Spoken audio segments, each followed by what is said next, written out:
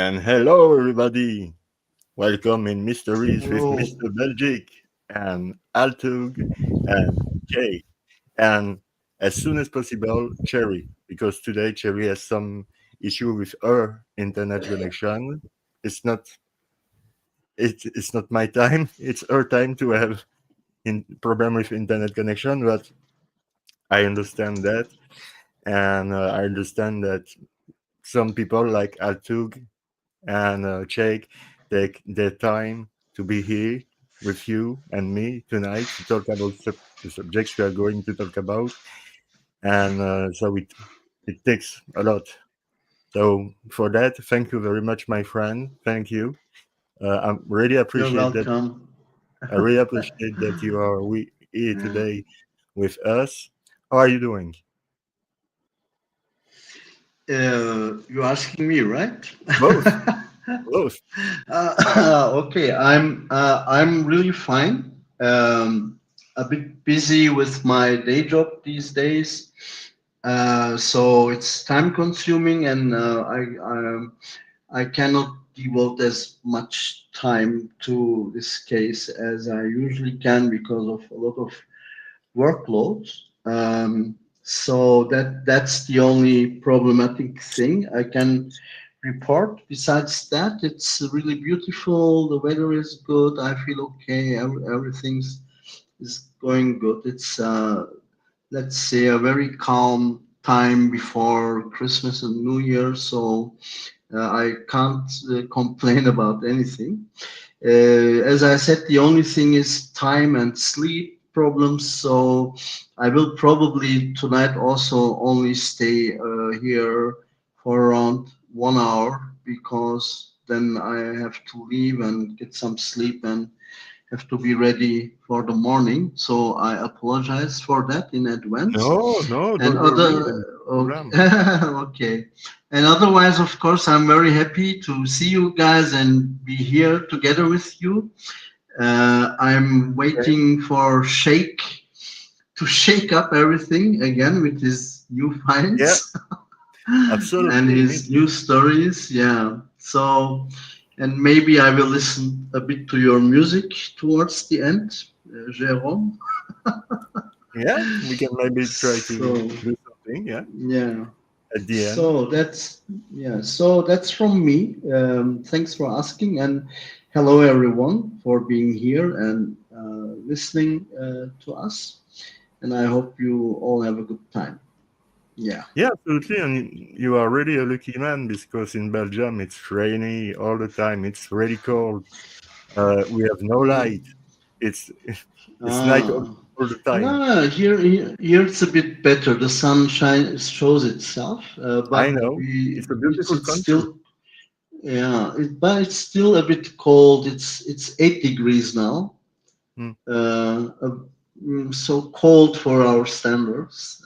Yeah, yeah, for But sure. no snow. We will Yeah. probably have no snow this year as well. If, for We example, we are you have 3 degree under zero. oh okay. Yeah. We haven't had snow for 8 years, I think. It's snow since yesterday. Yesterday start to snowing and it continued to Oh snow in Belgium. And Jake, my yeah. friend, how are you doing? Yes. Hey, hi Jerome, hi Altug, hi everybody. It's great to be in this great show, this great panel. I think we're going to have a lively, Great energetic discussion. discussion one more time. I'm reporting 7 degrees here, sun with teeth, Oh. but that's the way, that's the good way to have it with teeth. And so Mhm. gossip has been that there might be snow this time around. Right now, I am in Athens, but we'll see about that. And as far as the case is concerned, I think Altug speaks on behalf of every one of us who is working and trying to dedicate time to the case as well about the balance of time and how much you have some upper bound of resources. However, I think we have good discussion to do today as well. I'm trying to organize my thought process so that we continue from where we picked up on the previous time, and I think pretty soon we will be able to climax our discussion with the best way to say goodbye to this year. This was a year which was, I would say, for in some areas very productive in terms of the case. It was also the year where um, this beautiful panel came to existence, and so I think it's also a tribute to that. And since we are 4 days from the anniversary of Lake Herman Road, which this year is again on a Friday, like the original event, I think this discussion will, as I gather and as I hope it will do, it will certainly go to places that, while never discussed before, actually make the best possible argument based on the fact that we have. I don't want to rush ahead of the discussion. We're also waiting for um, the developments to unfold. And if you see this white, it's not because I abandoned my Gothic black, but because it's the flip side of black. So in a way, that's black as well. That's from me. Hello, everyone. So thank you very much. It's always a great pleasure to have you guys. Hello everybody in the chat. It's a high pleasure to have you. I really hope that you have spent a nice week, a nice weekend, and we are today on Zodiac Monday. But just before starting the show, and let's maybe Altug start the conversation because he has only 1 hour today to talk with us before to go to bed. Like it's Christmas soon, I'm going to do for the first time, I'm going to present you some idea of gift. So the first idea of gift and I'm not to pay to say that, it's this game, The Walking Dead, on Xbox and Xbox One Series X and S, The Walking Dead Destiny. It's made for the really hardcore fan. And it's really interesting because the game proposes you to doing the same thing would happen in the series, but you have the choice. You have the choice that you will be asking during the game to all the time take a choice, and this choice will determine your future.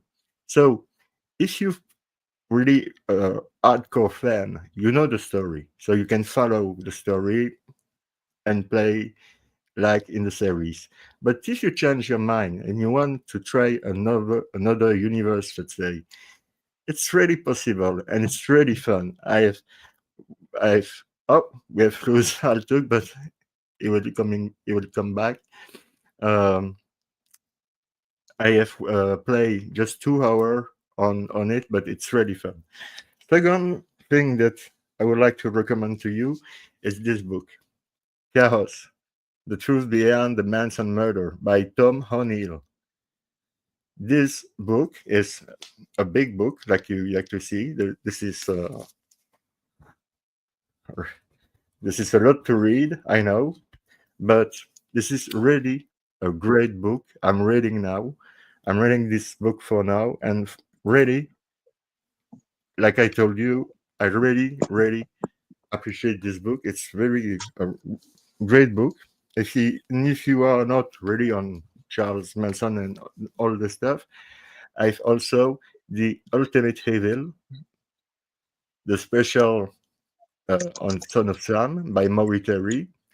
I know that there is a lot of, let's say, BS coming from Maury, but the book itself, it's really well made, very well made. And to finish it, if you are not really interested in all this kind of stuff, I recommend to you this one, Stephen King, 22/11/63, The Assassinate of John Fitzgerald Kennedy. It's a novel about talking about a guy named Jake. We will be able, by a strange stuff, to go back in time in 1960 to try to save John Fitzgerald Kennedy and change the future to have a better future. So I highly recommend you this book and game for Christmas for your friend for and I'm not paid to say that. So it just my thoughts about what is good offer to your friend, family, from to you. It's really a good one. So thank you everybody in the chat to be here tonight with us. Thank you for your regular contribution and love and everything. Thank you very much, Charlie, to became again a member this month. You were the first. I remember that you were the first member of the channel, and you you have taken again a new membership. Thank you very much. It's highly appreciated. Maybe if you know that it's not the point, but that's highly appreciated. So now I'm going to shut my mouth, okay? And let's take Altug take the mic to start to talk. So, my friend, I give you the mic. It's on you. Okay. So actually, this week I was not really able to follow a lot, but I think the news or the deeper discussions and conversations were probably on Shake's side.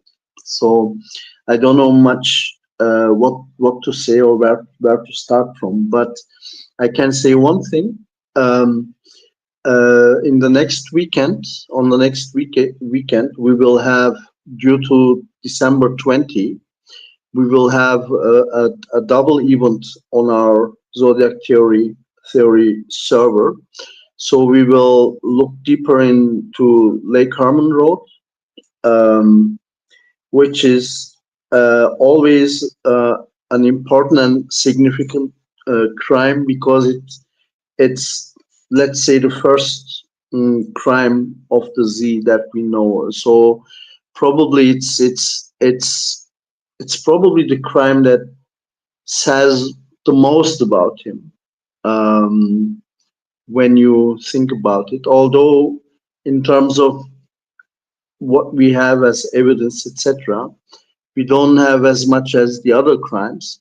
But probably at the outset, if you look at it from a criminal profiling perspective, it's probably the first place to look for when you want to understand motive, victimology, weapon, etc. Because it's probably where also, let's say, the signature of this crime is somehow of the whole series is somehow defined. So we will look into this crime in depth on the weekend. And then there's also the belli or belly letter. I don't know how you say that, which was also sent on December 20. And that's already in a different stage, I believe, because exactly 1 year has passed, but we know kind of that after the Lake Berryessa murder, or I at least see it in that way, that after the Lake Berryessa, the Z, he basically enters a new stage in his crimes, and you can see that in many ways, especially when you look deeper into the talking points of his letters. You will see a big shift together with the Stein letter, um, where a number of talking points will come up that were not present in the previous communications. So it's really a big shift in the, let's say, written statements or the written behavior, let's say, which is significant. And the Belli letter is, yes, Rob has just written how it's spelled, so it's Belli. And the Belli letter is, I think, especially interesting, with its whole construction and the way the Z, in my opinion, makes fun of this whole theater around him that they try to stage on TV, with the calls and blah blah blah, and I will cure you, and you need help, and then also putting another part of Stein's shirt into that letter. I think it's really very interesting.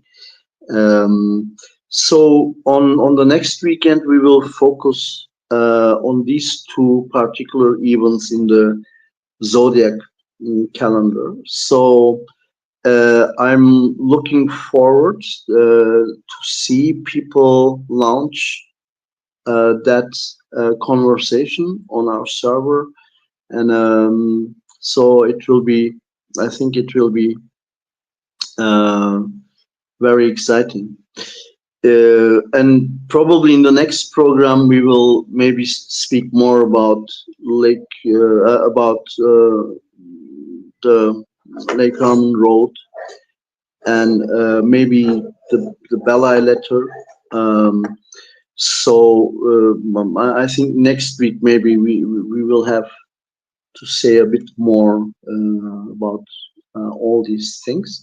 What I can add, or what I find interesting, and maybe we will hear more about this week. I think we had this conversation about who was influenced by these big contracts and governmental things, in the 60s, and I think Shake and some others, they had found some very interesting connections and relationships Indeed. that could have, that maybe will help us to look into more significant or more deeper related places. And I think Shake will offer some new things about that today, probably. I'm not so sure. And some other things. So I'm actually really um, looking forward what Shake has to say, because I didn't work as hard on the Zodiac case in recent weeks as he did. So he deserves the microphone. There is a until tomorrow who's asking if the Belly letter is just ridicule.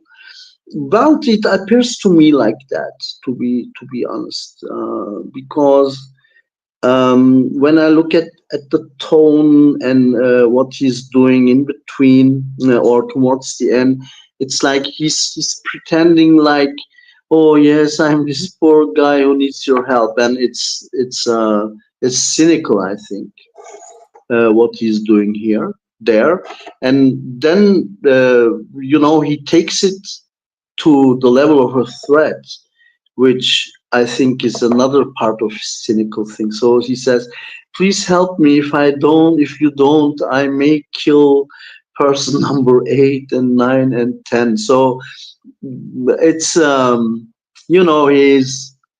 he's taunting, I think, uh, Belli, and I think maybe sending him directly a letter with the Stein shirt in it. To me, it sounds like he says, stop playing games with me. If you keep playing games, look, I know where you live. I can't find you. Look, I sent you this bloody piece of shirt. So stop fooling around. Be serious, and stop this bullshit. I don't need your help. I don't need anything. I just need no one to trying to make a farce out of what I'm doing. So I think that's the overall thing that I get from the Belli letter. but that's just me. Uh, And it's good. People, it's a text, and in the end, the problem of a text is once it has been uh, told goodbye by the author, the author can no longer control the meaning of the text. Whatever his intention is, the reader will decide on the I see. meaning, and the reader has a lot of interpretations. Yeah, what we can do is, as readers, of course, if we don't want to overinterpret, is probably to look closer into the text to find clues about seriousness or cynical or sincerity, maybe looking at traces in similar or other letters if this one stands out in style or what it does. So we can do some interpretative work, but when you don't have the author, you in the end only have the text. You always, there is a chance that we fall short or miss something. We miss a beat, we miss a tone. So I can't say 100% it's like what I think, but what my perception as a reader, looking at the context of the other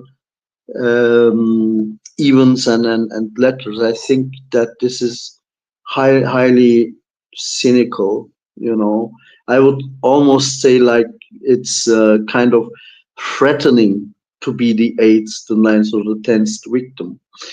To that I can make you the eighth, ninth, or tenth victim. You know, so he's kind of taking this thing, this whole ballet show, and in a very satirical way, he's being very serious about it, I think.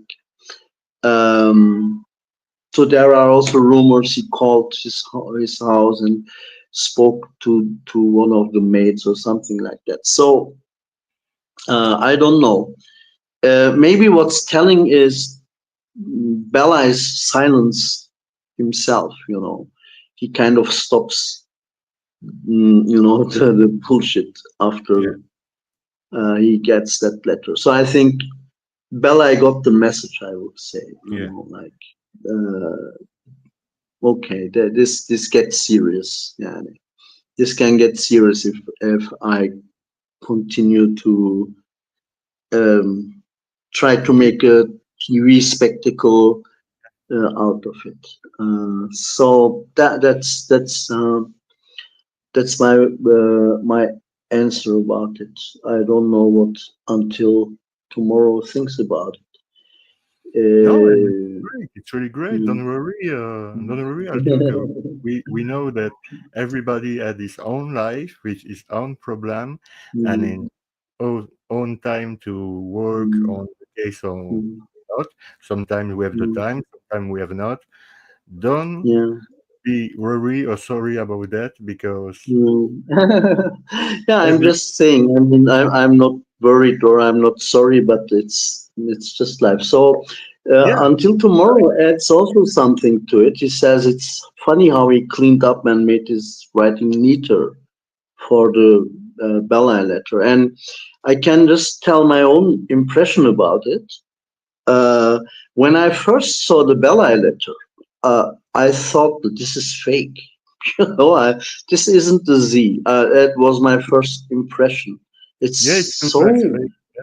so clean. So although towards the end it's but it's too perfect Yeah, because we see his other writing and it's like, too and here perfect. it's like every letter, it's like I don't know. It's like when my teacher stood above me when I was writing in school. So I'm very careful, and when he's gone, I'm Yeah, like. So and I think this could be part of the satire, the cynical this could be part of the cynicism he's trying to apply there, because it's I don't know. It's also maybe a funny contrast there, because when you speak of, a psychopath and something like that, you expect a really crazy handwriting style, like, uh, or that would be the image, like, really some crazy handwriting, and there it's like it's perfect. Yeah, it's like a calligraphy course or something like that. So I think even that perfection that he uses there in this letter could be part of the cynical approach that he wants to bring to us. But definitely for me, it was a non-zodiac letter when I first saw it, and I got only convinced once I found out that actually a piece of Stein's shirt was inside of it. Then I had to accept, okay, wow, this is really a letter from this guy, but man, Yep. it's so different, yeah, different in everything. Yeah, so that's my answer to until tomorrow's uh, nice, fine questions. Yeah. Yes, so at this point, I think I should leave the words to Shake if Yeah. he's ready. Absolutely. I just want to say some announcement Yeah, again. okay. Uh-huh. I would like to Mhm. say that on Friday I'm going to receive Dark Side of the Moon as a guest to talk about making a Yeah. November and opinion about the involvement of Stephen Avery and Brendan Dassey in the murder of Teresa Yeah. Halbach. So I give her the opportunity to explain her why she has changed her mind. And I also would like to make a big shout out to Full Play Channel, who from the beginning is really on the case. They are really the real deal for Steven and Brandon. They never stop to talk about him. They never stop to fight for him, for them, Brandon and Steven. And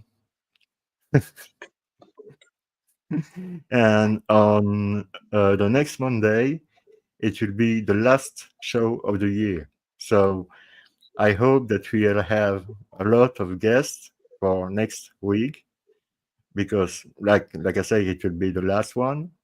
And in January, in half January, I'm going to make my comeback after my holiday, and become, we will uh, come back in January, mid-January, with a lot of new stuff. Um, Yeah. can just Great. tell you some new stuff that I really am on it. For example, this channel will become the first bilingual channel uh, on YouTube because I'm going to receive 1 or 2 times per month a, a friend of mine who is really good in criminology. She studied criminology and she's talking French.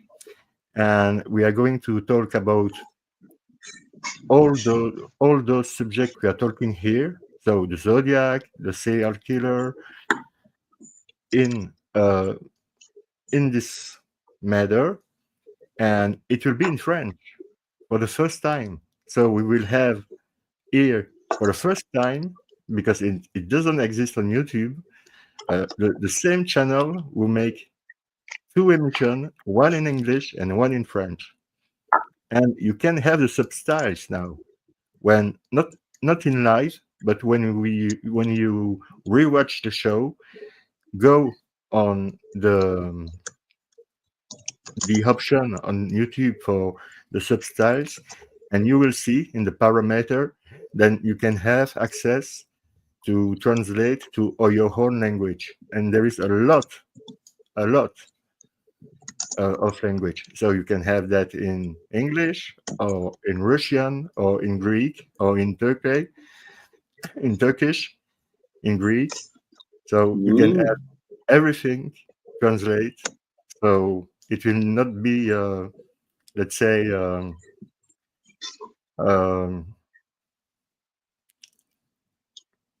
something who don't fit with what we are doing. So it will be a new stuff. And, and we will start to continue our show with Ned. So I'm giving a big shout out to Ned Dehan from BBOR, Black Box Online Radio. For now, he's working. He's working in a restaurant, so it's a lot of hour of work, especially in this time of the year because it's holiday time. So he's really busy as hell. He's working all the time, 12 hours per day. It's really exhausting. He's 36, so it's incredible. And plus, he find the time to make his own video for his own channel.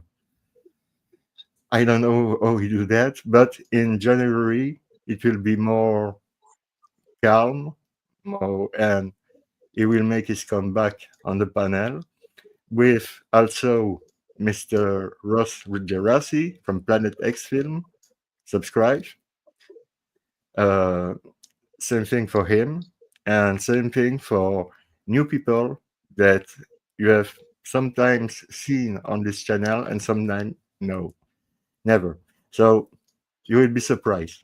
So, but all of that is for next year. So now I'm going to give the mic to my friend Jake to explain the work he has done and what we are going to talking about tonight with you and with everybody. Yes, Shake. Thank you very much. Je souhaite l'aimerais pour vous, Jérôme, pour l'année prochaine. I must remember Really my good plan. friends. I must remember my friends so I can appreciate both versions. And so, thank you Really also, good. dear. You like it? Yeah. Ce n'est pas facile pour moi parce qu'il No. n'y a pas beaucoup de personnes que je peux parler dans la vie quotidienne. Et alors, Jake, Jake said that it's not easy for him to talk in French right now because he know the opportunity to talk in French in the current life. So yeah. And thank you also to Altug for the very nice thoughts that he shared with us. yeah, I will say only two things about the Belay letter before we expand the discussion. The first is that what it definitely, in my opinion, shows is that the killer can assume through his letter as many personas as he wants, because he tries, from the details that Altug said about even the handwriting, the style of that has a common theme of cynicism, but it's like one beast with many heads. You know, it's like the ancient myth. And so this brings the question of whether to take this monster at face value, especially when he uses the letters to create his own stage show. Okay, I used this phrase the previous time for the first murder because it was a very short, narrow time frame, but still there are details that he could have access to before he leaves the area. So this is a guy that, as we have seen, he has a flair for the theatrical, and if you combine that with the elusive madness, then of course we can have many readings and interpretations of the Belay letter. The second comment, which is a bit, I think, more objective, is that if there is one thing that we cannot doubt about the Belay letter is the date. December 20, 1969.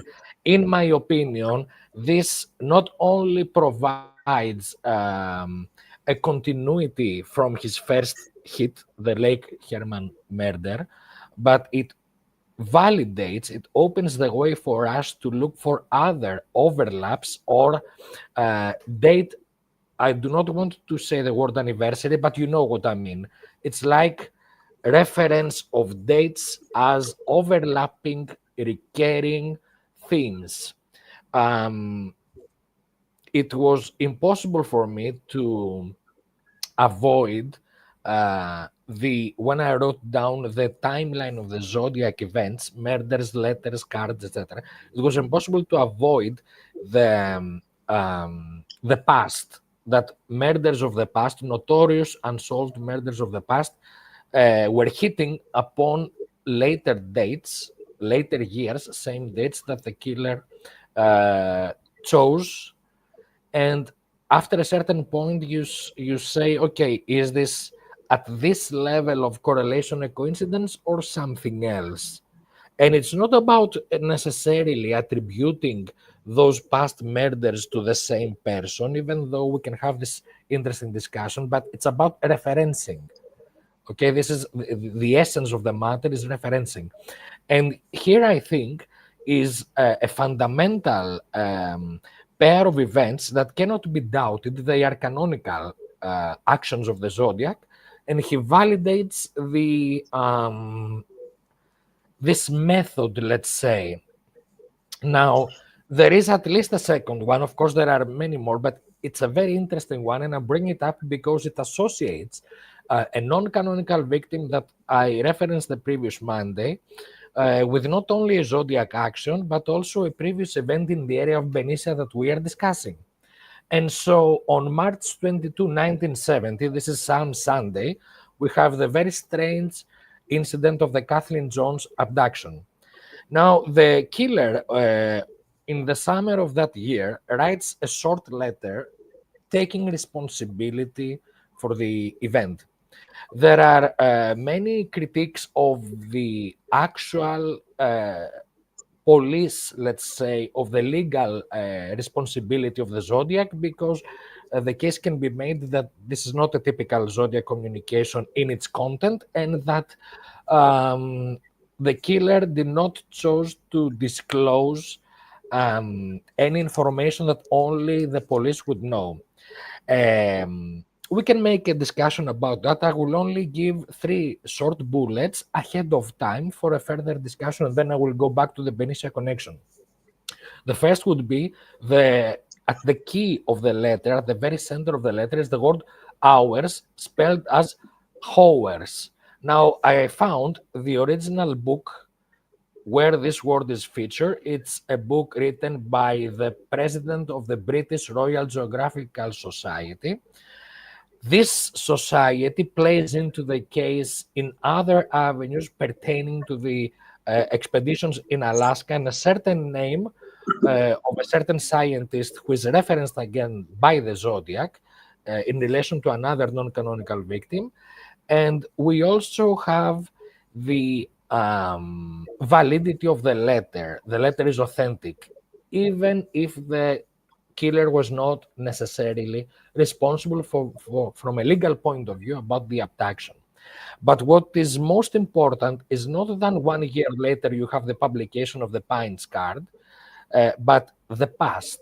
On March 22, 1945, we have the most destructive fire in the center of Benicia, which destroys the historical California Hotel, where General Sherman, later noted for his Civil War heroics, used to stay there at Benicia, and also a historical brewery damaging, which pertains to the tavern where originally the gold rush of California exploded when the news broke that gold had been discovered. Now, we discussed the previous Monday also that Benicia was, after Vallejo briefly, before Sacramento, state capital of California. And this fire on March 22, 1945, threatened also the former Capitol building, and there was a joint effort by the Benicia and the Vallejo fire departments in order to extinguish the fire. The damages at the currency of the time were calculated at about over $100,000. This is 1945 net value. and you can see that the cost can go in terms of estimation up to $175,000. And the arson aspect of the Zodiac case is something which has been referenced. We have had discussions in the server, and I am stating this because arson in the center of Benicia in a date which is later on validated twice by the Kathleen Jones incident that the Zodiac chose for his own reasons to assume the responsibility, and the Pines card. Now, it is important to remember that concerning the debate about the parts of the police investigation that the killer did not bother to reference or not reference, we have to say that it is a disgrace. It is a disgrace that the police report of Kathleen Jones does not reflect the abuse that she suffered. The police report is unacceptable. It reflects someone in uniform who was probably scratching his head, to say the least, and this woman comes panicked at the station, and she reports an incident, a very harrowing, weird, absurd incident, and this guy's like, okay, I will type 50 words for the report, and okay, you can go now. It's a disgrace. This is, at the very least, ignoring the victim, if not victim blaming, because we have also heard and read unacceptable stuff that may be she made it up completely. So these are issues that you see that we begin from another area and then we go right back to the epicenter of the Benicia history. And we discussed the previous time about John Baptiste Frisbee being the founder of Alejo, and Dr. Semple was the founder of Benicia. The historical figure of Mariano Vallejo himself is very paramount in all of that. And of course, the San Francisco Presidio was a stronghold of the then Mexican rule, along, of course, with the three other major presidios in the overall California area. Now, it should be noted that technically the Mexican-American War, a very major last moment of the war was the takeover of the Santa Barbara Presidio by Fremont. And the Santa Barbara Presidio, interestingly, is reintroduced. In a previous case, I made an allusion last Monday about a very famous case of a very famous victim whose murder has not been solved, who spent a week or so in the very center of Santa Barbara, attending an event at the very historical building at the overall complex of the Santa Barbara Presidio. And this was a neighbor of the Garcia family. This is the Hood Garcia double murder of February 1970, which has been discussed in relation to the case. Yeah. And so this methodology of date and dates overlapping as you run through the years, what I had to do is organize an Excel based per circular actions per year. And when we arrive to the Lake Herman Road and the Bella letter, we can, of course, have the validation maybe of this method.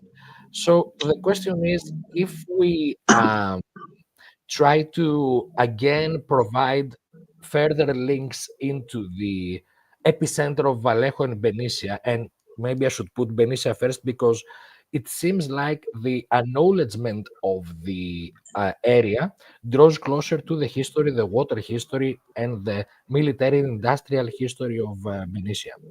Yeah. So we made the promise to discuss further on last Monday about Lake Berryessa connection. We mentioned briefly the Monticello Dam, and we also made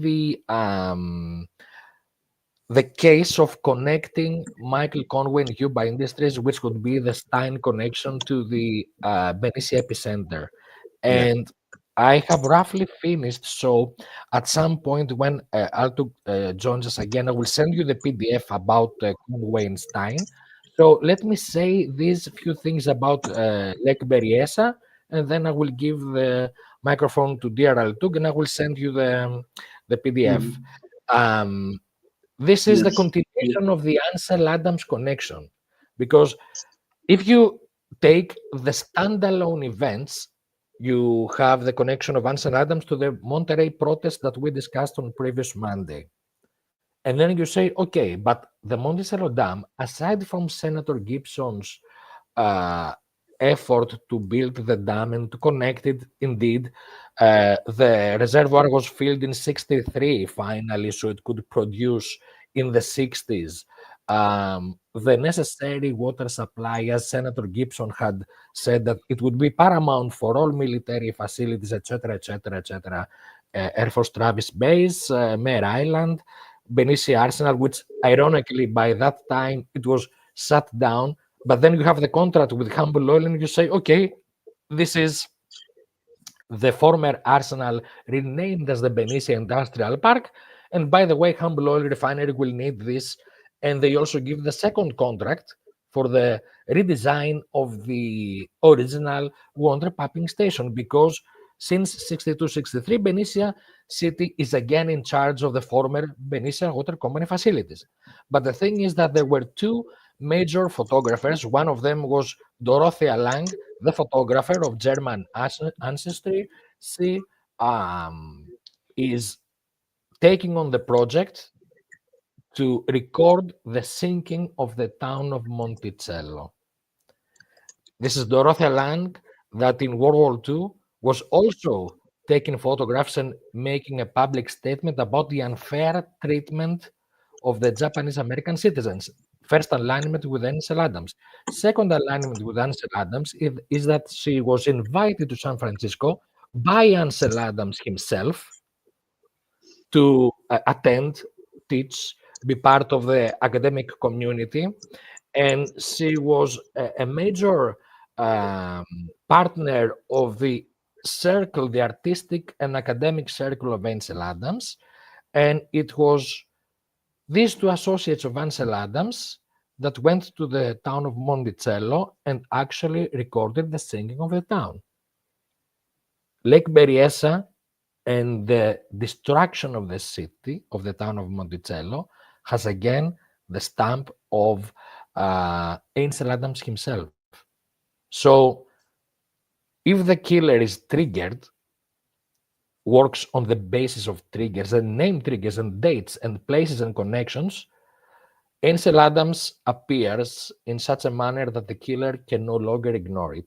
In connections alluding to the military industrial projects involving the creation of the lake and the destruction of the town of Monticello. Now, I want to take things one step at a time. So, absorbing this information is a necessary step for me to then try to make a comment. So, is he making some kind of wild protest claim? He doesn't strike me as some kind of how can I say, giving to a cause other than himself. And there is too much oil connection. The outliers pertaining to the oil industry are quite significant where we're talking about this guy. So absorbing this factual information is one step. Trying to make sense of motive is another. But you see that some more interesting aspects of business, and with business, I would also include military history and artistic business. So you have from one side the military industrial connections, and from the other, the environmental aesthetical statements by the artistic circle of Ansel Adams, both working as trigger points for the killer. If this is someone who is glorifying the connections and attributing mystical divine elements to these connections, so that he could be the divine retribution, the hand of God, Lord Coco, the high executioner of all things unjust, and while the miracle is revealed to him by these connections. So yeah, this could be major trigger points, and these alignments could also provide some sort of, how can I say, validation for such a method of madness. Essentially, it's a method of madness. I will give the microphone to Altug with one last piece of interesting, peculiar genealogy. The background of Dorothea Lang is German. Both her parents were German immigrants. This is actually her mother's family name. Her father came from Germany, born around 1832. The victim I was referencing last Monday, the Vallejo proclaimed victim of Pearl Harbor attack of December 20, 1941. Same day the SS Emilio is bombed after departing from the Benicia shipyard, was also of the same German family, Robert Lang. I am trying to establish further information about the German background of the two Lang families.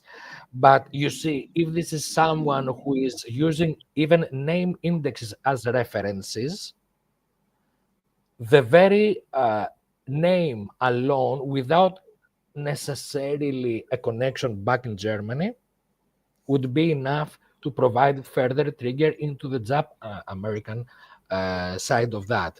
And it is my deep conviction that despite his Mikado rantings, I think this is a guy who would see for Ansel Adams and Dorothea Lang enemies.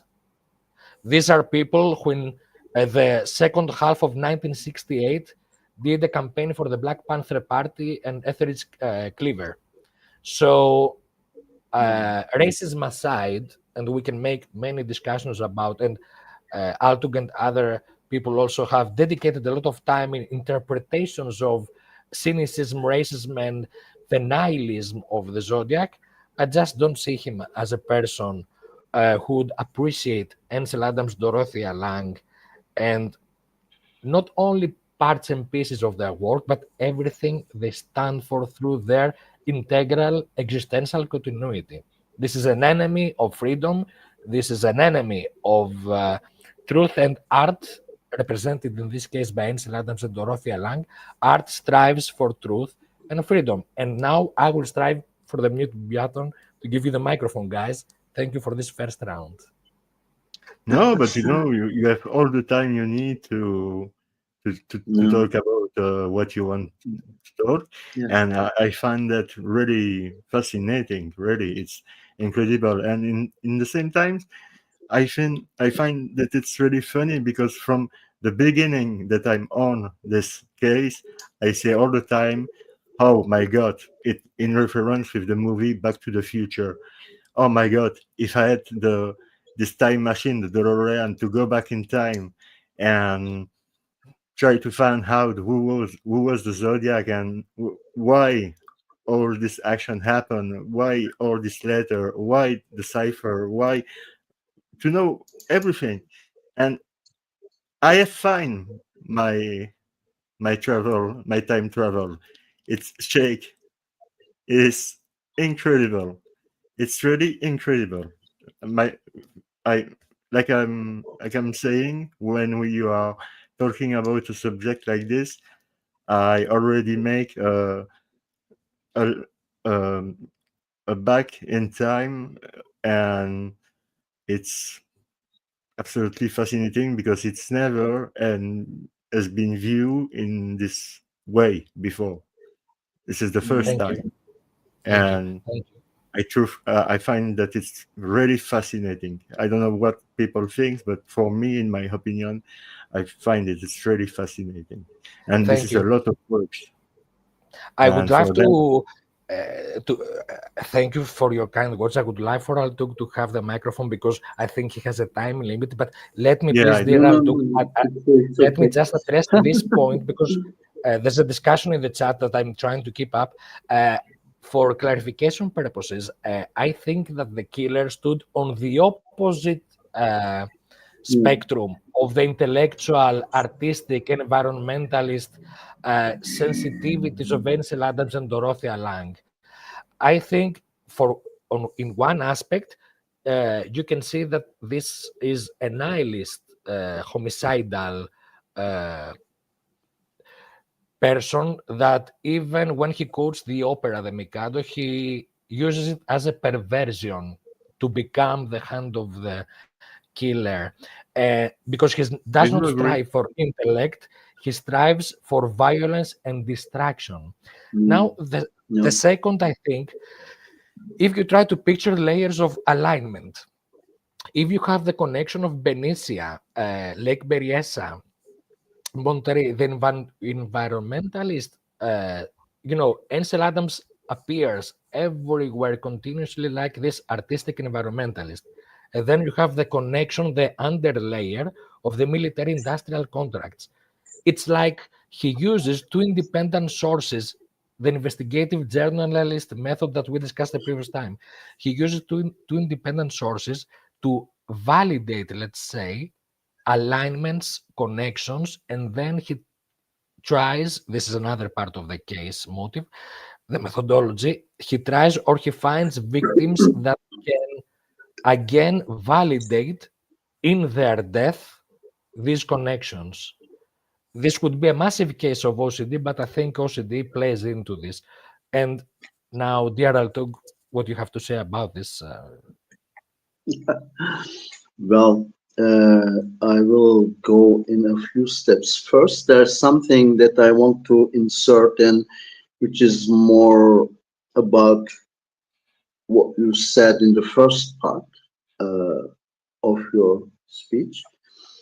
Um, when I look at the letters, Kathleen Jones, uh, the Pines card, the LA card, it looks like he kind of, his activities, his pretended activities. We don't know if he really did that stuff, but he points to the south. Basically, each time he points more to the south, and I think this is because he wants to confuse us about his main location. I think he's a North Bay guy, and he is still in the North Bay when he writes the letters after the Stein murder. But he somehow wants to point in the south, away from where his actual playground is. So probably he claims a lot of crimes he hasn't committed to make us think he's a free wanderer. He's wandering towards the south until it goes back to Los Angeles. And the whole story is then, okay, where is this guy really? Whereas his uh, first four murders, basically, if you don't count San Francisco, but even if you count the Stein murder, it's the North Bay area, including San Francisco. And later on, all he claims is always somewhere south of, or let's say east of.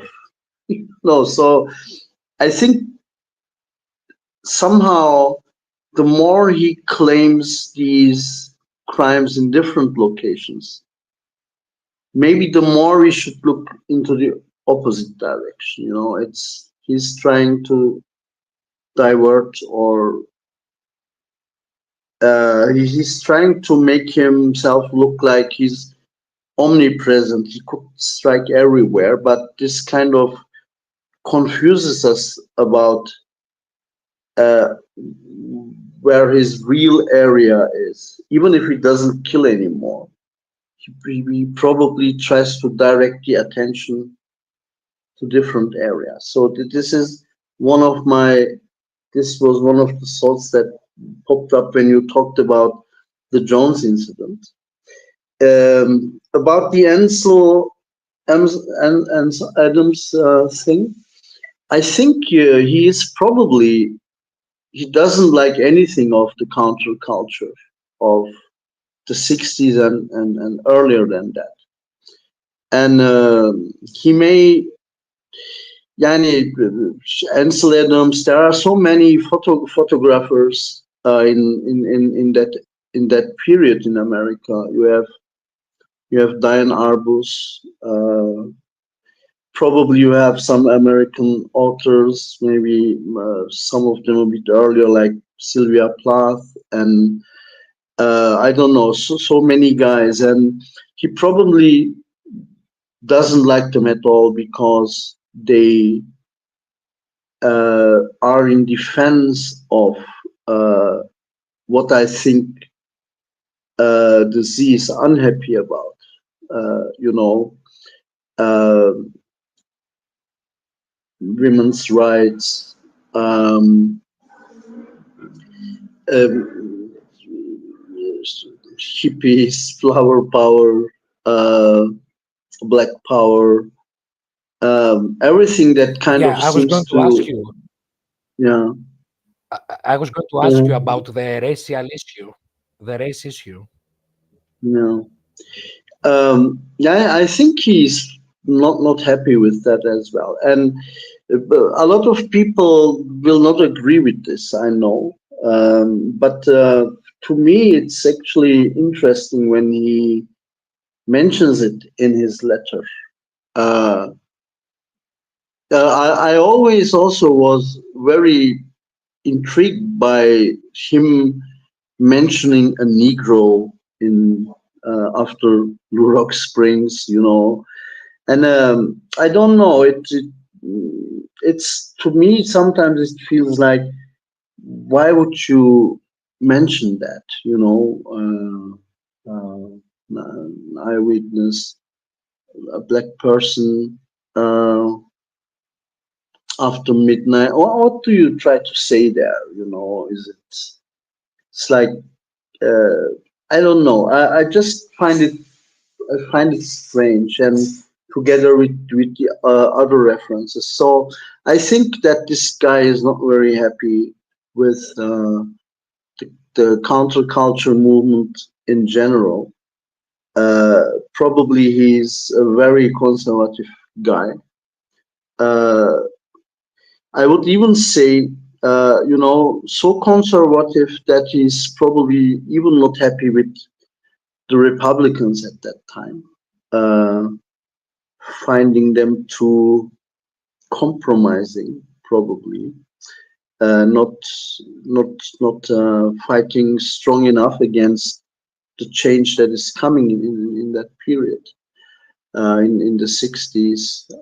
So I just find it natural, or I agree with you when you say he would have his beef with Ansel Adams, with Dorothea Lange, and other prominent artists, authors, playwrights. I don't know. You could put Arthur Miller also in that mix. Uh, you could probably place a number of other guys into it. You know, maybe a lot of the Beat Generation authors, etc. I don't think he would really like these guys because of the topics they tackle and the spirit that they represent. So what I could add to this is, you know, is that you see Ansel Adams being, you know, this guy who's taking these fascinating nature photographs, often at night, which is also technically very difficult. And he's really a fantastic photographer if you are into that kind of photography. He's not really a social comment photographer like Diane Arbus or some other American, you know, photographers at the time, but you know, a person that takes picture of nature all the time, etc. And so you have maybe this, yes, you have this environmentalist thing there, but then you see that Ansel Adams also has a lot of relations with, you know, power elites, and after all, he knows his business, and He's an artist, but he's also, not the poor guy, actually. And frequenting maybe the houses of people who are part of the things he photographs because they will get lost. So some sort of bigotry could be seen in what he's done by some people. So you have a similar sentiment today when the right wingers, when they criticize Hollywood, and thinking that art just lies to us, and art tries to make us all gay, and it tries to make us all leftist, and it just supports lies like the global warming. It's all lies according to them. So you would probably also see that in a more conservative guy would be unhappy with him, because they would say things like, yeah, he's an artist, but look, he's still a capitalist. It's like you see Banksy today doing very interesting things, but then one of his paintings is sold for 10 million people, for 10 million pounds, whatever, and some people will question his integrity, which in Europe maybe this is not such a big problem, but I think in the USA probably the art milieu is a bit more also related to to different higher circles maybe, but maybe this is generally a thing in art. Maybe I'm wrong about it, because in the 90s you see in the UK a lot of young artists, but they are sponsored or their works are bought by Saatchi and blah blah blah. So maybe anyway, still his some more conservative person could really question the integrity of the guy. And I don't know if he's an atheist, if he's mixing into socially very critical topics on the wrong side, on the left side, etc. You would have you could imagine him as maybe not a target, not so big as to kill him, but I think the Z would enjoy when these people, for example, suffer a political defeat, or when they suffer a cultural defeat. It would make him happy, uh, gleeful. He would gleefully celebrate if one of these guys falls. So I think even if it's not directly against Ansel Adams, still I think the Z would be happy to move against this block of which Ansel Adams would be a part of, because he basically sees them all as establishment, and he's a guy uh, who sees establishment as a problem, the political problem, the ideological, the logical problem also. He thinks establishment is essentially illogical, because a lot of effort of humans goes into the wrong things. you know, like, okay, we talked about this, lots of development, etc. But hey, yeah, look around you. People are poor. People live in the streets. People experience this, experience that, and I think he blames a mix of capitalism, politics, and this, he would call it leftist, probably liberal thing. So he's unhappy with that. So I think it would be just normal that if he can hurt any one of these guys that are part of it, Belai, even, yeah. If he can just ruin their day, that makes him happy. Just putting a dent into anything of their life. make them sad, make them lose a child, make them something, yeah.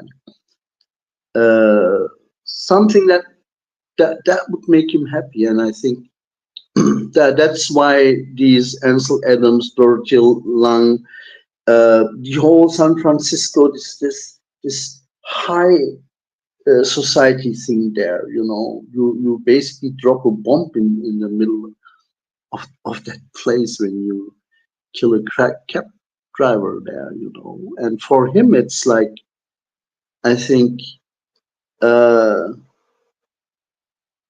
it's like kicking them in the ass or something, you know, or, you know, I don't know. It's like sticking your finger up their asses or something like that. You know, it's really the pleasure of annoying these people who live this so, you know, glamorous lives. And so it's almost like he wants to deface them, take their masks down, and just hurt this whole thing, you know. This, I don't know, maybe he also has a problem with them because they see themselves so high or they are high, etc. So I think, therefore, Ansel Adams is maybe not the name or the connection to look for, but I think his presence, it supports something about what we think is the target here.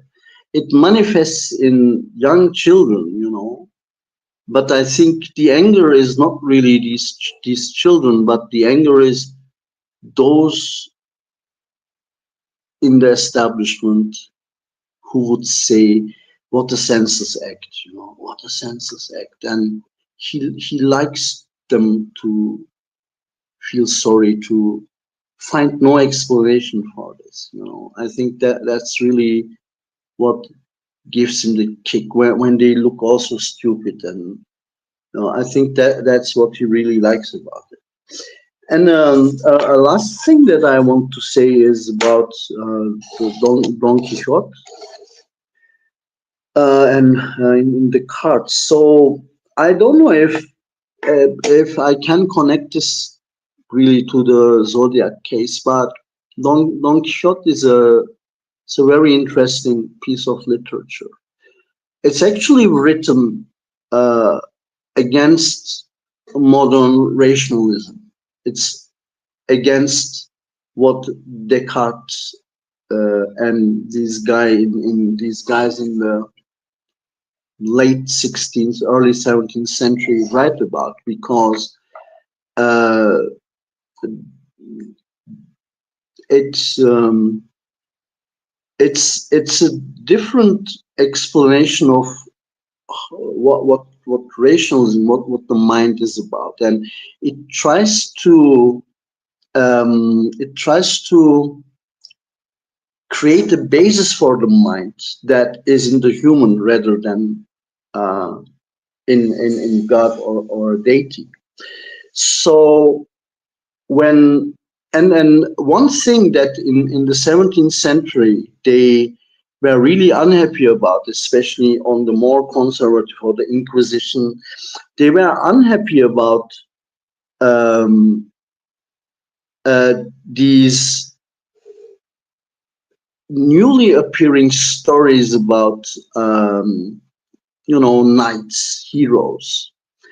Uh, uh, a lot of, let's say, individualism also, you know, because normally a knight is in the service of the king, and he's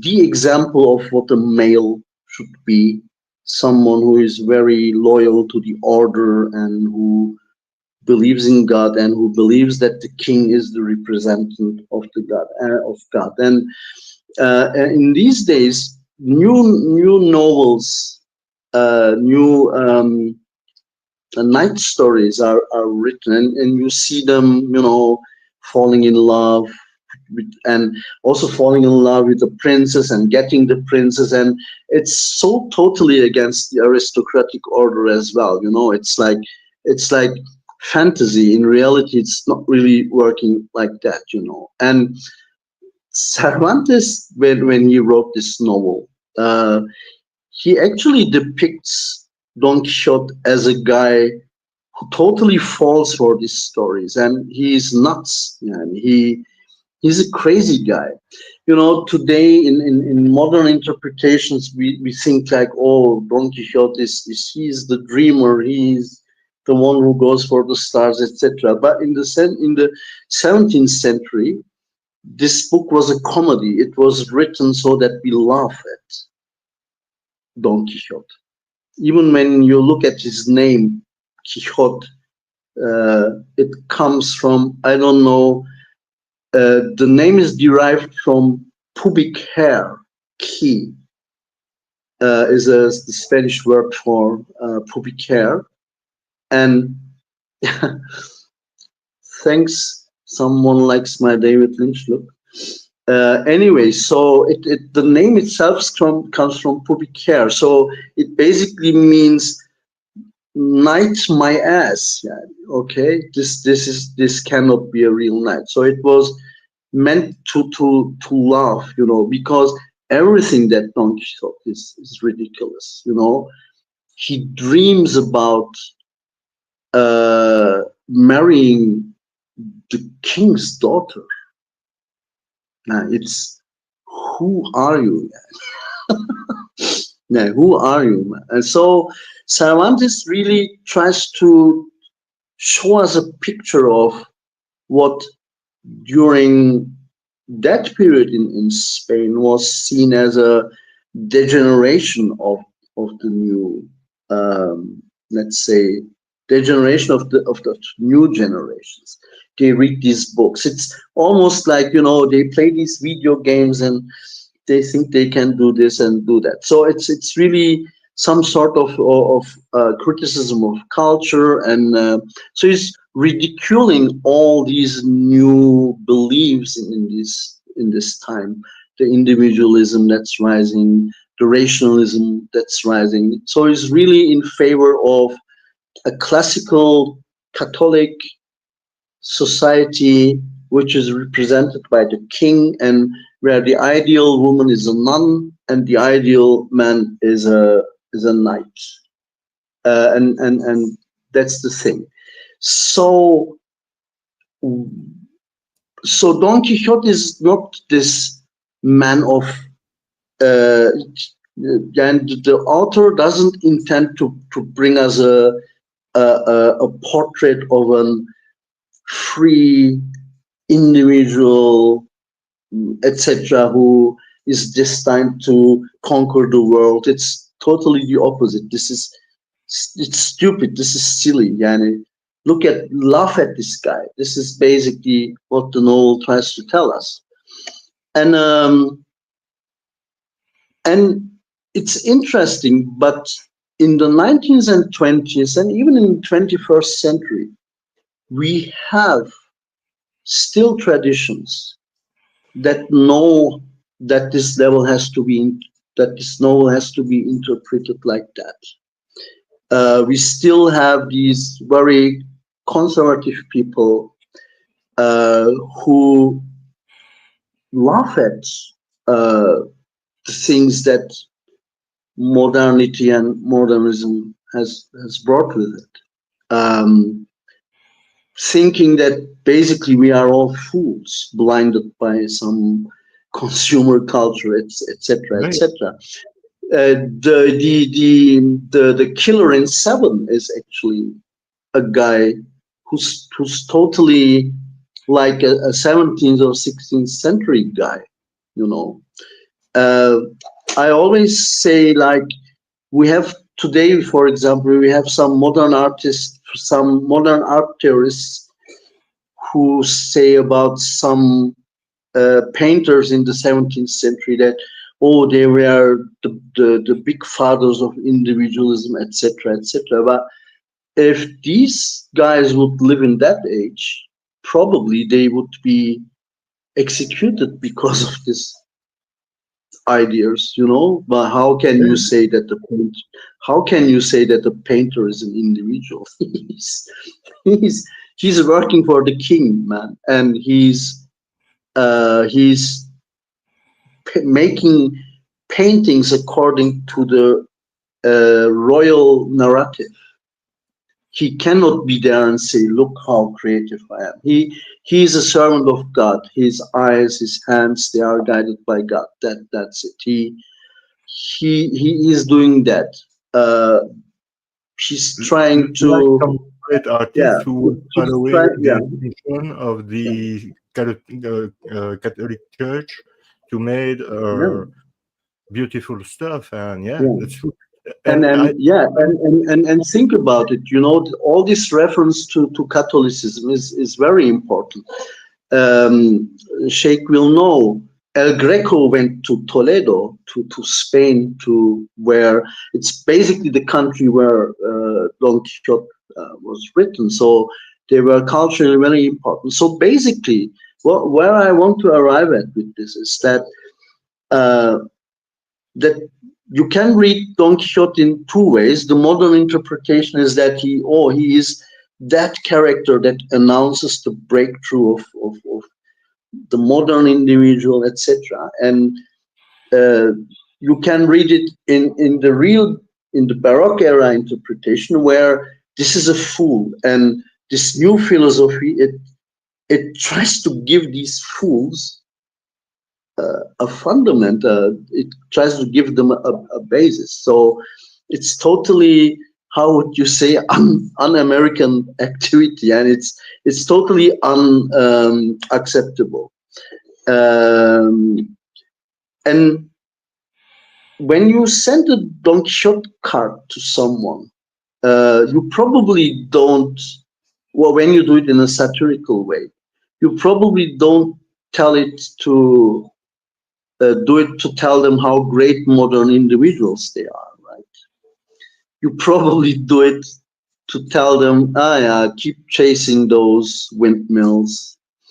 Yeah, you're just an idiot. You think you're a knight. You think you have what it takes, but you're just a lousy guy on a lousy horse with a lousy assistant who has a lousy donkey, and that is what you guys are. You are chasing specters. You are crazy. You're idiots.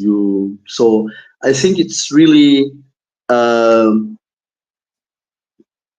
what Don Quixote really tells when you use it in a thing is that guy, because Don Quixote is really this guy who is plagued by hallucinations. You know, there comes a barber with a barber. I don't know what you call it, and he attacks him because he thinks he's the golden knight, and he thinks this barber's where he washes. You know, he thinks it's the golden helmet of the golden knight, and so it's totally hallucinations. And he sees windmills as monsters. So he's totally a guy plugged in hallucinations, and everything he dreams about is a hallucination. And when he acts out, it's also a hallucination. So you would somehow say that this is a way to tell people you're all nuts. You're hunting monster. You're hunting specters, and you are a caricature of what you think you are.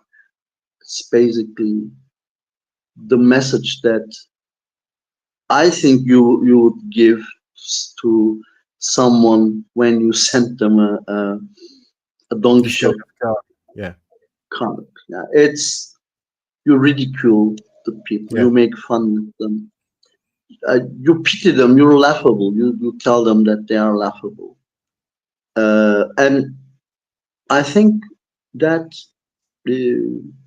fits the character of the Z also to yeah, tell people how ridiculous, how yeah, yeah, yeah. silly.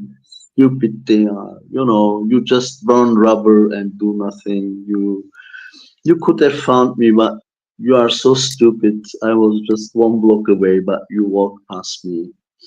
I sent you in the wrong direction. So it's all about telling people how stupid and they are. And so the Yeah. card, I think, is totally in accordance with his his behavior. And it's not the first time that he mocks someone with a card No. like that. No.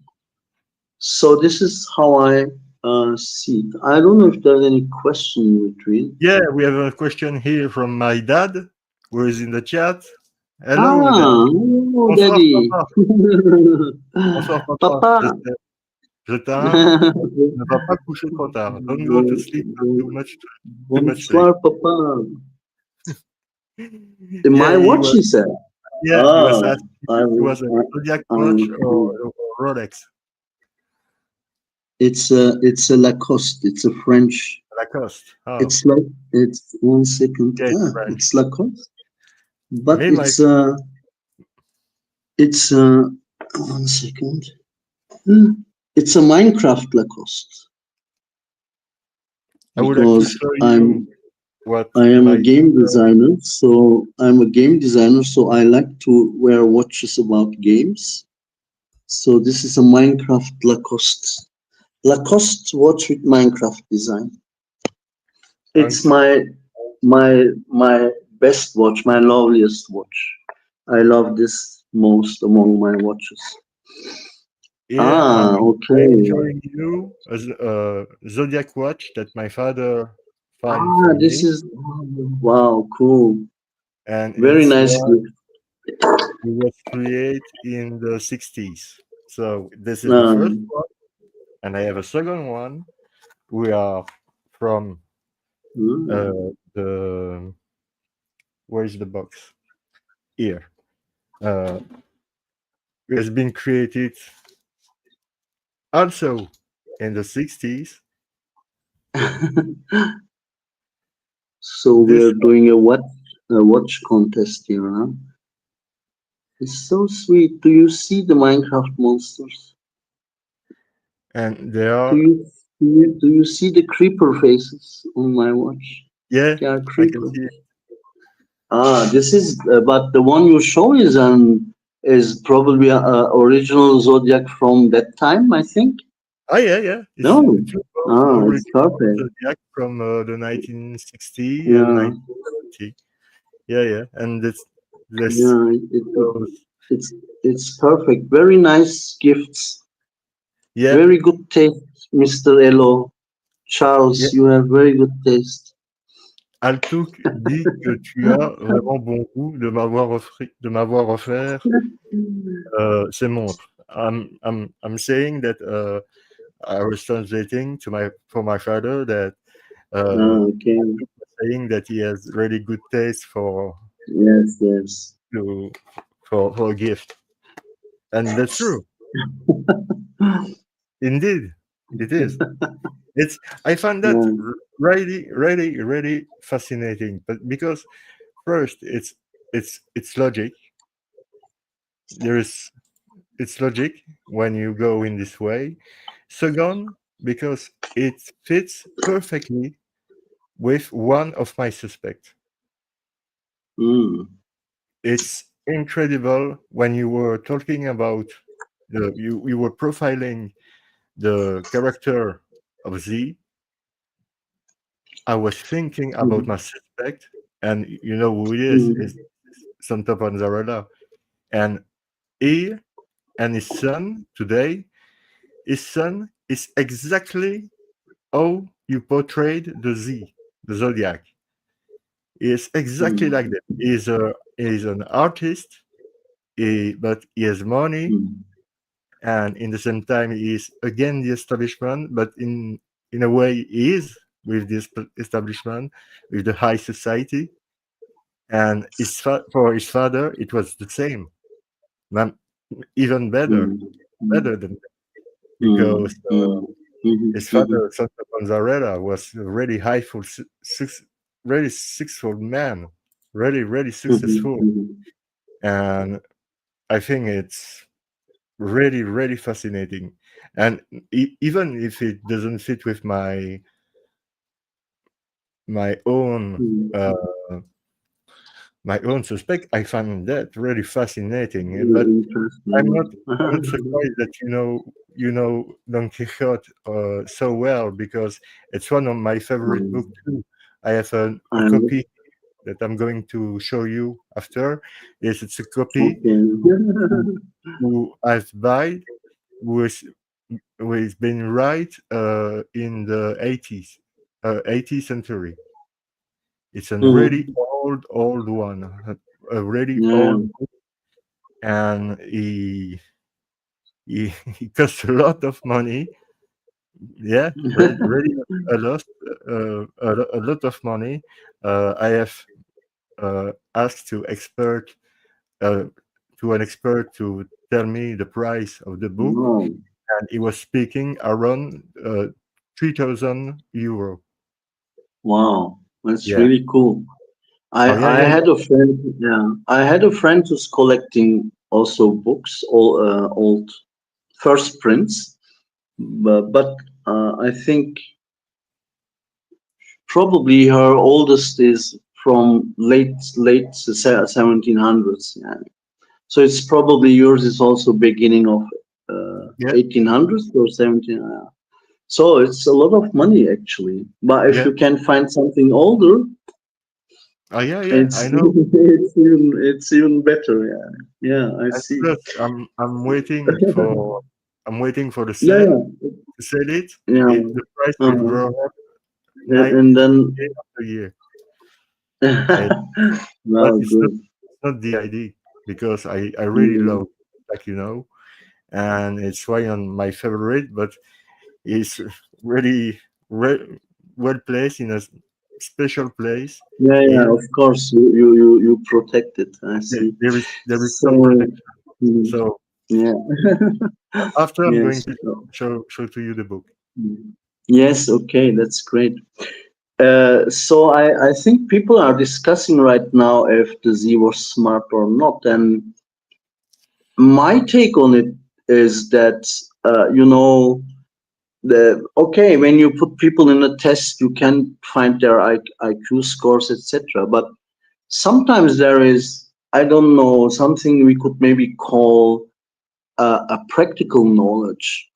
For example, some people they can believe in the craziest shit, like that the Earth is flat and all that. But then they can work in a rocket science project, so they can be fantastic engineers, knowing everything about their profession, but socially or culturally, they can believe in a lot of shit, or it can be the other way, you know about these Nazi officers who, they gas people in daytime. And in the evening, they go home and they read Rilke's poems and Yeah, I know. Yeah, yeah, I know. adore some art and blah blah blah. So I think with the Z is that he probably is not a stupid guy. No, Um, he's but I not see a what you stupid mean. guy, I see what you mean. and yeah, and so I think he is organized enough to pull through four different crimes at Really, really four organized. different locations. Yeah, and not super organized, okay, and some will No, say no, it's not, but then uh, in his own way, he does these calls and this is and writes all these letters, and it's good enough to not get caught uh, for 55 years. So you have to accept that there is some sort of a knowledge that he knows to apply and use, and to basically have all Californian law enforcement after going after him. Yeah. But then maybe his skill is in uh, knowing how it works inside, for example. That it takes a lot of time until four different jurisdictions come together, bring together their material, and you could say that there are of course also very smart cops, but then maybe there is also this average approach of the police, to look into what's enough, but not further. So he kind of benefits from all these um, customs of the establishment. He knows what they will do, how they will react, what will happen. It's so, and I think he's very good in manipulating all these reactions that come from police, from public. So Yeah. I think Yeah. He he's is. he's not a stupid guy. Yeah, and if you put him in some exams, etc., maybe he would not succeed. But there is something else in the way he reads things. Maybe he's reading it a bit with a bit too much courage, actually, which maybe makes him also different. Like he's a bit reckless, also, you would say. Oh, yeah. Yeah. Sure. Uh, Yeah. yeah, and which somehow also makes him a surprising person, and Yeah. maybe that's a bit his thing, that uh, he kind of surprises you. He kind of tries to fool you, deceive you, playing around. And although it's stupid, although he fails in some of his games, he still manages to push it through in some way. And I think I won't call this genius or something, but I think it tells us something about his character, his way of thinking. The boldness he has. Yeah. Yeah. Uh, uh, I don't know. It's really interesting. So which brings me maybe to this idea of the French psychoanalysts, who basically say that you have to understand a mind in its own premises. Yani, what he believes in, or what his fantasy is, of course, for most of us people, it's it's bullshit. It's super crazy. It's senseless, and we have a lot of names for it. Yeah. But then you call it a psychosis, or you call him a Yeah. schizoid, whatever. But It doesn't. his own language, his own way of interpretation of things, what he reads in a scene compared to what is us. Maybe that's the thing. So it's not so much about IQ or what he thinks, is it real or not. We know it's not real. No. No. No. No. Uh, Yeah. Yeah. but Sure. It's not about you. the reality that counts for him, I think it's something we cannot understand when we basically just say, he's a psychopath. No. You have to uh, try to understand how the meanings connect in his mind. What does this action mean to him? So to understand it, you have to look into whatever he gives us. He gives us behavior, he gives us text. So by looking at this, you have to try to understand what the whole thing for him is. And sometimes this interpretative work, yes, it can fall into overinterpretation, but Yeah. aside from the crime scene evidence we have, what else do we have about working towards a profile. It's all what we have. What we have is what did he do on the crime scene? What is he writing in the letters? So I think whatever his fantasy, his this craziness that he displays, we should treat it as some sort of a unique language. Uh, we don't have to accept it, but we have to understand it if we want to get closer. So that's the issue here. I do So agree. you cannot, But it was not the yeah, usual yeah, you cannot simply say, "Oh, this is bullshit. He could have meant everything." But yeah, we know that. Yeah, but Yeah, what can we get a hold on? What is repeating in what he says? What is similar? Where is continuity in what he's doing? And even as much as that is full of craziness, it's in the end, it's how he perceives the world, and yeah, I think tells us his story, his side of the story. And when you say there is someone who has a side of the story, so maybe you can also access the person who has that side of the story. I So think I think you have made that, a really really nice that's profiling of the Zodiac. yeah, that's how I see it, because I see it very often. A lot of people writing that, we're just over interpreting, or we can't Maybe, say anything, blah blah blah. And maybe not. uh, yes, that is the risk of it, but you Yeah, still try to do it in a certain methodology. yeah, absolutely. It's not as wild as people think it is. No, It's not wild interpretation. Sometimes we stretch it when we do research, when we do this free association. We can, for the sake of it, we can go into certain directions and really stretch it. But you also have the awareness that this is a stretch. So you cut back. You can say like, okay, that's too much.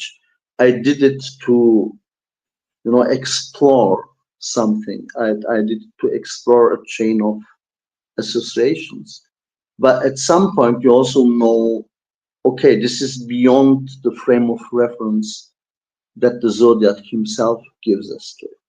So, for absolutely. example, if I'm interpreting, if the VF symbol is it maybe an eagle? And that's really the interpretative kind of work that could be a stretch. And when you see it's too loose, when you see there is no other reference in Zodiac about it, then you drop it. But when you see, for example, another connection, like uh, Mount Diablo being very similar to the eagle's nest, for example, Yeah, in Bavaria, which was Hitler's residence. And when you see other right-wing kind of references in his work, then maybe you think, okay, Mount Diablo could really have some sort of this kind of a reference. Maybe you can think it tells us something about the person. But how do you get sure if you can find more references? If it repeats once, twice, three times, four times, if you see some sort of a repetition and coherence and a continuity, then it's something you can play at. It doesn't mean it's fact. To make it a no, fact requires more work, yeah, but it gives you a direction to look into. Maybe nothing will come out of it, but it's all we have. Yani, so some people will do this work.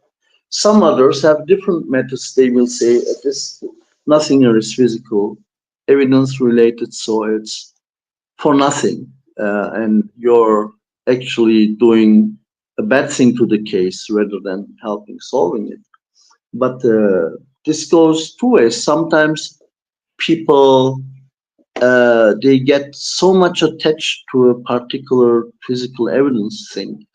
They can't think of different interpretations of that thing, That's the or problem. they Yeah. cannot see connections with other things. So I think everyone equally suffers from the fear of interpretation, Yeah.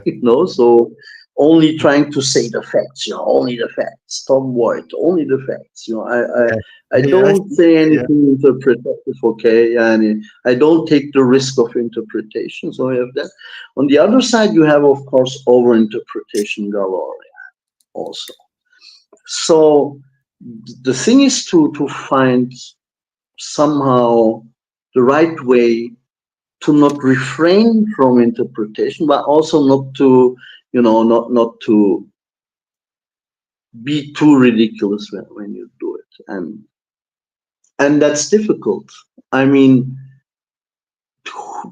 I don't know. The person who hasn't committed a sin should throw the first stone, and I don't think anyone is really in a position to throw the first stone. We True. are all doing sinning, when we work on this without getting paid for it. Really, in my opinion, it's really fascinating how you have portrayed this this this persona, and Mm, I find that really clever, really, really clever. And it's yeah, thank you. I'm going Well, to we're trying, we're answer, trying, but but it's yeah, great, really but great. I think me and Sheikh, we are coming from a totally different tradition, I think.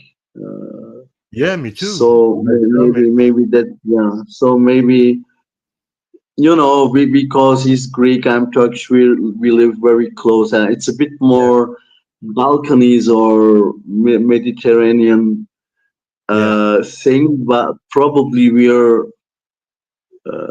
not he's not the average Greek guy. I'm not the average Turkish guy. So I Oh think no, that makes us a bit for sure.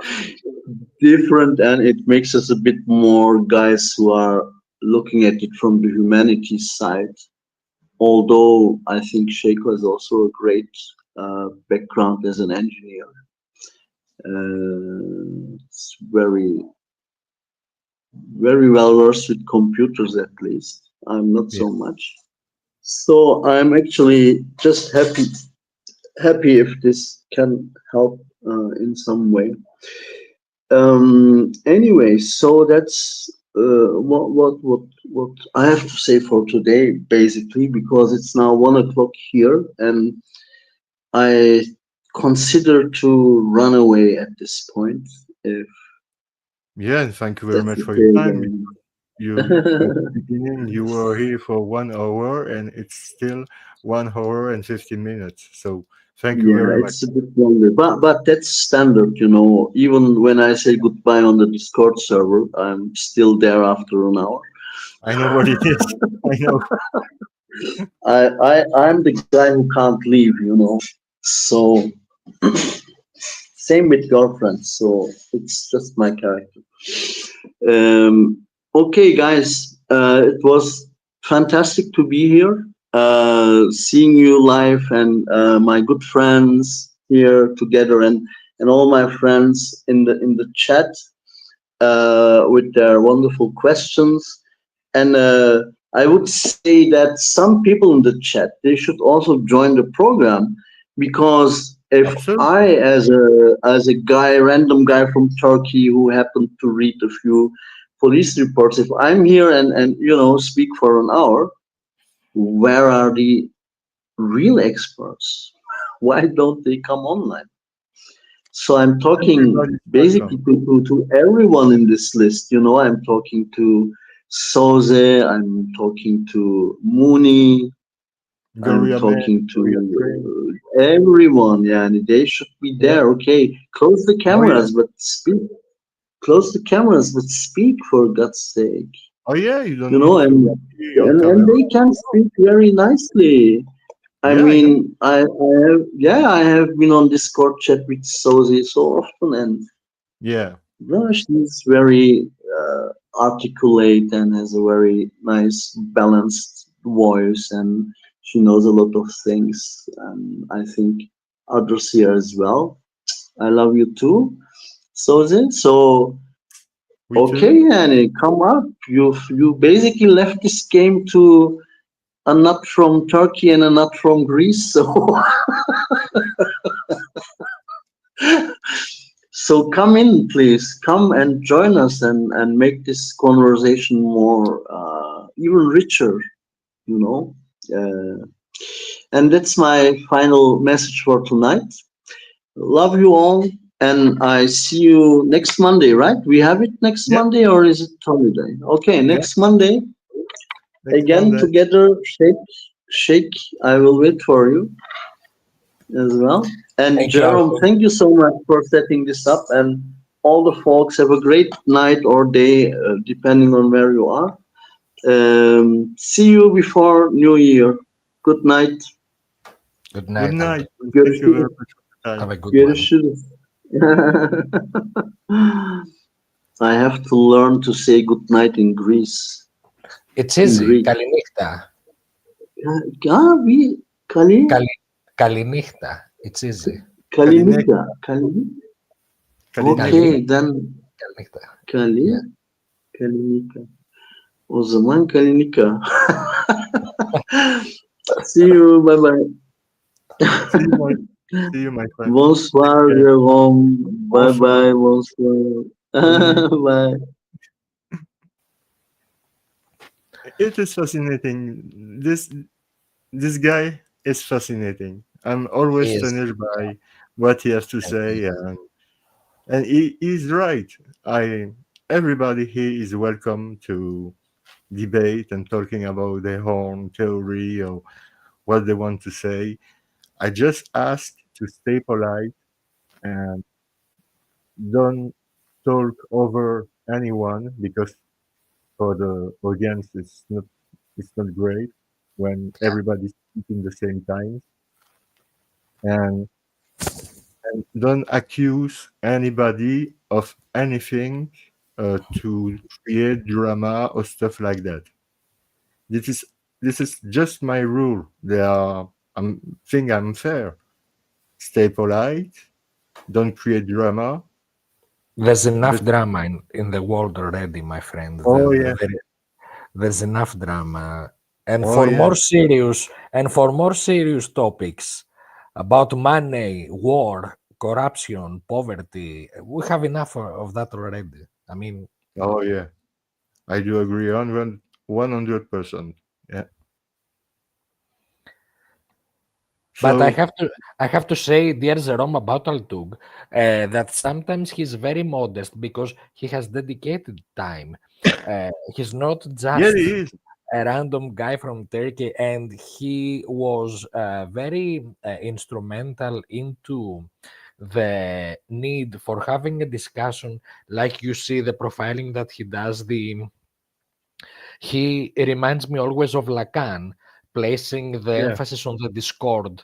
And I was thinking of Jacques Derrida when he wrote Il n'y a pas de haut texte, about the interpretation of the text that Altug mentioned earlier.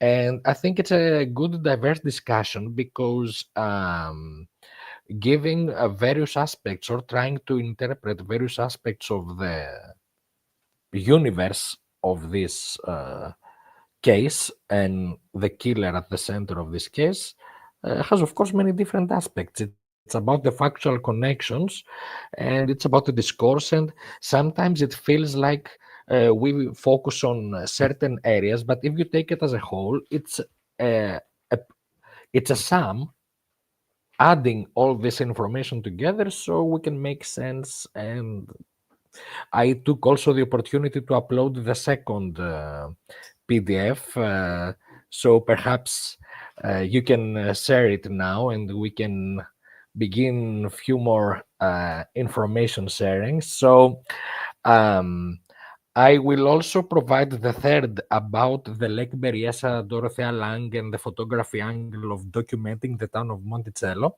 Let's use this as, let's say, a second PDF between the first that we discussed the previous Monday. So even though the title is about the Lake Herman connection, the Benicia angle of Michael Conway, you see that I begin with the death certificate of Paul Lee Stein. Now, this is interesting because what we establish here is the family name of Claudia Stein.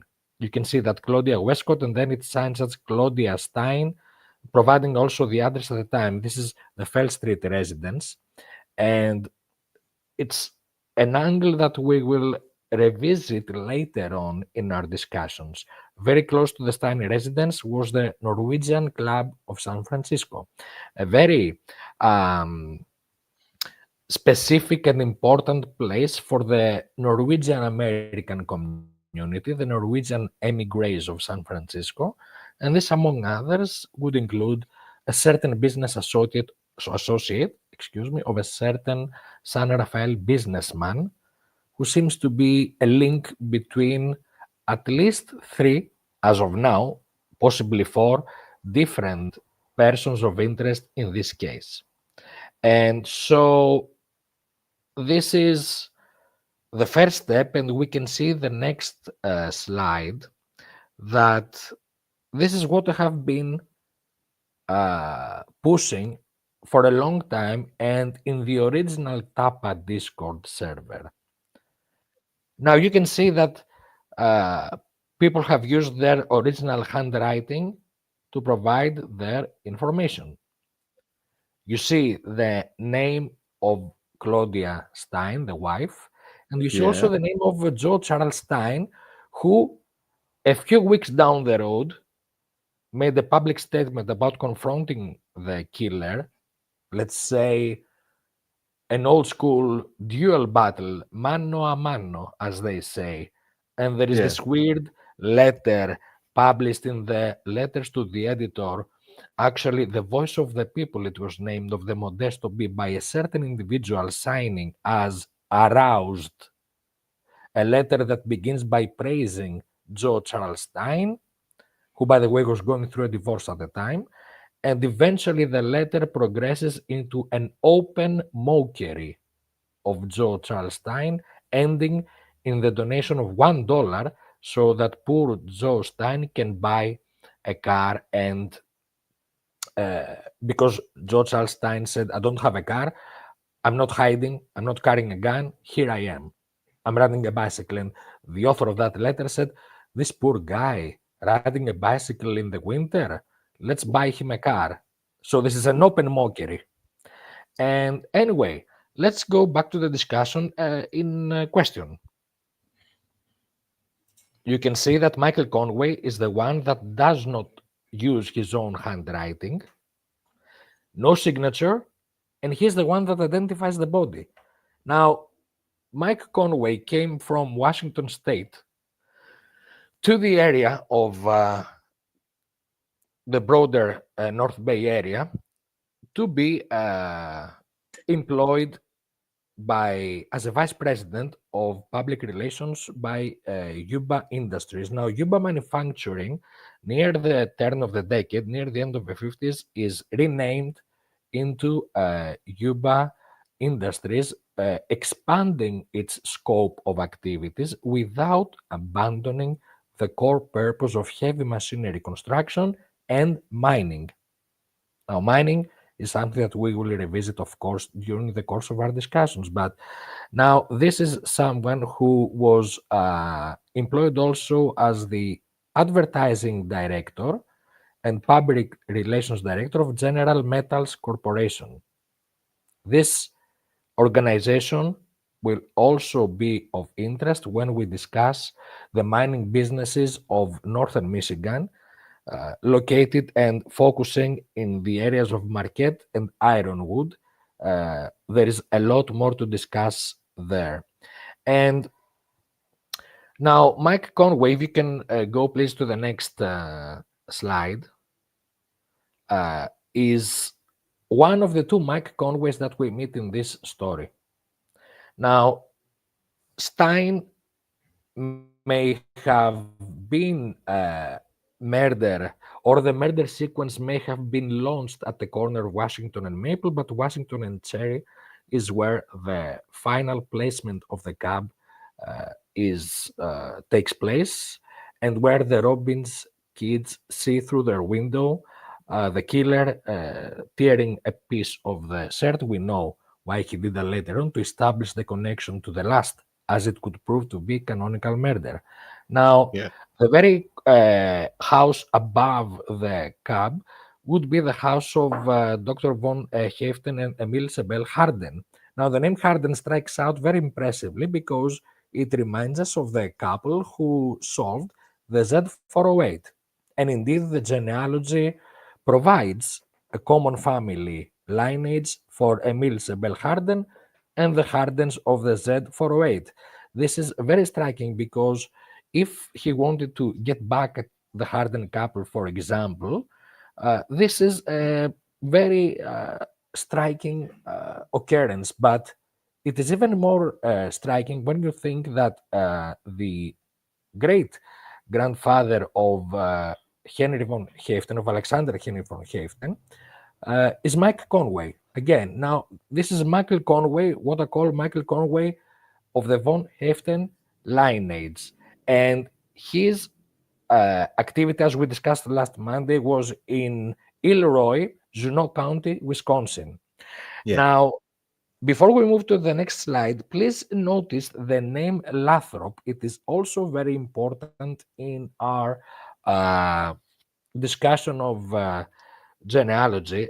Lathrop appears very often. It's a very strong and powerful New England family, also connected with the area, the so-called Lathrop village of Michigan, where there was another murder. This is the Robinson family murder, where the insignia of Zodius appears via a tip that was placed twice, September 68 and January 69. Now, the connections between Zodius and Zodiac, actually, the transition from Zodius to Zodiac, if we assume that this is the main offender, is of paramount importance, not only because there is a discussion in the chat right now about the meaning of the name Zodiac, but because if the killer known as Zodiac was involved in the Zodius case, this is a group operation, because we know that the Robinson family was murdered by a criminal organization, by a small criminal group. And Yeah. so we have the Zodius William Embry that we referenced last Monday, who is related to George Embry Metzger, who, by the way, was a neighbor living 3 minutes from the residence of James Owen, the last person to see the two kids alive, minutes or seconds, actually, maybe before the murder. This is the first connection. The second would be hello to Cheryl that has joined our discussion. Yeah, I would like to say hi to Cheryl. How are you doing, Cheryl? Thank you to joining us. I'm doing good. How are you? Fine, really fine. Good. Going through the presentation. So glad you could join us, dear Cheryl. So the second would be the actual appearance of a Robinson family murder among the estate ranchers of Benicia. And the third would be the emergence of other occurrences due to this genealogy, the Lathrop name being just one of them. And so you have Mike Conway of this lineage into Juneau, Wisconsin. If you could please go to the next slide. We see now the other Mike Conway. Now, this is also interesting because in this layout, we see 3 of the 4 male members of the Westcott family that that have committed suicide. Claudia's father, Claudin Lamont Westcott. His father, Earl Lamont Westcott, and J. Westcott. 4 males of the Westcott family having committed suicide. Now, Claudia Westcott Stein was the daughter of Claudin Lamont Westcott and Lydia Augusta Stark. And it is very interesting to see that Claudin Lamont's sister, Jean-Lorraine Westcott, even the name has a historical significance, Jean-Lorraine Westcott, is married Yeah. to Michael Emmett Conway. Now, they were married and they had children when they moved to San Mateo, and Mike Conway takes on as vice president of Yuba Industries. But in our next, in one of our next discussions, we will also look into the other members of the Westcott family, not excluding Mr. Eichelberger. This name appears again. I am referring to the very famous Los Angeles murder, which is connected to Santa Barbara, but also to another very weird discussion about a certain someone that may or may not be connected to one of the canonical Zodiac victims. And the backdrop of both lineages of the Conway family goes back to the Conway clan of Northern Ireland. But to understand that, we must understand that these branches of the Northern Irish byproducts of the Conway clan essentially have their roots into the Northern England family of the Conways, which, like the Norfolk origin of the Busby family, this would be the mother of Paul Lee Stein, and also the Northern English family of Edgerton, where Mike Conway and some other people of interest resided. So if you can please go to the next slide. Thank you again very much. Now, this is the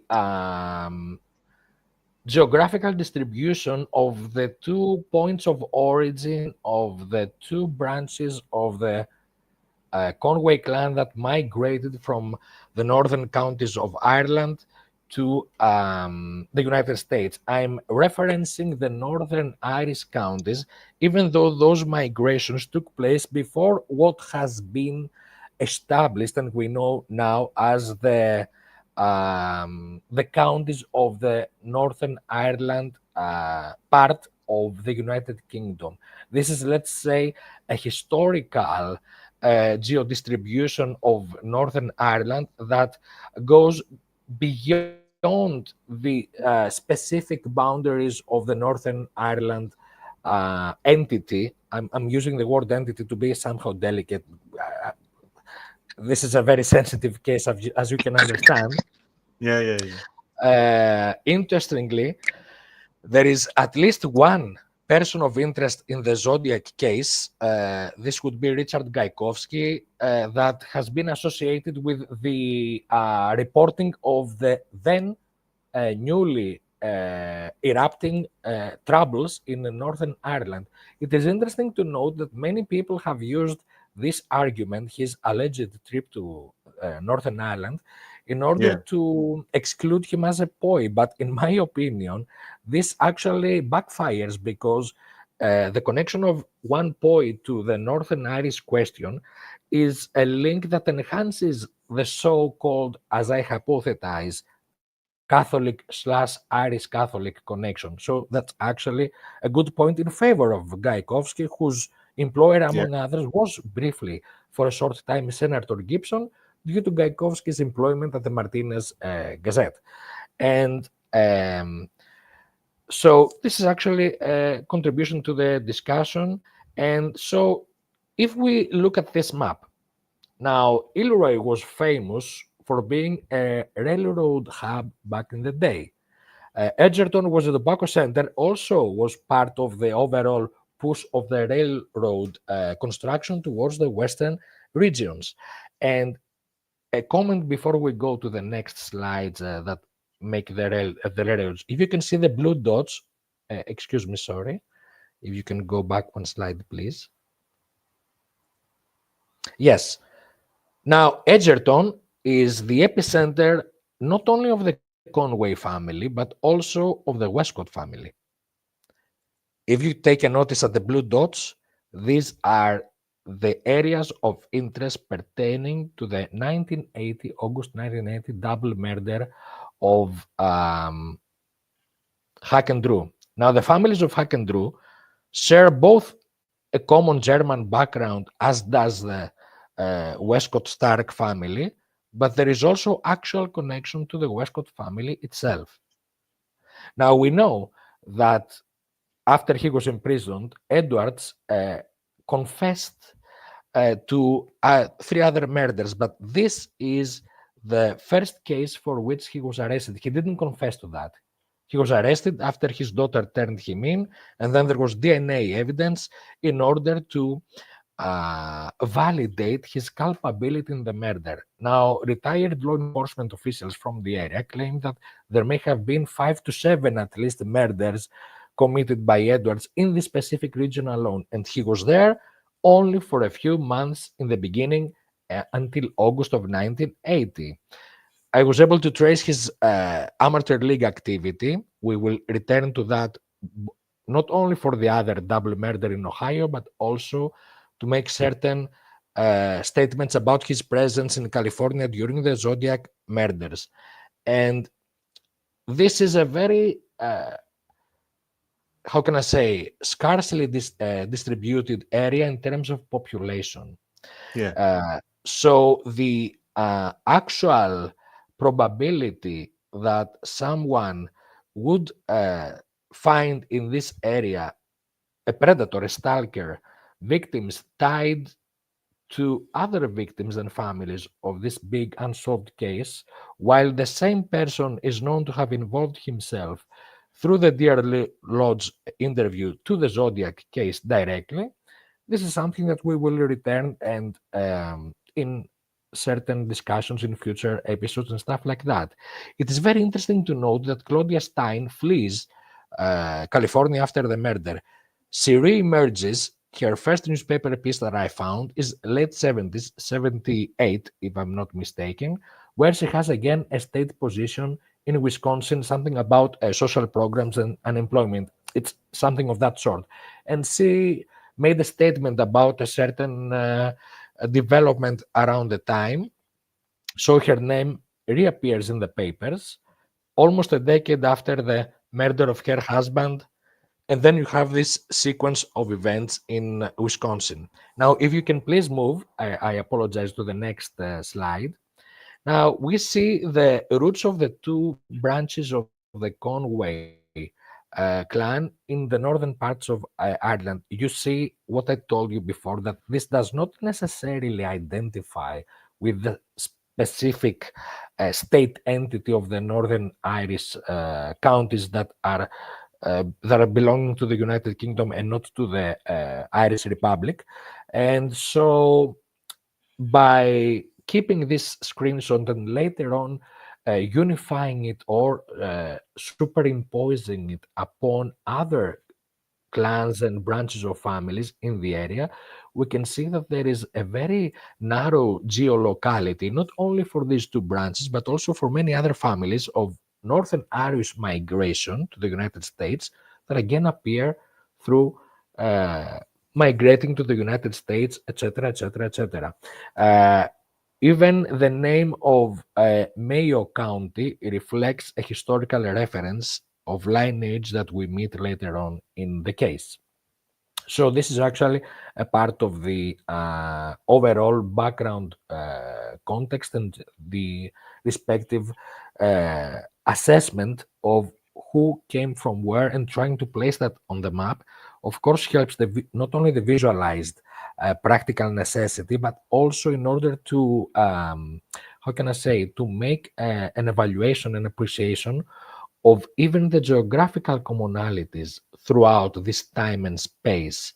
Now, you see, we are using space and time as variables trying to make sense of this equation. It's like in this screenshot, we have frozen time and we use the geographical, the spatial correlation.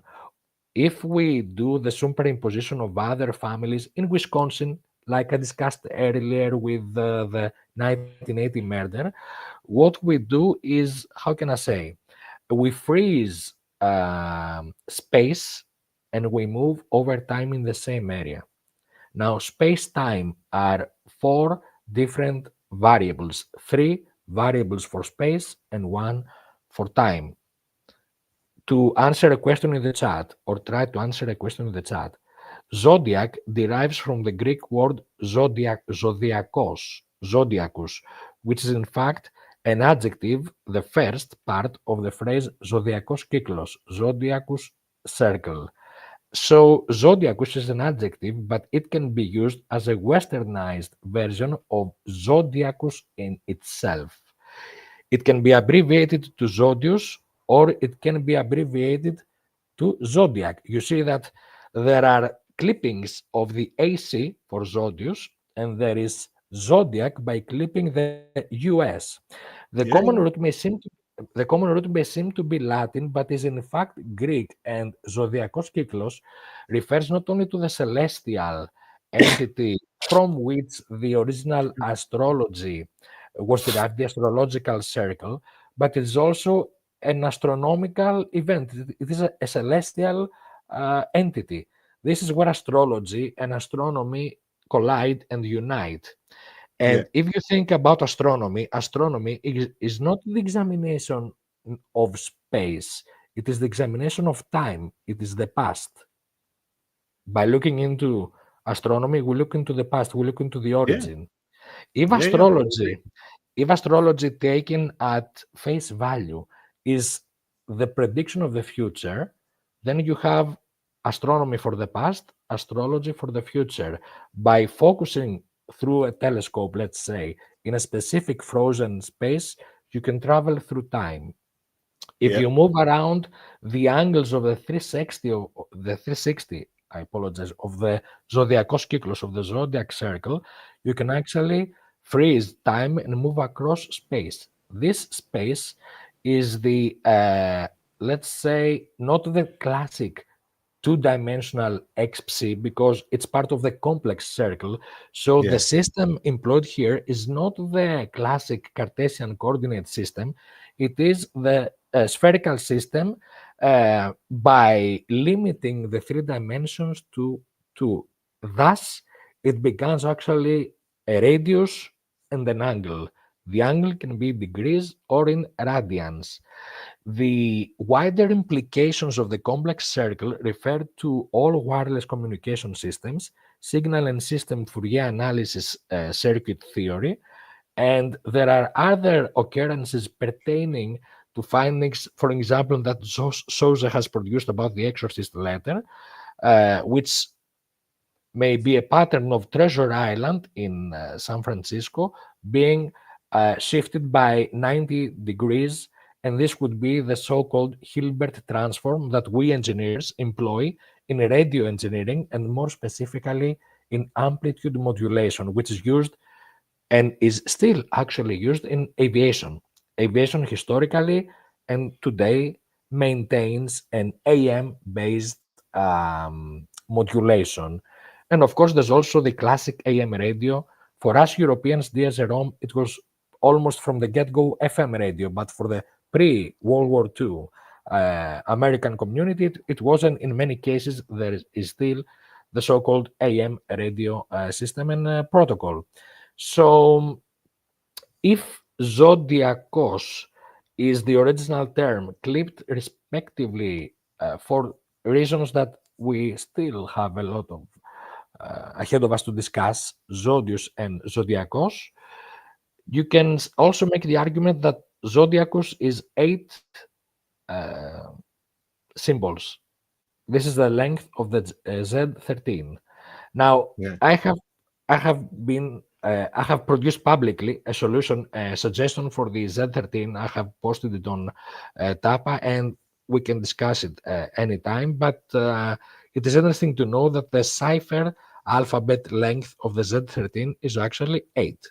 And this would align with the original 8 symbols of the Zodiacos or Zodiacos Zodiacus. And this is what we're trying to do here, especially. It's very difficult to comprehend the complexity of the connections unless we use mapping and freeze space in order to see the evolution of the certain location moving through time, or freeze time and move across space. And essentially, I think this might reflect the methodology of the killer. Which, in And my opinion, is very clever from you to I doing think this in this way. I'm Really. trying to apply parts of and pieces of information I know from avenues of my work or from other areas, and would try to make sense of the, as it was named in the chat earlier, the self-identification of the killer. Now, if this is an Yeah. OCD um, uh, driven person, if this is someone who puts so much emphasis on riddles, connections, and stuff like that, the self-identification would be very important for him. It's very important for him to put into that insignia as much as possible. Now, if you can please return to the PowerPoint for me to... Now, we had discussed, if you remember, on the previous Monday, that there is a very interesting connection between the actual personalities, behind the names, the historical names and families of Junot and the Edgerton family. Now, the Edgerton family appears throughout connections of victims, and of course, one suspect. I mentioned his name already. I don't want to put too much emphasis on a point-driven discussion. And you can see that key point of business here is railroad. Now, Benicia was a major railroad hub, aside from the historical aspect of the state capital and the gold rush fever. And it has also been a major hub for the Pony Express. Now, the Pony Express and the railroad may seem to be competitive in retrospect, but the actual businessmen behind these endeavors came from the same avenues, so to speak. So a very small place in the map, Ilroy in Juneau, but key and paramount in terms of railroad connection. And please notice the Omaha reference. Now, there are the Jensens that came from Omaha. Actually, the Blenderman family, because Jensen married Virginia Lee Blenderman, the Blendermans came from Council Bluff, Iowa, the twin city that both cities were actually part of the original designation of the railroad pushed to the west, signed by Abraham Lincoln after the grand design of mastermind engineer Judah, who died very prematurely. Among the big four of the railroad investors was Leland Stanford, who is an ancestor of Emil Sebel Harden, who married von Haeften. And actually, Stanford University was in honor of his overall endeavor in California. He was amongst the pioneers of California, and this is why the von Haeftens were also among the California pioneers. This would link them to certain opera activities pertaining to another person of interest in the Zodiac case. And so you can understand Omaha and Nebraska and Council Bluffs, Iowa, if you don't understand the railroad expansion to the west. The Jensens came from Omaha, another family with a new documentary out about a very brutal murder. And I don't want to open this discussion about whether it is related to the case or not, but that family also came from Omaha, Nebraska. The company that built the Dam of Monticello, the company responsible for the destruction of the town of Monticello and Lake Berryessa, the Kiewit family, came from Omaha, Nebraska. This company was founded in the very city of Omaha, Nebraska. This is the company that, along the same time frame of building the Monticello Dam, they were building an Air Force base in Greenland with the very subtle name of Thule. Now, Thule, Thule, is a very specific name, and we have more episodes to discuss when I present the next PowerPoint about the activities of the Kiewit Sons, as it was called, the construction company. But it is very interesting that these people also come from Omaha, Nebraska. Now, Werner Jensen, before he joined the Air Force, his first job as an adult engineer was in the Otis Elevator Company, and there are joint ventures of construction pertaining to this company that I mentioned.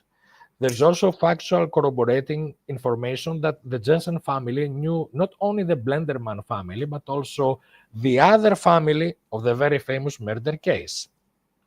And of course, from Omaha, Nebraska, was a member of the Snyder family who is connected to Joseph Stephen Holt. Essentially the father of Joseph Stephen Holt, Marion Holt. We are talking about distinguished officers of World War II era Air Force. So that's crazy. That's crazy. And it's very interesting to notice that these families emerge and correlate to the later Zodiac case, future, whereas there is also a past of the origin of the geographical background pertaining to the expansion of the railroad to the west.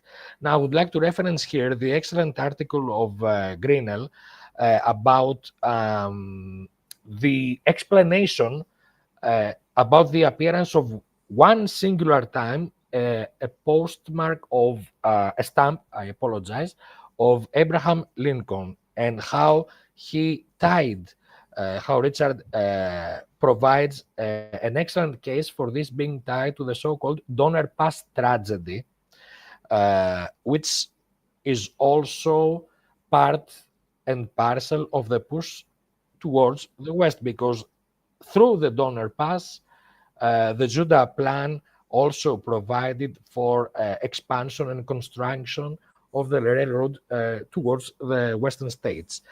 And it is interesting to note that another member of the Holt family, this would be Postmaster and Judge Joseph Holt, if I remember the first name correctly, was also a key member of the inquiry on the assassination of President Lincoln, and he is a relative of the actor Tim Holt, who through Red Mask is linked to the Zodiac case. Yeah. And so if we can please, thank you, move to the next. Now, the story of the Benicia Arsenal goes back to the days of the capital, the state capital of California, where the this is directly after the gold rush fever. By the way, it is interesting to notice that it was actually Richard Barnes Mason, the U.S. military leader of Mason and Geary connection, that acknowledges officially the gold rush of California, but the popular folk legend has it that it is in Benicia that the gold rush fever is actually taking shape and form. Now, the Pacific Mail steamship provided the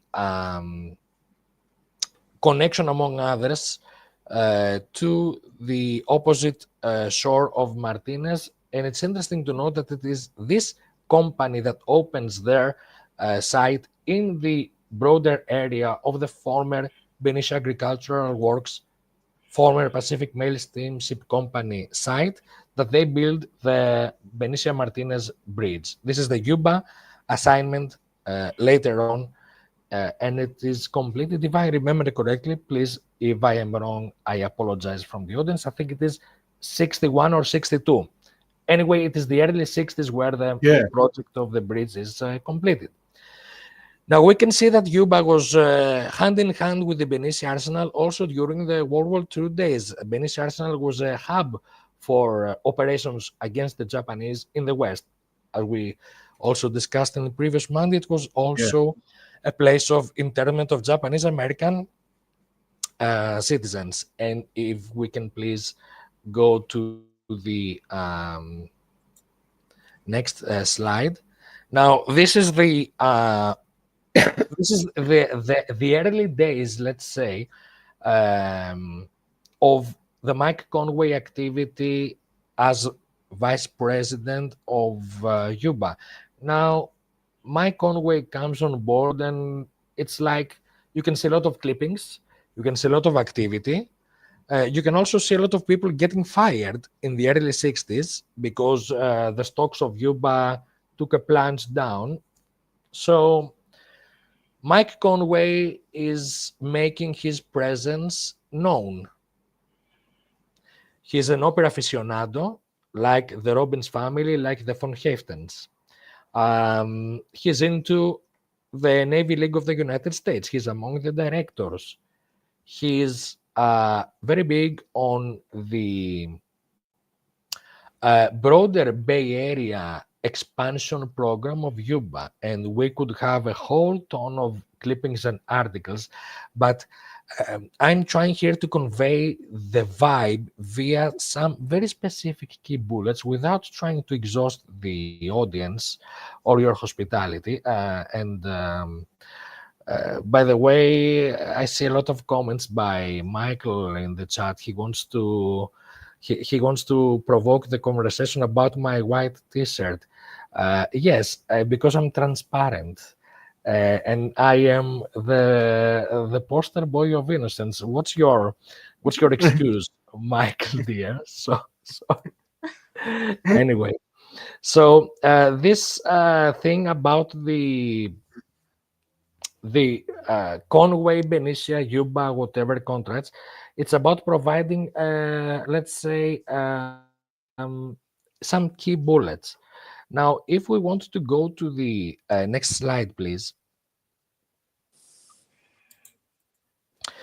Now, I'm not usually, it's not exactly the best idea to focus your, how can I say, your methodology, deductions, your conclusions, your methodology about meet and greet photos. But in this case, I think it has its own worth that we see Colonel Wells and Mike Conway together.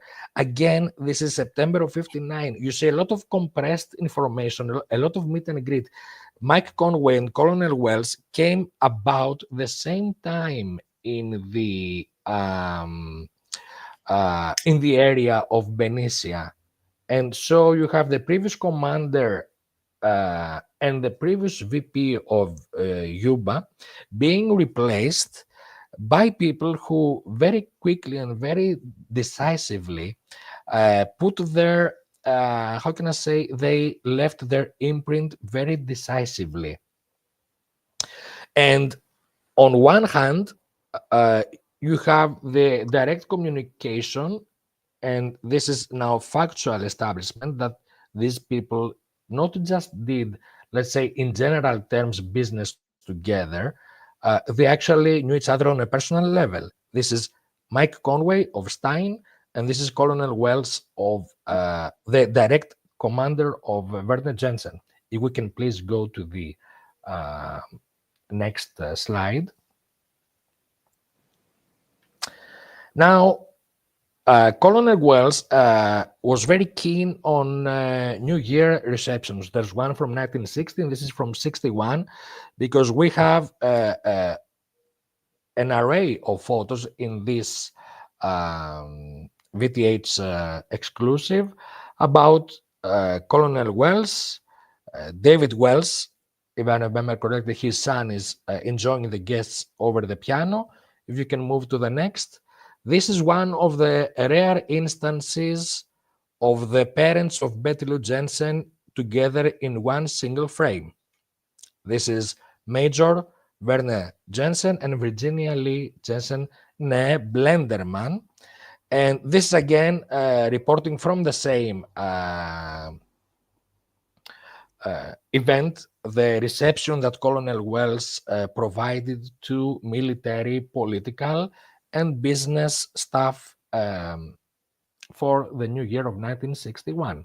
And if you can please go to the next, we also have the factual proof that Senator Gibson was indeed in that same event.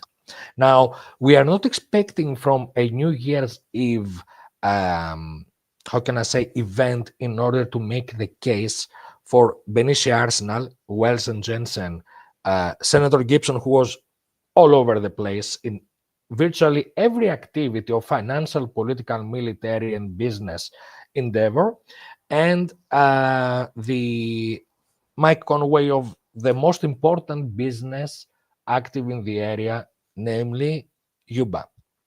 We're not expecting from this new year reporting to make the case, but it is, I think it has its worth that there was socializing on a personal, up close and personal, as we say, level.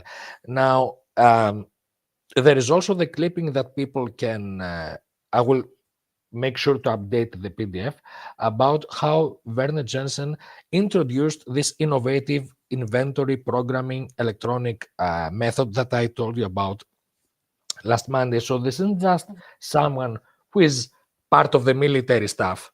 He rose to prominence, and I believe that his later employment at the General Services Administration in downtown San Francisco, very close to Union Square actually, cannot be viewed and evaluated separately from the rise to prominence that we saw in the context of the Benicia Arsenal. And I will close this PowerPoint and give to you the microphone, or to Cheryl, or to anyone else. And of course, thank you very much for your patience. No, thank you very much for your work, for all your work, and it's fascinating, really. I'm like the other day, I'm hypnotized by what you are saying. It's incredible, incredible work. Thank you. Congratulations. Congratulations. I will say these two things that I will provide also the PowerPoint about the Lake Berryessa angle that we discussed orally previously. And this other piece of information that I have to be perfectly certain about before we can discuss it here.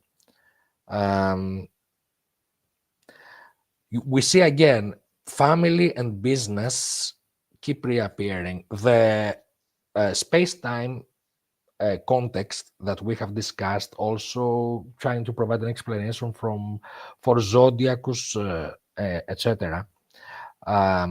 It seems that shifting back and forth in time, looking into the evolution of business, that would include military, railroad, Pony Express, the gold rush, all of that is under business essentially because it is development driven, but as we discussed on last Monday, it is actually profit driven.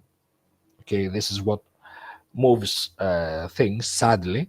And so business and family are the bullets, are the milestones, are the pins upon that flux space-time dynamic.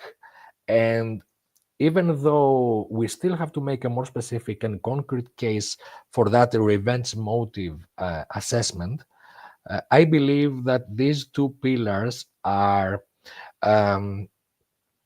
being validated by the augmenting and ever increasing amassed amount of data. The more we focus our information, I think that the more actually tangible and resilient in terms of factuality and corroborating information these two pillars become. And of course, we have a long way to go and many things to discuss, but I think taking one step at a time helps twofold. I would like also dear Cheryl to share her opinion about this. In one aspect, it allows for the proper amount of absorbing and digesting the information with all the rational and emotional mechanisms that this would entail and demand.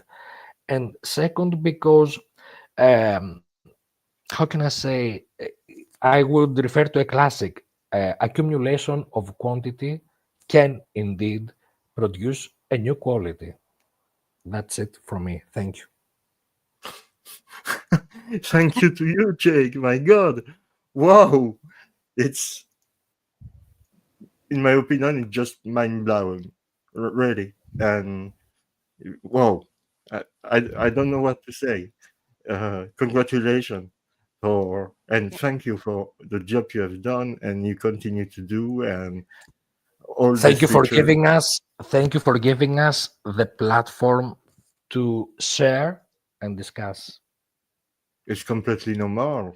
It's completely normal, and that's why I have created this panel of discussion. That's to give to all the the opportunity to come here and explain what they think about the Zodiac case or other cases, or even it could be somebody who contact me and want to talk about this. You want to talk about, let's say, food, for example. I'm Yes. going to receive him or her to talking about food because I really like food, or music, or poetry, or I have already received Neil Young, the husband of my lovely friend Sharon Young, who is a photographer. I have received Mr. Stacy Seabrook, that we were close friend, who is, let's say, in where he lives in Canada, a famous, really famous musician. I have already received some actor who were playing in future movie at the time about the case. Uh, I have received Jerry Buting, is a defense attorney. We is who was the lawyer of Stephen Avery. And so you see, I receive a lot of kind of people to talk about a lot of things. So, like Altug was saying, and you was uh, what you say, it's I I don't I try to be my best to give the opportunity to everybody who really wants to talk about a subject that they really want to talk about. I Yeah, I gave them the opportunity to come on my channel, but I don't see that as an opportunity. You see what I mean? I think it's completely normal to do that, and I really like that because, like I was saying before, I really like this round table or where everybody can be really nice with each other, even if we don't agree. There is no problem with that. There is no drama. The world will continue to turn. We will not fight each other because we are not agree about a point on a case. This is make nonsense. We are human. We are all the same. We are all sister and brother. So it's, and that's why I'm really happy to meet people like you, Jake, like Altug, like Cheryl, like Ned, like Richard Grinnell. Big shout out to Richard Grinnell. Big shout out to Druzer. Uh, we love them, but they don't have the time for now to come because you know what it is. It's life. People have things to do, but I told you in mid January at when I will come back from my holiday. Uh, we will have a great panel coming back here, and also we have just with Shake and Altug and no Cheryl, a beautiful panel of people. We have different idea on the subject, and share with the audience what they think and what the thoughts they are and what how they process to try to understand a case so difficult. Because what we can say about this case and this murderer is it was not an unusual serial killer at all. He, it's I think this is the reason, the exact reason that he was never being caught, because it was not he was not a serial killer like Ted Bundy or Ted Kaczynski, even if he was really smart and ciphering stuff and read to the press, and but he's not in this category. He's not in. Oh, my father is here. Hello, Dad. Hey. Hello, Dad. And he say a big kiss to Cheryl, Oh. the woman with the glasses. Come on, Baba. He talked to me, no comments. Yeah, Cheryl, I would like to say to you, and I don't fancy you, but that you are really gorgeous tonight. Oh, thank you. Thank you. That's true. How are you doing?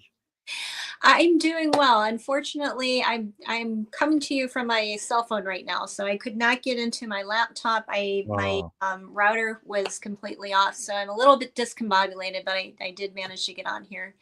So I missed the biggest part. I'm not sure how long Shake was on there doing his, but I do know that he was telling me a lot about the PowerPoint that he was putting together.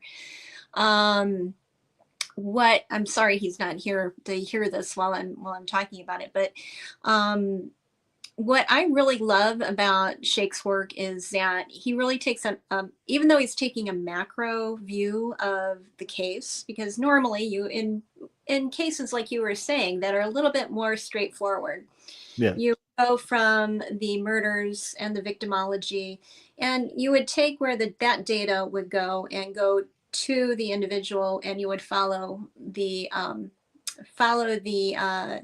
where that information would lead you. This is completely outside of the box. I mean, obviously, for all these years, that's not getting us where we need to go. So what I really love about Shake, even though he's looking at it at a larger macro level, sociologically, I mean, it gives you a better idea of what's going on in the area. And just the differences in the time frames. I mean, for me, as I've gone on in life, I mean, things have changed so much in my lifetime that, if I would try to, there are little things that come up that you don't even realize that people don't have to think about now that we had to think about back in the day. So I think that helps us. But what I have really been amazed by is all of the extreme detail. My mind does not work like Shake's.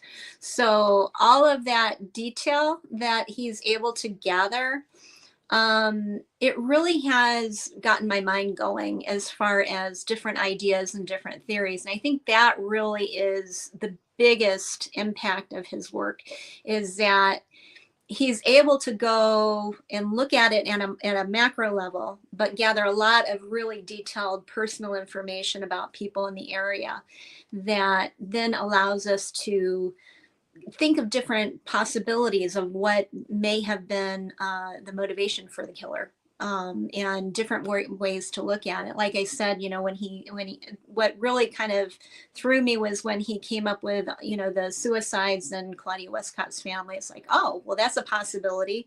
Hadn't even, I'd really kind of just completely, it's like, oh yeah, this guy he's trying to act like he's psychotic, but he's not really.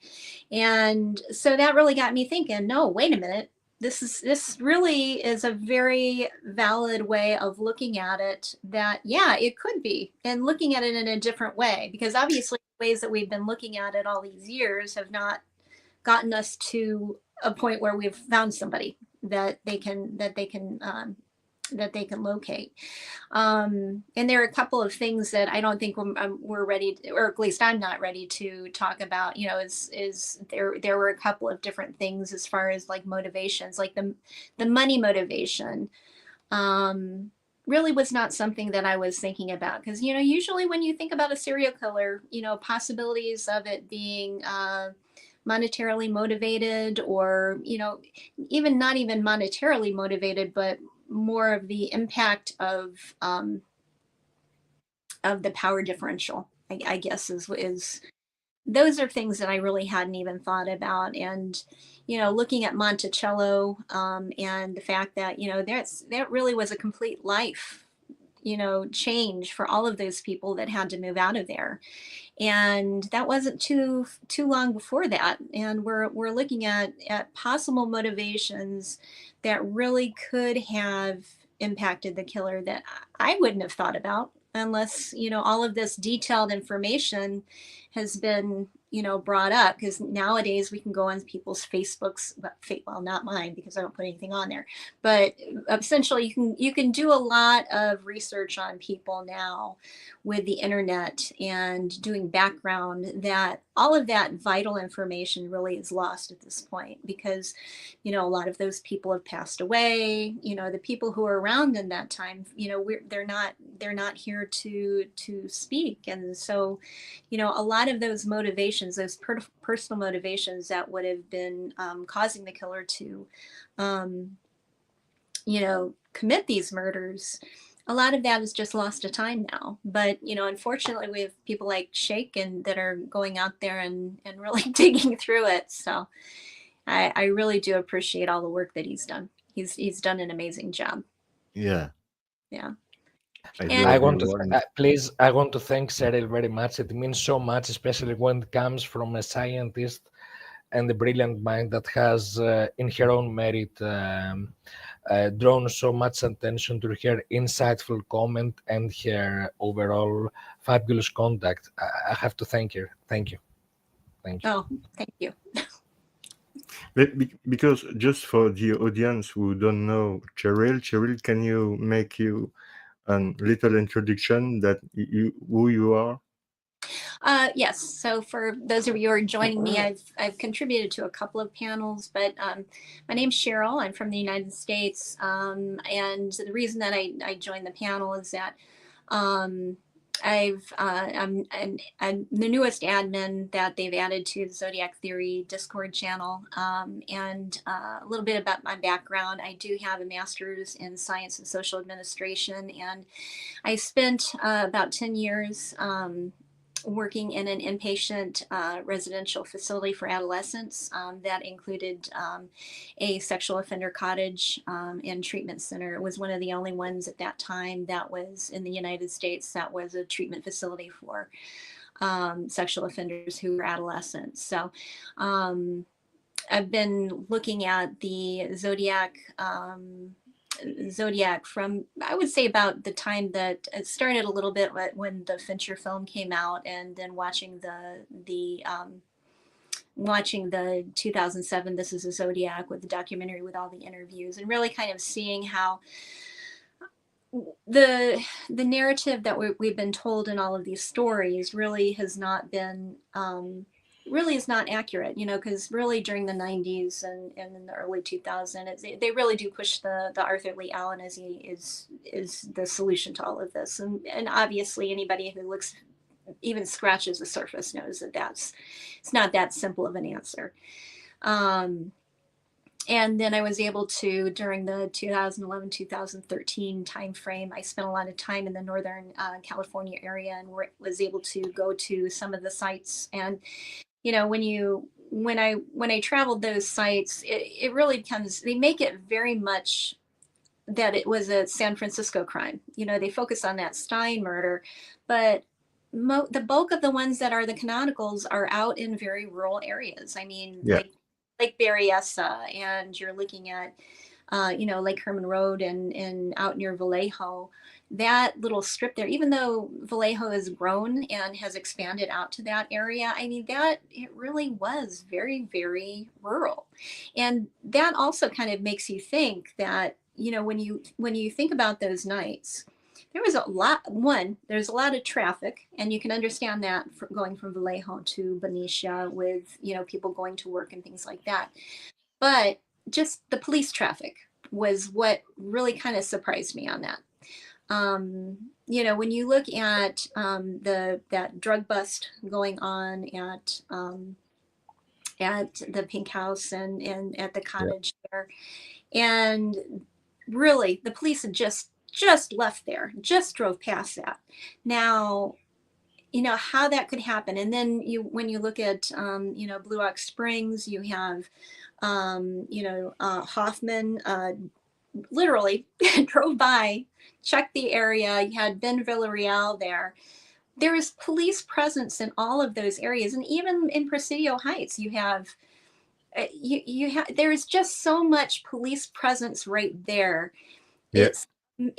It's I feel like it's more than a coincidence that he was very aware, obviously, of where the police are, watching them, and being outside and copying the script on the numbers outside of Belli's house. This is I do agree.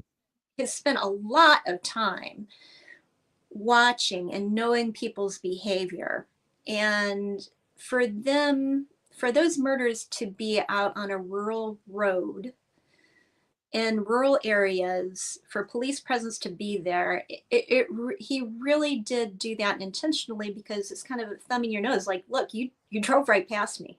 I committed murders and you drove right past me. Even Lake Berryessa, when you think about it, you have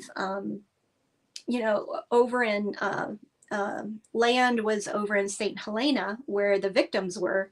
They leave there, and then where does he go? He goes directly to down to Napa, where his partner is, and leaves back. So there are a lot of things that are coincidences, which obviously Shake has really been good at pointing out some of the connections between the victims, which you would have never thought about, especially even when you think about people going from Denmark, and then it would be different, because I thought about it for a while. It's like, okay, well, what's the probability?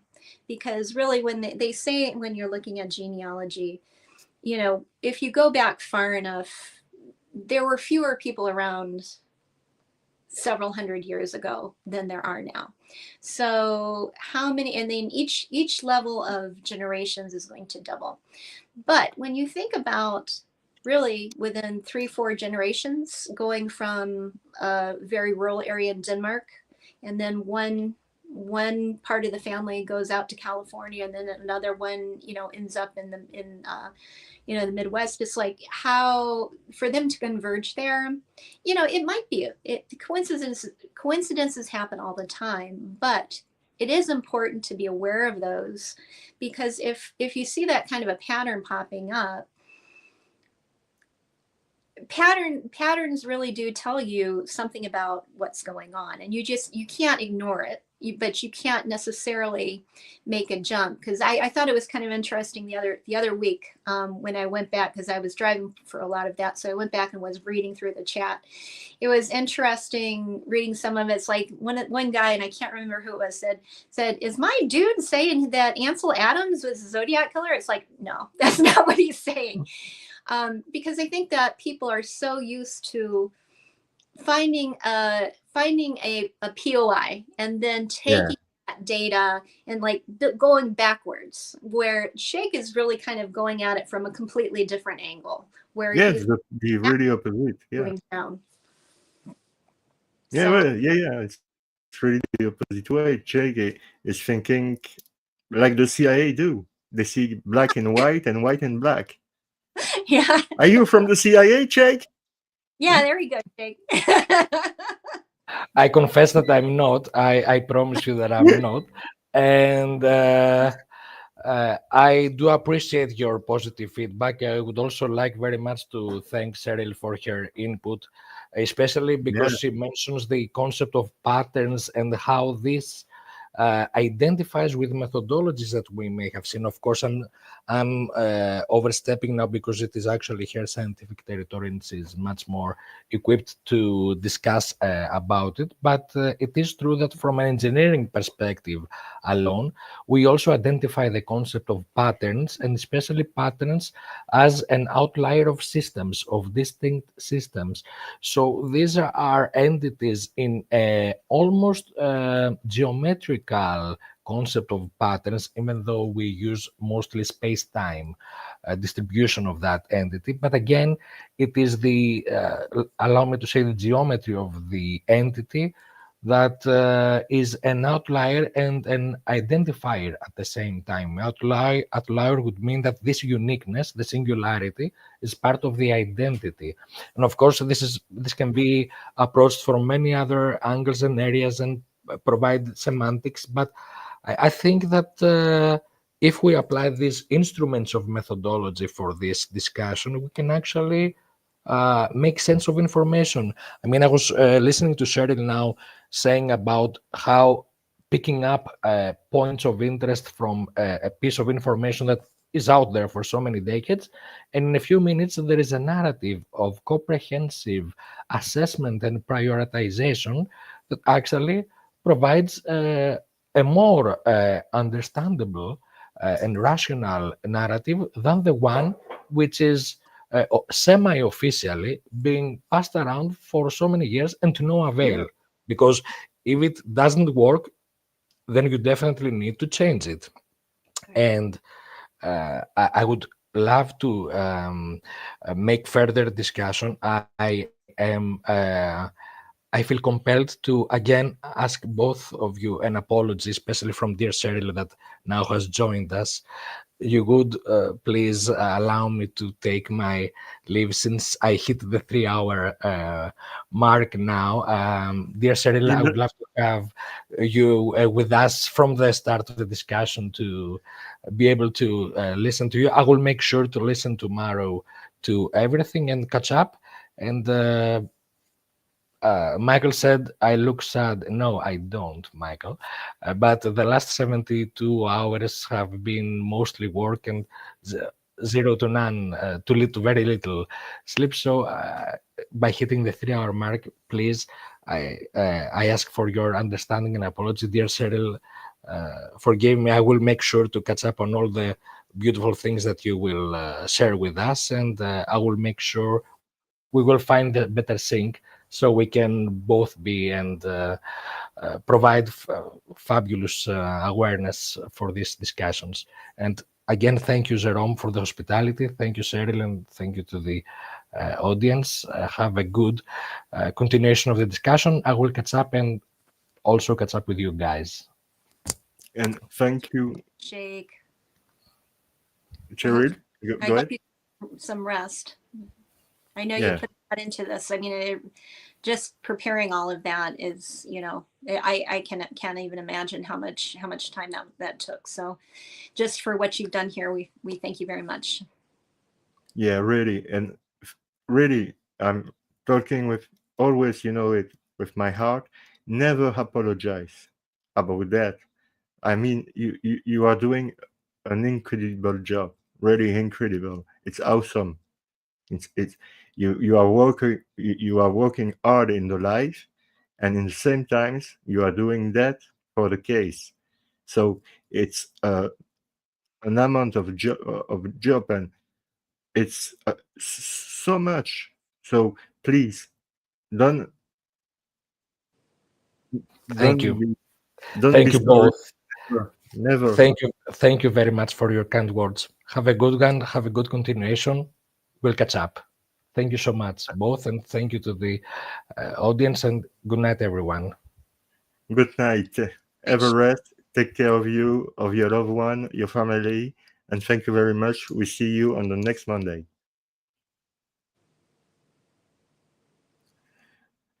Is absolutely incredible. Like Altug, they are really both incredible because they can think in a really other way than we can think. Yeah. And I'm going to ask you your opinion about that, but in psychology, it means a lot about the guy. Oh, absolutely, absolutely. People so curious, and it's um, go ahead.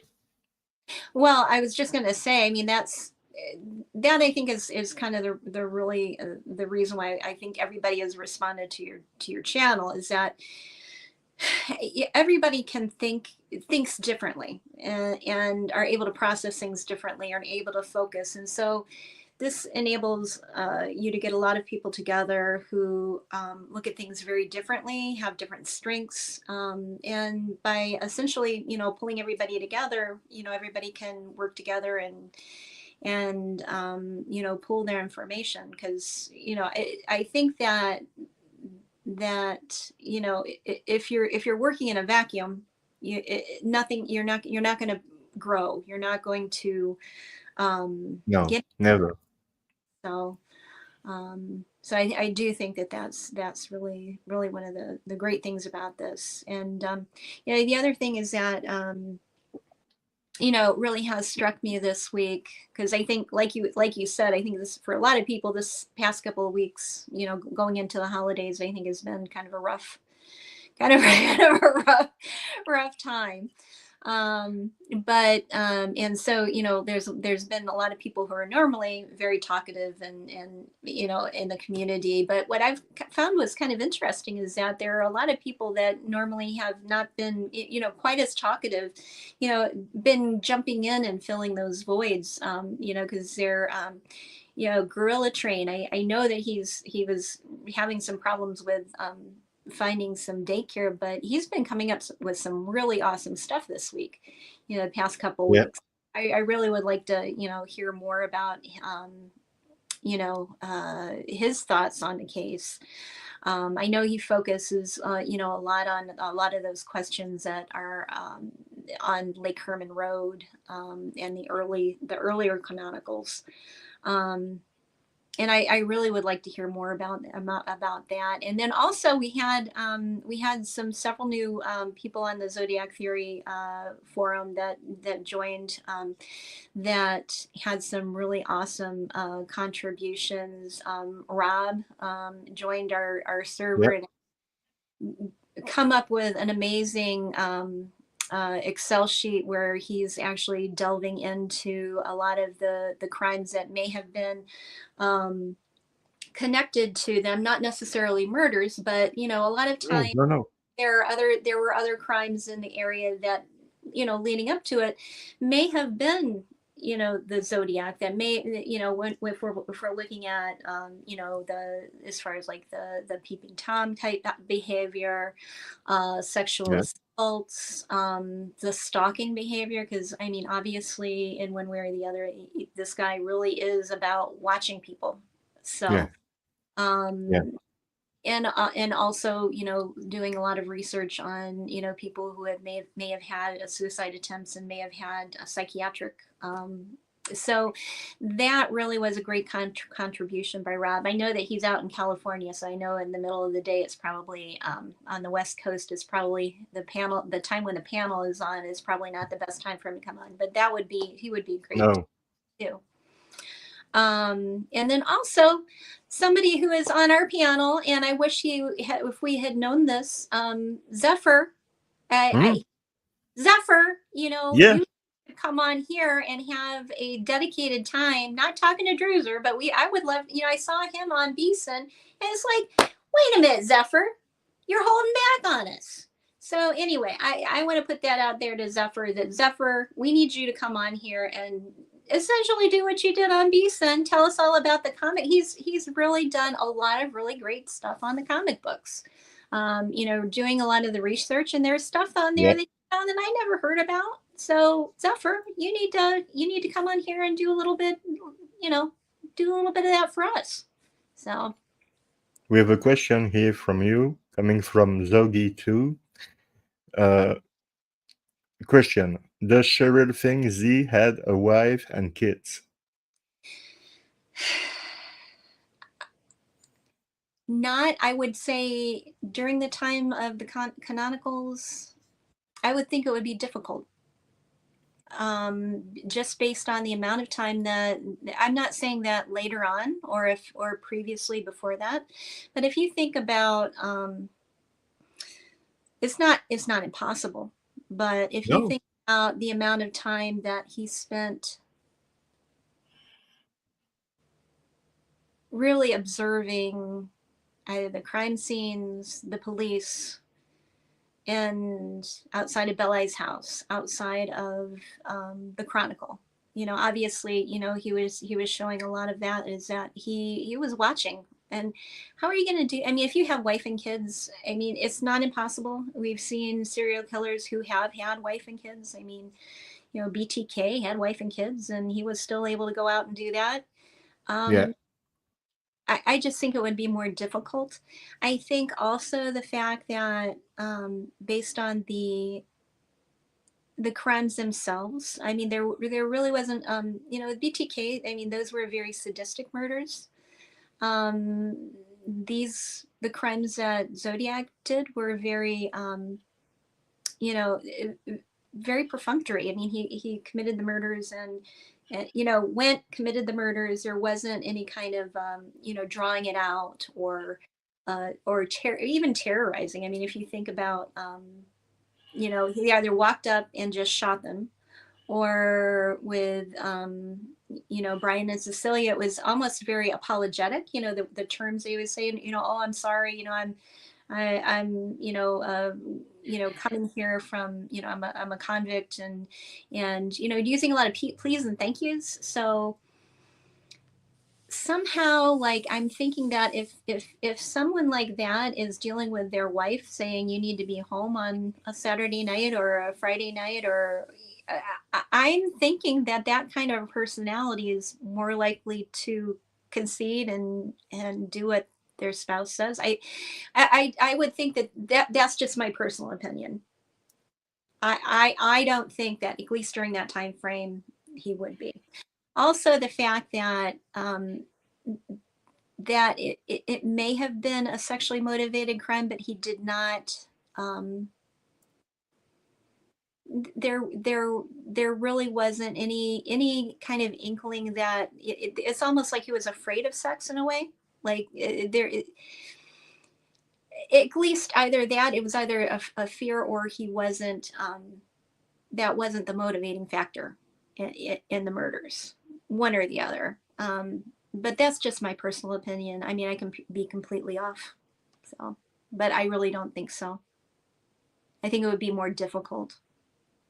So I am sorry. I'm doing this on my phone, so I know that there was something that popped up there, but I have no idea. No, don't be sorry. Never be sorry. No, never. What was that? Here is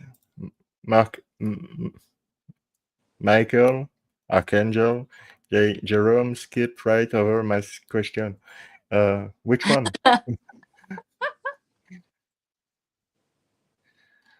Please ask your question. Oh, my father is still here in the chat. You're not in bed. What are you doing?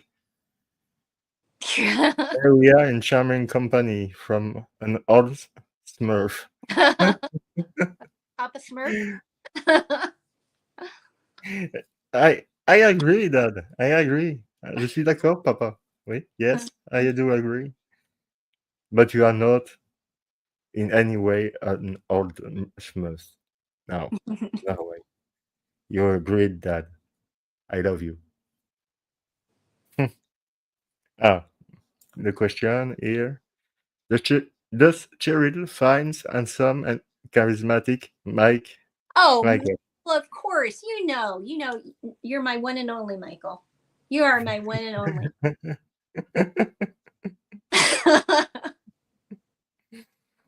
Jake does have strong Kentucky shoulders, so I'm all for that. I've never seen your shoulders, but Michael, you're the only one for me. Yeah, it's a little bit of out of topic because Okay. it was this is how this channel works. Sometimes you are laughing, sometimes you are talking about, Yeah. subject we are not pleasant to talk about, but it's about the mood, you see. And that's why I'm doing that in live, because I want to be like this with the audience. I want to be myself and people be themselves. And I think it's going great in this way. Yeah. And I really invite uh, everybody who wants to talk about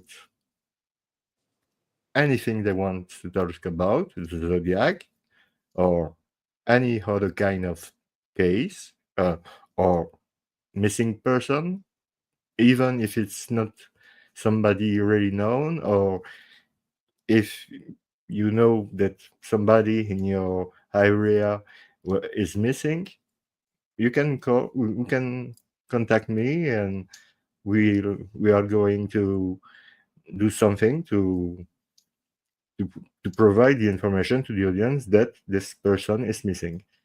There is no problem with that. I'm just asking to respect my rule. That I think it's easy. Stay polite. Don't fight between each other, because it's a waste of time. And please don't try to create drama. There is also there is uh, in the world today, there is a lot of drama, and we need all to face this. What is going on this planet Earth, where we all seem the same air, and it's a reference to John Kennedy, and we are all mortal. So, guys, we are not here to fight each other. We are here to try to find the truth. Anyway, it's not important to know who is right or who is wrong. The important is the truth. And if we are wrong, we are wrong. We accept it.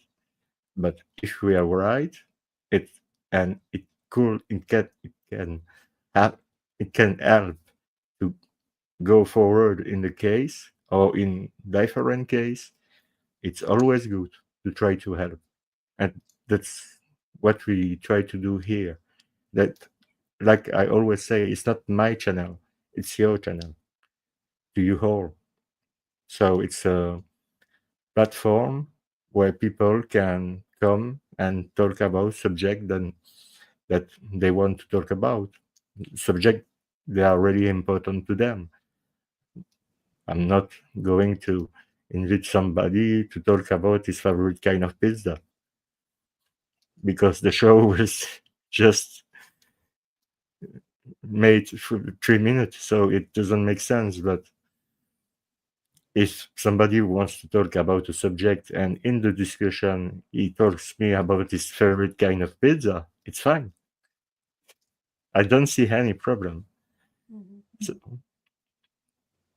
yeah, we are all cherish our children future. We all breathe the same air, and we are all mortal. GFK.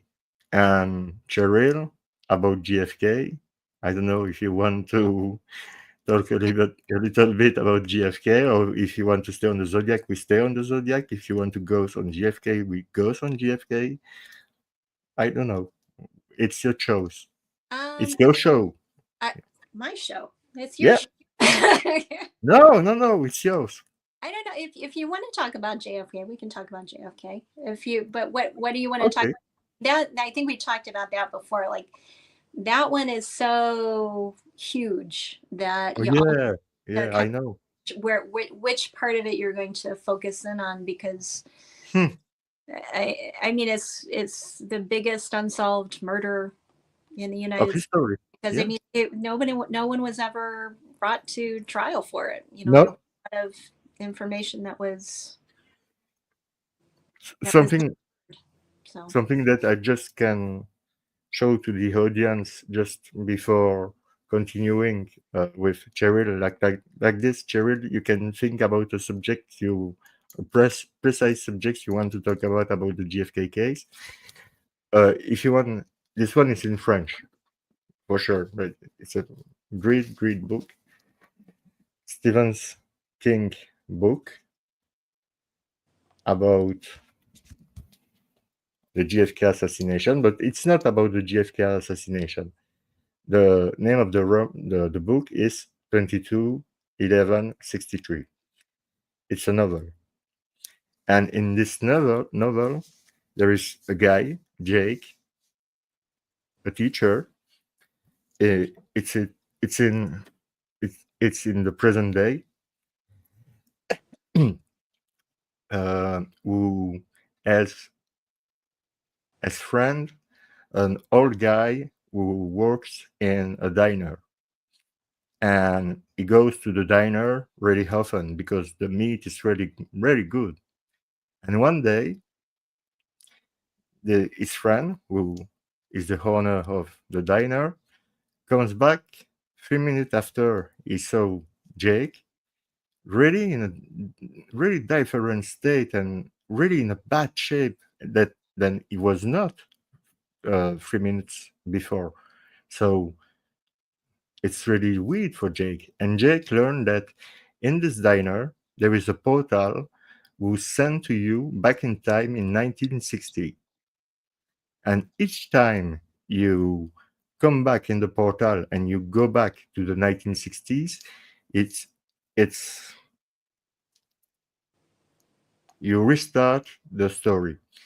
So Al, this is the name of the owner of the diner, asked to Jake, because he's now really old, because he has spent a lot of time in 1960, and that's why Jake loved to go there to the diner, because his burger are really excellent, and they sell they he sell the burger for $1.50, but Oh. he goes in 1960 to take the meal and doing his burger. So the meal is really excellent. So really, really excellent. And he say in the 1960, everything was really better. And so Jake goes back in time in 1960. And so he needs to wait 3 years to try to save JFK, to create a new future.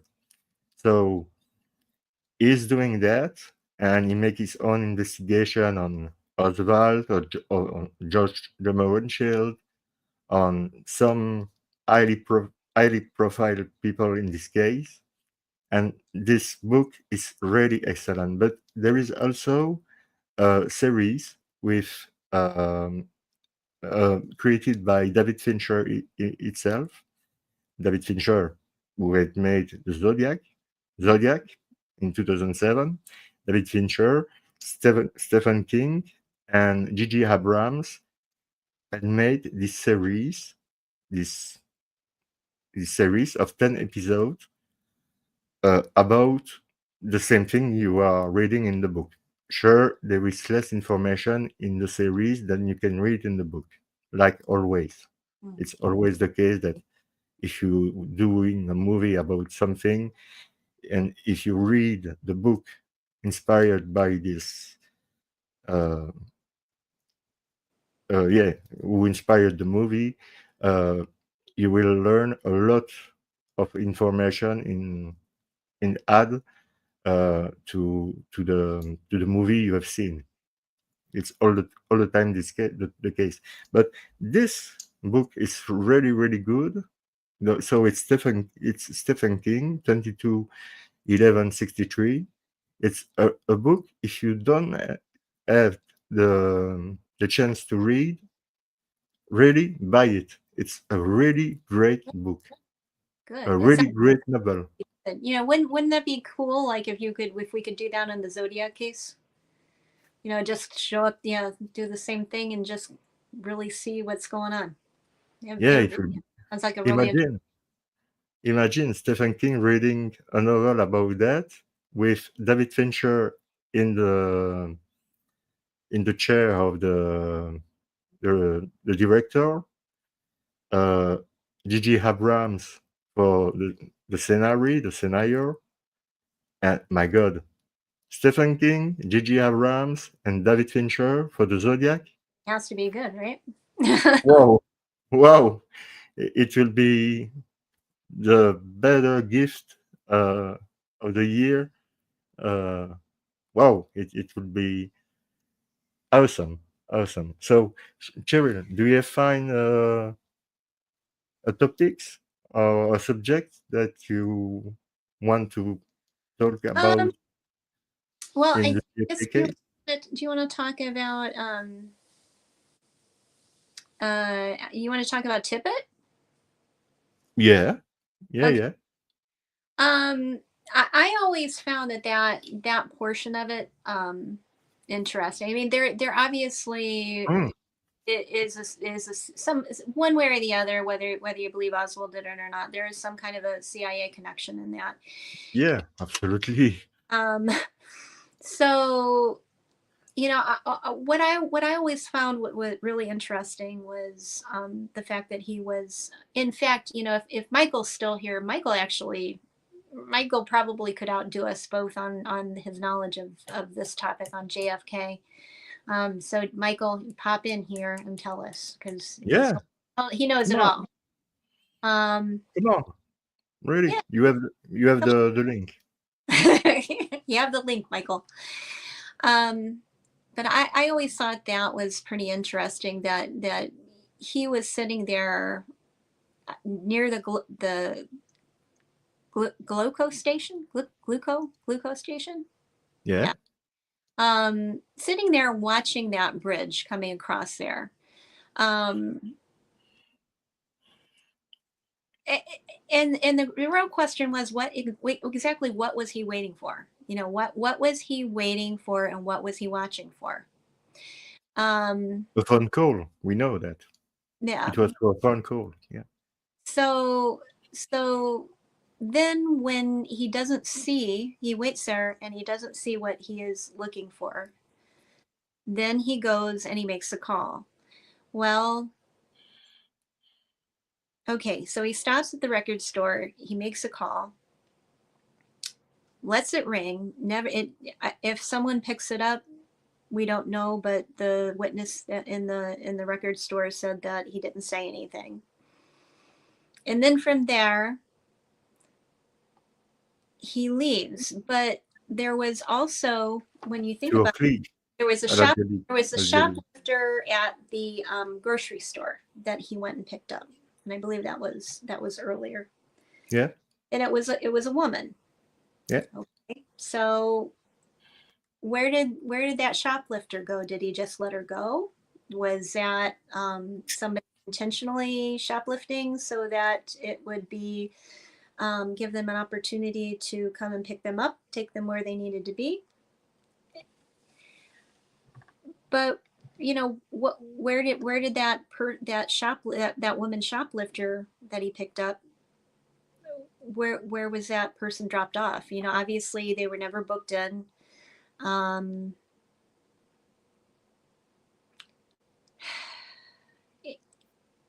I know, I know. and when you know you what I always thought was interesting is watching the interviews of Aquila.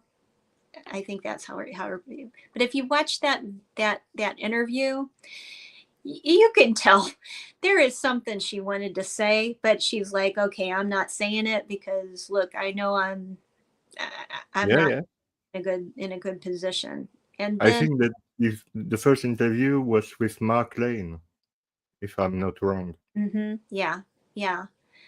And like her expression was like, okay, you're not going to get me to say it because you know I'm not going to Yeah. make it if I say this. And then also when he leaves from the whoever shot Tippett leaves from there, he goes over to where the service station was that had all of those cars. So was that where he was going originally to get a car to get out of the area? there are just so many things that when you look at it, no matter what it was, there was something to do with the CIA that Absolutely. I mean, there's no way around it. I mean, No, there is no way around it. the And FBI was involved. The Dallas police was involved. yeah, The mob was involved. The Office Naval of Intelligence was involved. The CIA was involved. The government was involved. But not all the government, not all the FIB, not all the CIA, not all the Office Naval of Intelligence. Some people, not all the mob, some people in this uh, organization, in this agency, government agency. And if you want my opinion, after no, it will be 30 years of research that I have done. I'm 45 and I have started when I was 15. I was really passionate by. I have read the book JFK, and this is the first time I was on a, let's say, true crime story, and there was something wrong right there. But I live in Belgium, so finding some book at the time, because it was in the 90s, yeah, the 90s. So finding some book in French about JFK at the time was not easy. There were not internet, no cell phone, nothing, no YouTube, no Facebook, no Twitter, nothing. So if you are looking for in the 90s, if you are looking for a book, you go to the library first to try to find it. If it's not allowed, if it is not there, you can try to find it in a shop, because there were shops selling books. I don't know if in the United States you still have shops who sells book. yeah. We still have Barnes and Nobles, but there are a lot of the big ones are gone now. But you can still find like mom and pop ones, and there are still Barnes and Nobles around. So No, it's good. It's good to know, because you know me. I really love real books, because this is history. mhm, So, and I like to touch the book, to smell mhm, the smells of the page. I have to have a book in my hand. mhm. And after, I'm going to show you an edition of Don Quixote uh, from uh, from almost 300 years ago. Wow, Yeah. wow. So Um, you really do collect like yeah. I've asked to an expert for made an expertise on this book, and he told me that at the time it was 6 years ago. Uh, yeah, no, 7 years ago. 7 years ago, he told me that at the time the value of the book was 3,000 euro, wow. so almost $3,000 in 2018. But I don't do that to to sell it. Hmm. I I'm a big collectioner, with all Yeah. my guitar. You don't see all what I have, but I have a lot of. I think I have more than 70 guitar. And you will ask me, what are you doing with your 70 guitar? But well, all the guitar are different. They Mhm. they sounds really different. So, like, I play blues, rock, metal, everything. I'm playing everything. I need to have sometimes some specific kind of sound for Mhm. what I need, what I want to do, Mhm. to be on the mood. You see what I mean? Right. Well, this is more of the emotional Yeah, impact it has. Yeah, absolutely, I agree. absolutely. I agree. That's definitely understandable. Definitely understandable. So after I'm going to show you the book, I but would love that. I would love that. uh, if you want my opinion on keep it Mhm. on this case, especially on this case, in my opinion, after 30 years of research, I think that keep it was involved in a way in what was going on, the assassination of the president. So he was aware of that. He was not aware of everything that's going on. Like nobody was everything about the other team, and Yeah. you see what I mean? Yeah. Uh, I always kind of wonder, like, if he was calling, because one thing that when I was listening to different interviews was, you have the Dallas police, and then you have the Dallas Sheriff's Department. yeah, What was interesting was that with the Dallas Sheriff's Department, even though they were actually not, even though they were still uh, housed in the downtown area, those sheriff's deputies were not asked to assist in the security for them to no, go down there. But yet they were taken off of their desks. They were allowed to go outside, but they were told essentially to stand down, that just let the Dallas police take care of it. yeah, I kind of wonder, like, was that to get the sheriff's department? I keep wondering if it was Tippett was calling someone who was in, I'm not saying it was the Dallas sheriffs, but if that was to clear that out so that he could call the warrant desk at the Dallas Sheriff's Department downtown. I'm not sure. I can't exactly put my finger on it why I feel that, and it's just more of a feeling. It's just kind of a feeling that they cleared out that Dallas sheriff's office, but yet told them not to assist in the security. So that entire office was cleared. I'm just kind of wondering if Tippett was calling there and was expecting to speak to someone that essentially that they never picked up. Something did not go right, and so they never picked up, and so suddenly the plan changed. yeah. I'm completely agree with you. About the FBI files that I had access and the CIA files that I had access and everything that I have read since the beginning, in my opinion, the Captain Westbrook was involved in the crime of GDT with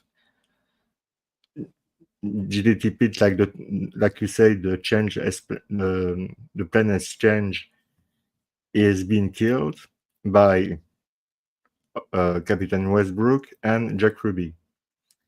And I think that what we are talking about him, it's I think that Oswald was in the lunchroom all the time the shooting happened, in my opinion, and I think that I can prove it because we have witnesses who saw him in the lunchroom before and after the shooting. So, and we have in total 8 people, three women, uh, and 5 American African guy. Yeah. So we have 8 people who were never asked to testify before the Warren Commission to place him in a lunchroom at the time of the shooting. So it's something really weird. Something really weird. because I think he was there to receive or made a call. And I think it was received or made a call to Tippett. But like we know that Tippett had made a call, I think Oswald was waiting for this call, but he didn't answer. And that's where the plan changed. And I think that Oswald, knowing the situation, had left the Texas book depository, and he is now following not following the, how can I say that? What was, you see, what was prepared and what was it was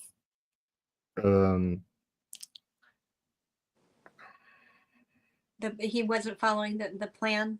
yeah, exactly. Yeah, he was not following the plan. So yeah, we need to find him. So what the first thing Tippett do is go to Oak Cliff, and it was not his place. It was not the place he was working usually. He was never in that place in Oak Cliff, Yeah. where allegedly Oswald goes to his apartment and after goes to the theater, but in between kill J.D. Tippett. But I think Oswald had never killed anyone. Never. They've discovered a wallet on the crime scene, and this wallet is the exact replica of the wallet found on the theater on the pocket of Oswald.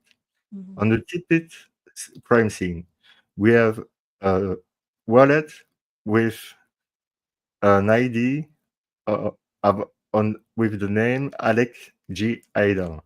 That I think everybody who is interested in JFK know who is Alex J. Idol. It's the alias of Lee Harvey Oswald.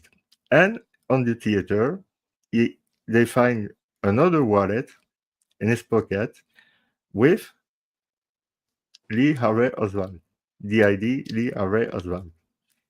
And the Captain Westbrook take his own car, unmarked car, to go directly to the theater. And is the one who would take every proof from the crime scene with Tippett. So there is there is this wallet, and he took other stuff just before goes to the theater. He goes to the theater. He goes into the theater. Other policemen arrive. We know what will happen. Oswald will be arrested by the police, and I think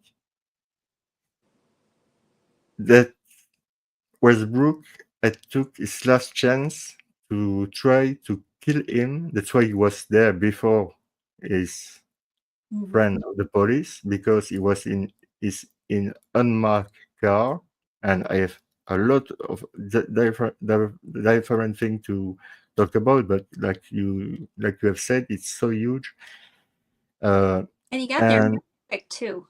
He got there very, very quickly. Everything that was going on, and he got there very quickly. Oh yeah. So because he was really, in my opinion, with the document I've read and the deduction I've made about what I've read. In my opinion, in the murderer of J.D. Tippett, his alias was JFK. I don't know if it's just a coincidence, but his co-worker called him GFK because he was looking like he was really looking nice, and he was looking like a little bit GFK, so they called him GFK. It is a coincidence? I don't know, but Mhm. there is always funny stuff like this, funny Easter egg in the story. Yeah. And I think, he took his last chance to kill him and to kill Oswald, and it didn't happen because there is too much police officer on the scene. So he was, after, everybody knows what's happened after.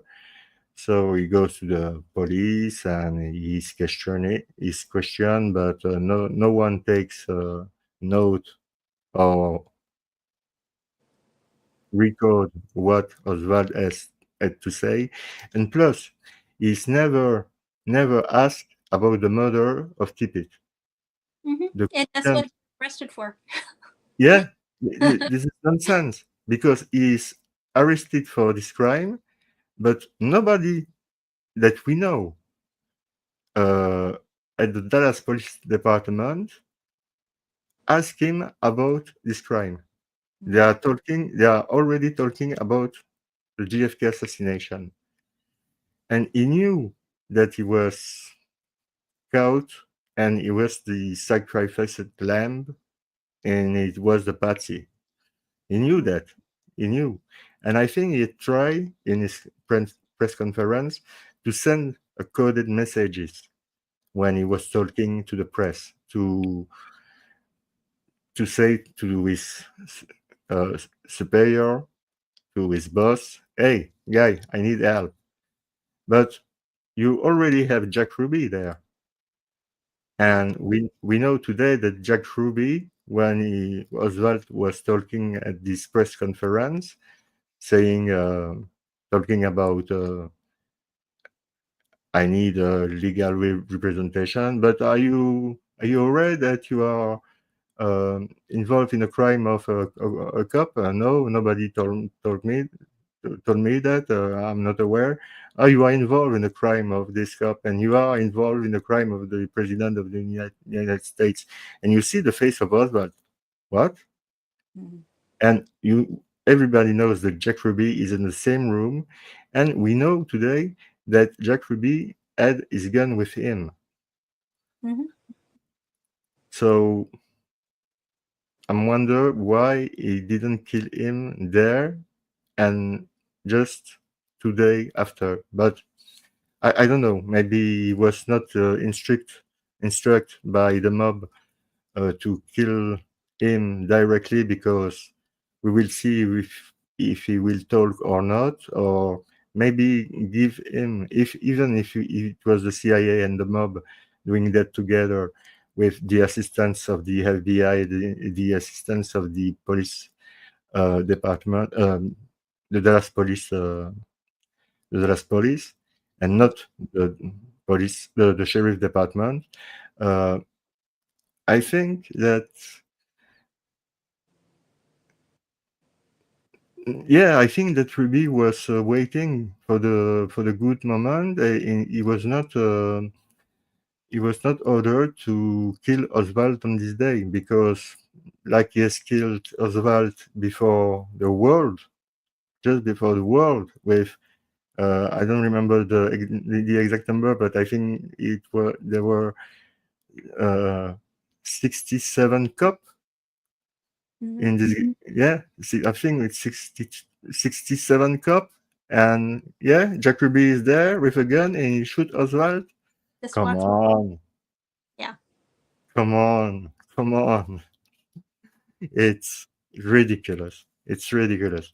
So I think when they figure out that, okay, he will not talk, but it will be a problem after because he will be placed in jail, not where we can do something somewhere that we don't have, let's say, power to doing something against him because we can go on in the prison to kill him, and to ask him somebody in the prison to kill him, it's dangerous. So we are going to that with Jack, and Jack Ruby killed Oswald. So like this, he will never be transferred or tried for the two crimes, for Tippit and JFK.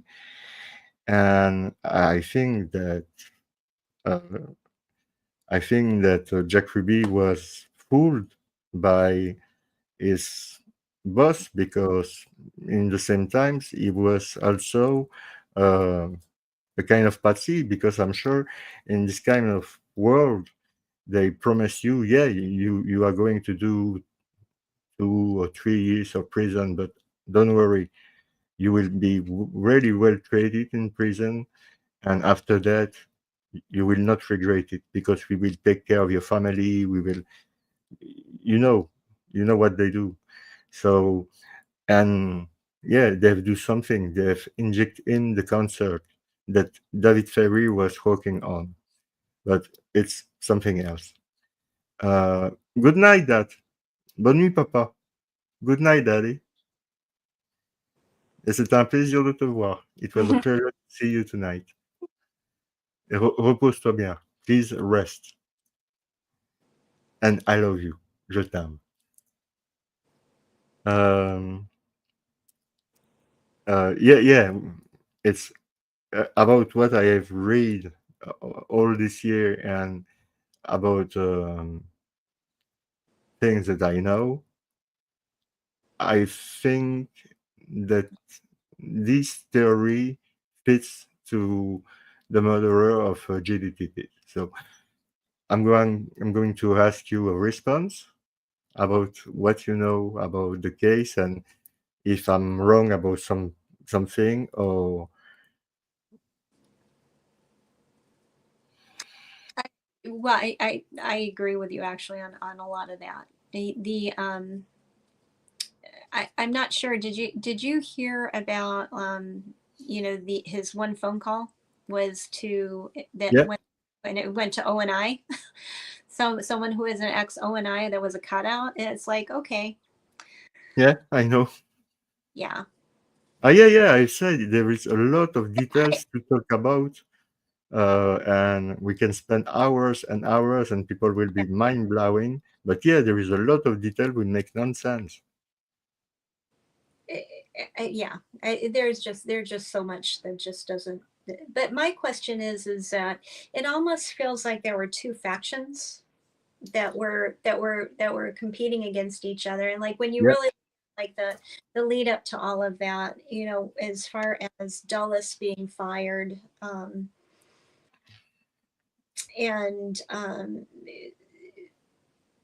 it almost felt like a mole hunt in the CIA. I mean, it almost felt like for them to get rid of the two top people in the CIA yeah, in the year or so leading up to that, it really almost felt like a mole hunt. So I'm kind of wondering if there were two separate, in order, because if you think about Smiley's people, Tinker Tailor Soldier Spy. I'm not sure if you've read that book, but what did they do in that? You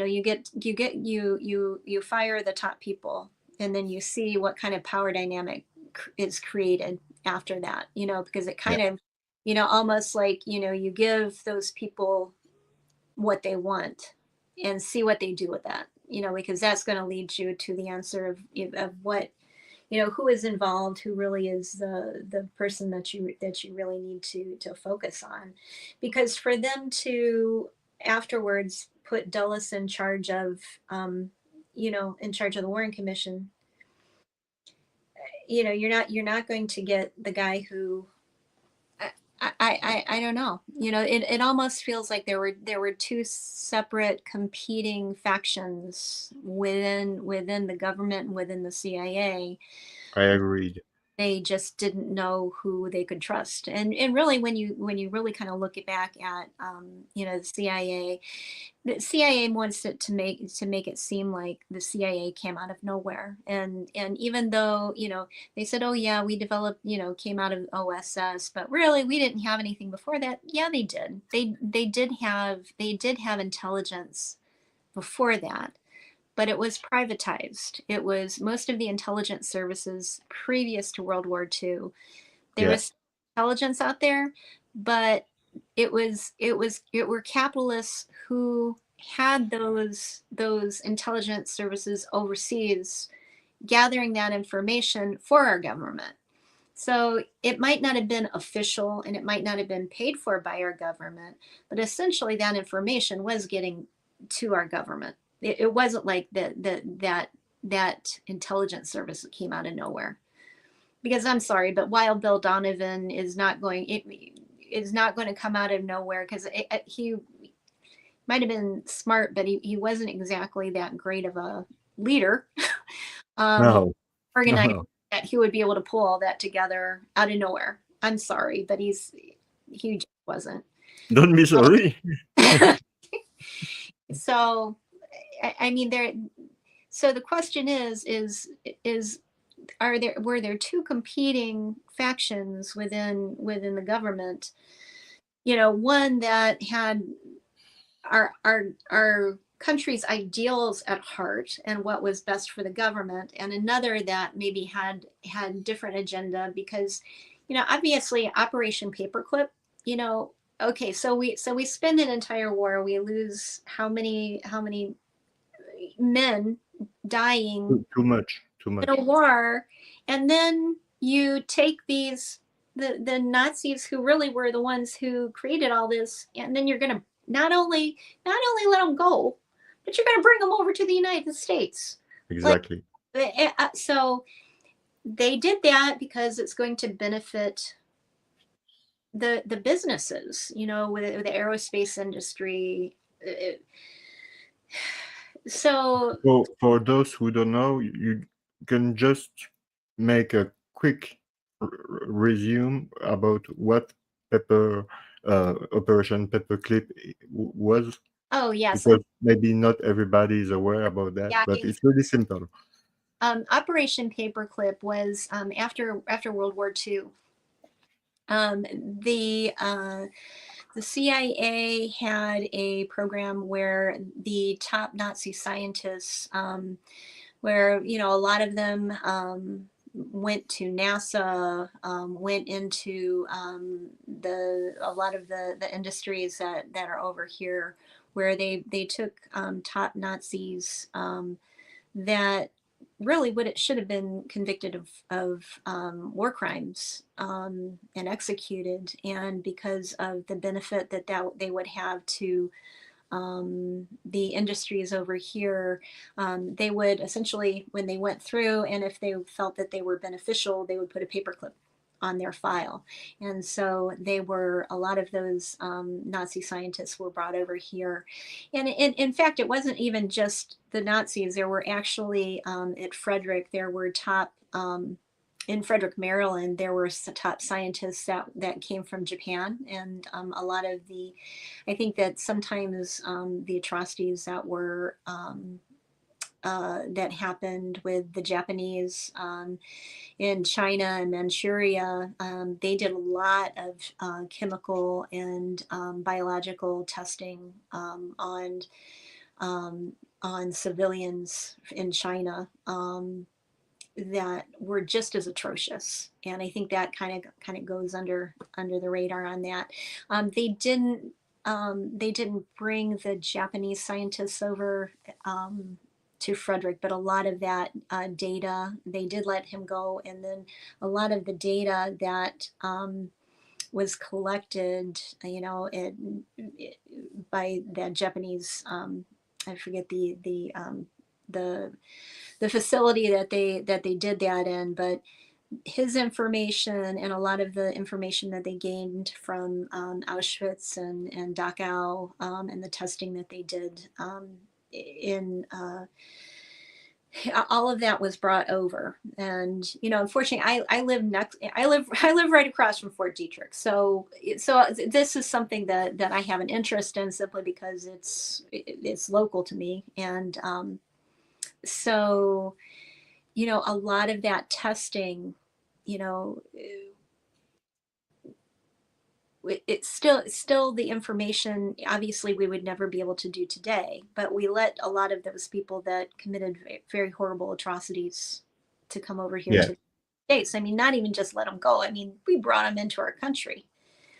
Down in Huntsville, Alabama, with NASA, Fort Detrick, where I live, because they do biological and chemical weapons development and testing there. All over the United States. And I think that really is kind of a huge moral dilemma. You have capitalists who want to make money, and it did help our country, but at what cost? If we're going to lose ourselves and who we think we are as American people,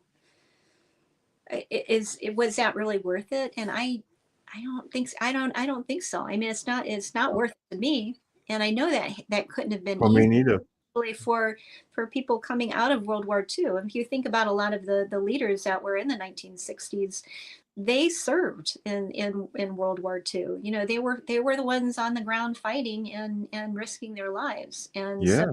risk your life for an ideal, and then turn around 10, 15 years later, and you see what is going on. Because if you think about it, like the Kennedy, during that trip down to Austin, he went, it was an aeronautical facility that he was touring. I mean, so is that something that he was looking into?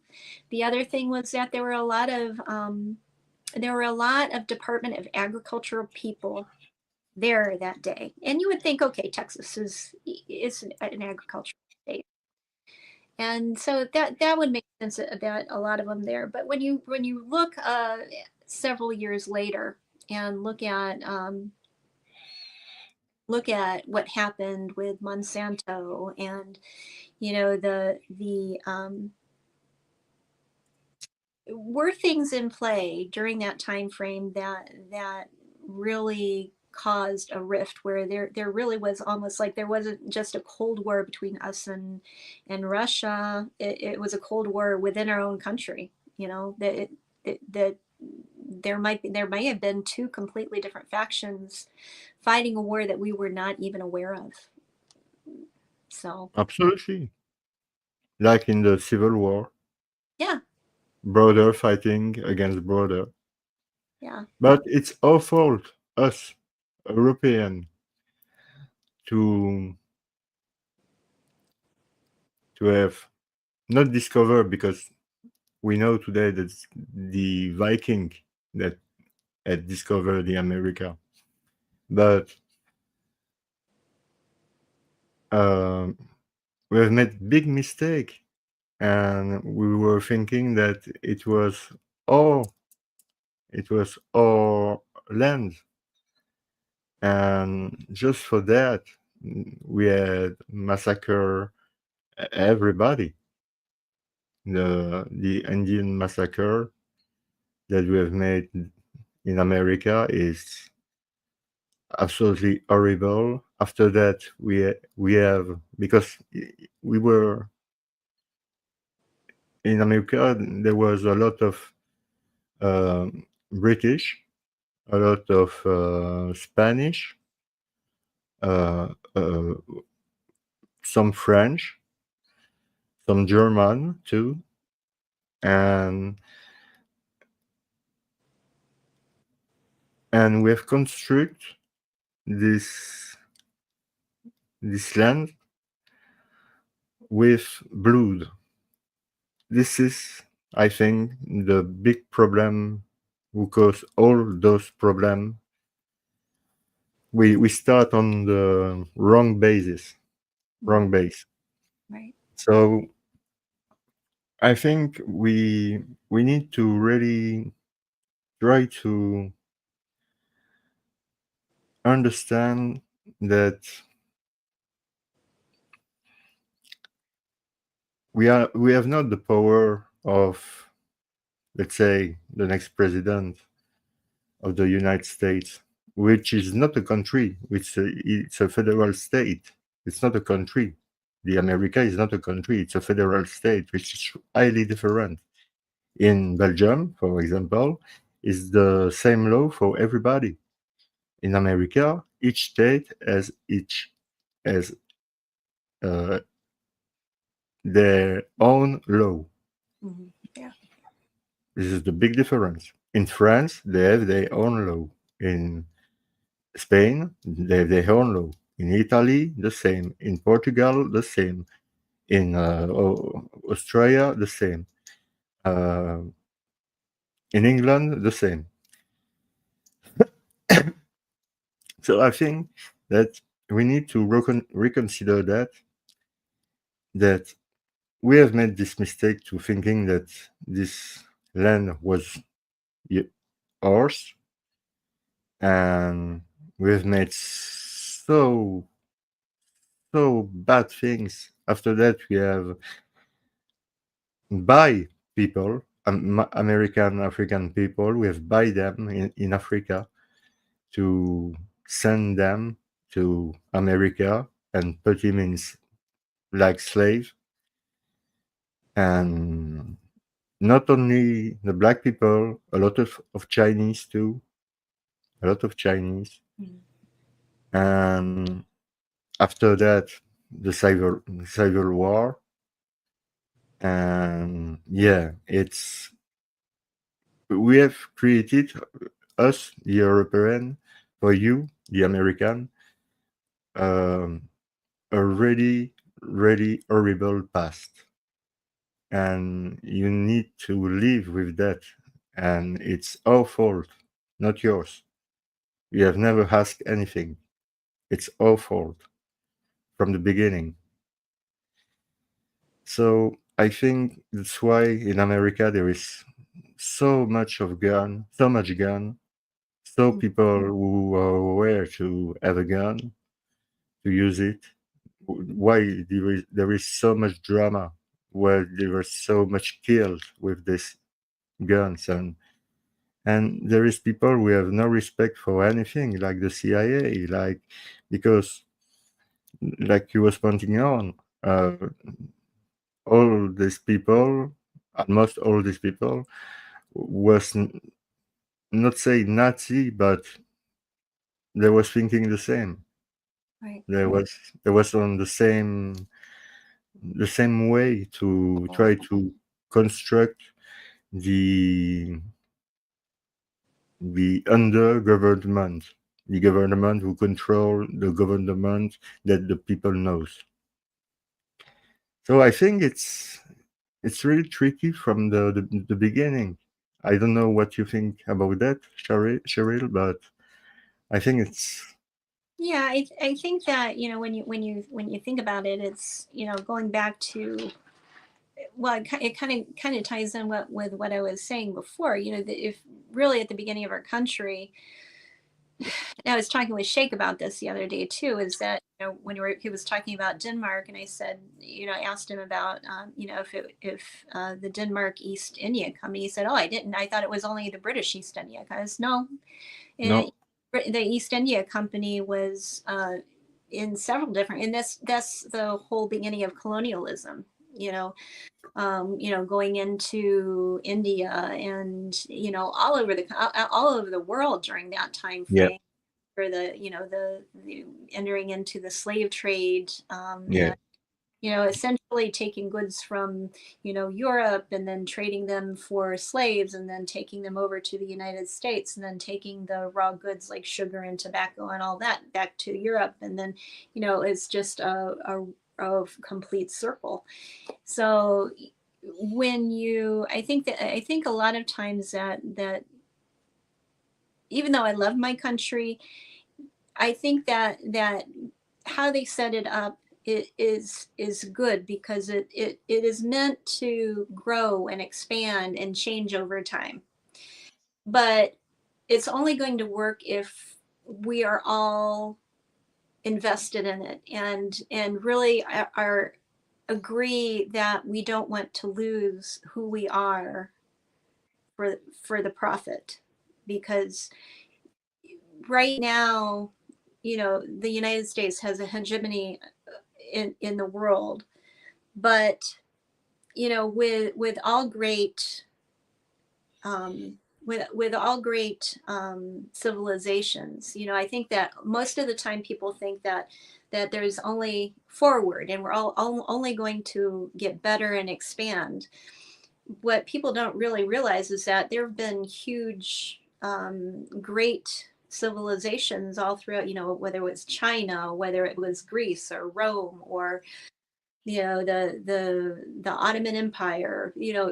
You're always going to have that growing, and at a certain point, that hegemony is going to contract, and there's going to be another big country that's going to suddenly be the top, because the world is always constantly changing. Yeah. So the question is that then do we try to keep that strength at the risk of losing who we are as people and as a country? I think that it's kind of interesting that there's America can be such a large country, but there's still a feeling of who it is and what it means to be an American. Yeah. Because really, that if you think about it, it is so large and we're so different, all the different parts of the country, but there still is a genuine idea of what it is to be an American. And if we're going to lose that at the risk of keeping that strength, I don't know if it's worth it, because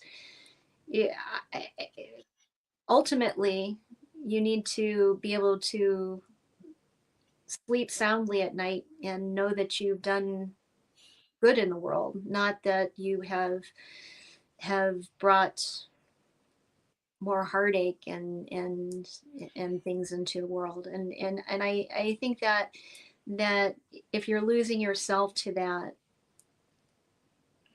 opportunity to gain strength or gain money, it's not really worth it. I don't know. That's my opinion, but I almost it's mine too. Yeah. I almost feel like that there was some kind of a competing faction where because my favorite president, and I can't believe that it was Shake's favorite president too, but Eisenhower is my favorite president. He was really ahead of his time as a leader. Yeah, he really was, and so he was.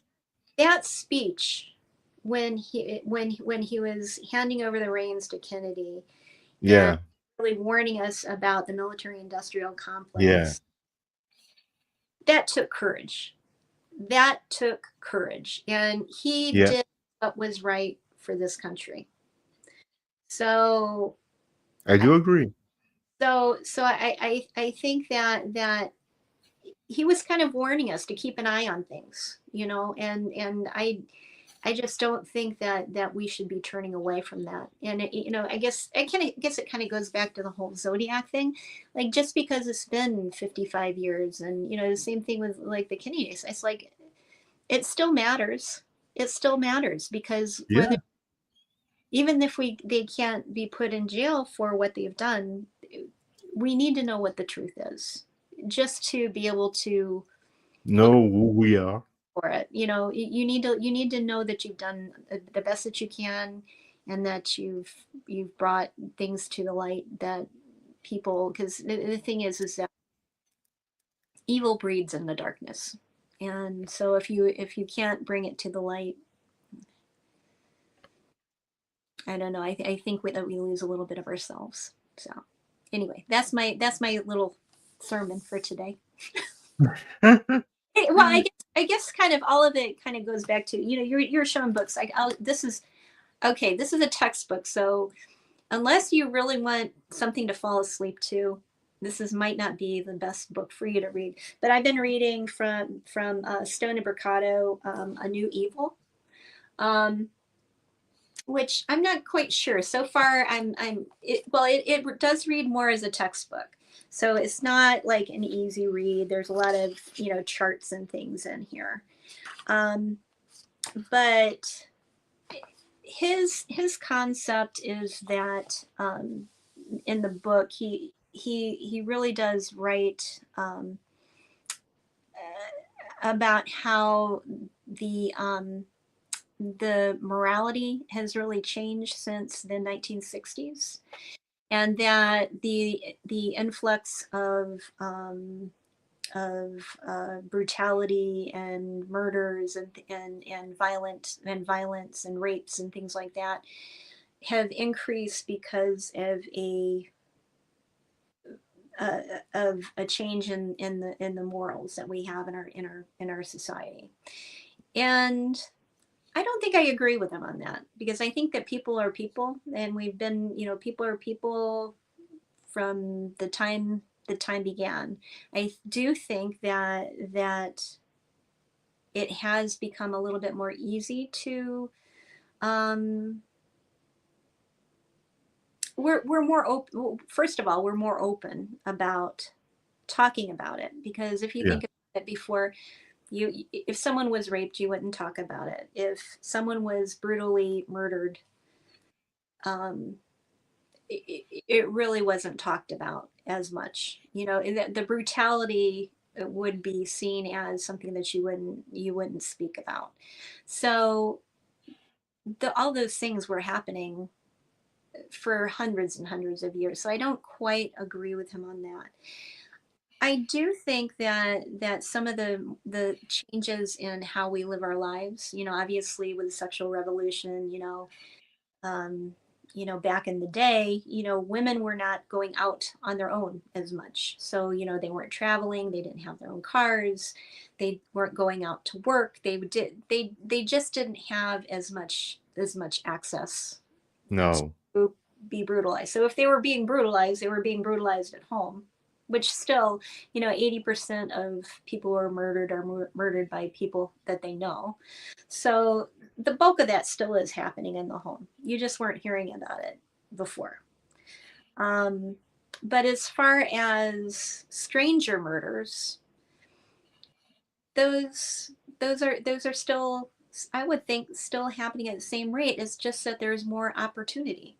And also, I think that with the changes now in the last 10 years or so, with cell phones and cell phone tracking and Ring doorbell cameras, CCTV, it's become a lot more difficult. And you see that change in pattern with serial killers, that they're having to learn new skills to avoid that. For a lot of times, you hear about people, the murderers, they would turn their phone off. But now, you look at, okay, well, you kept your phone on all this time, but then you turn it off during that time frame of the murder. Well, that's kind of a smoking gun. People can accept that now, because you're not, before you didn't have access to that. So I'm not sure that I completely agree with his concept on it, but also it kind of got me thinking about what Altug said. I guess it wasn't last week, because I wasn't on last week, but the week before, as far as we were talking about the Marquis de Sade and sadism, and I remember that. Yeah. So 120, he wrote his book 120 Days of 120. Take your time. Okay. Anyway, Relax. I'll think of it in a minute. 100. I just want to say depravity, but I know that's not the word, because that's in my mind. But it was 120 Days of Sodom. So when he was in the Bastille, and they during the French Revolution, they broke into the Bastille, and he was in the process of writing 120 Days of Sodom. So they ended up publishing it, but like he really only wrote like the first 30 days. I mean, the other 90 days were still like just in like in outline An form. agenda? Yeah, and it was an outline, for the other 90 days. So Yeah. the whole thing about this book was that he was writing essentially this book about, there were four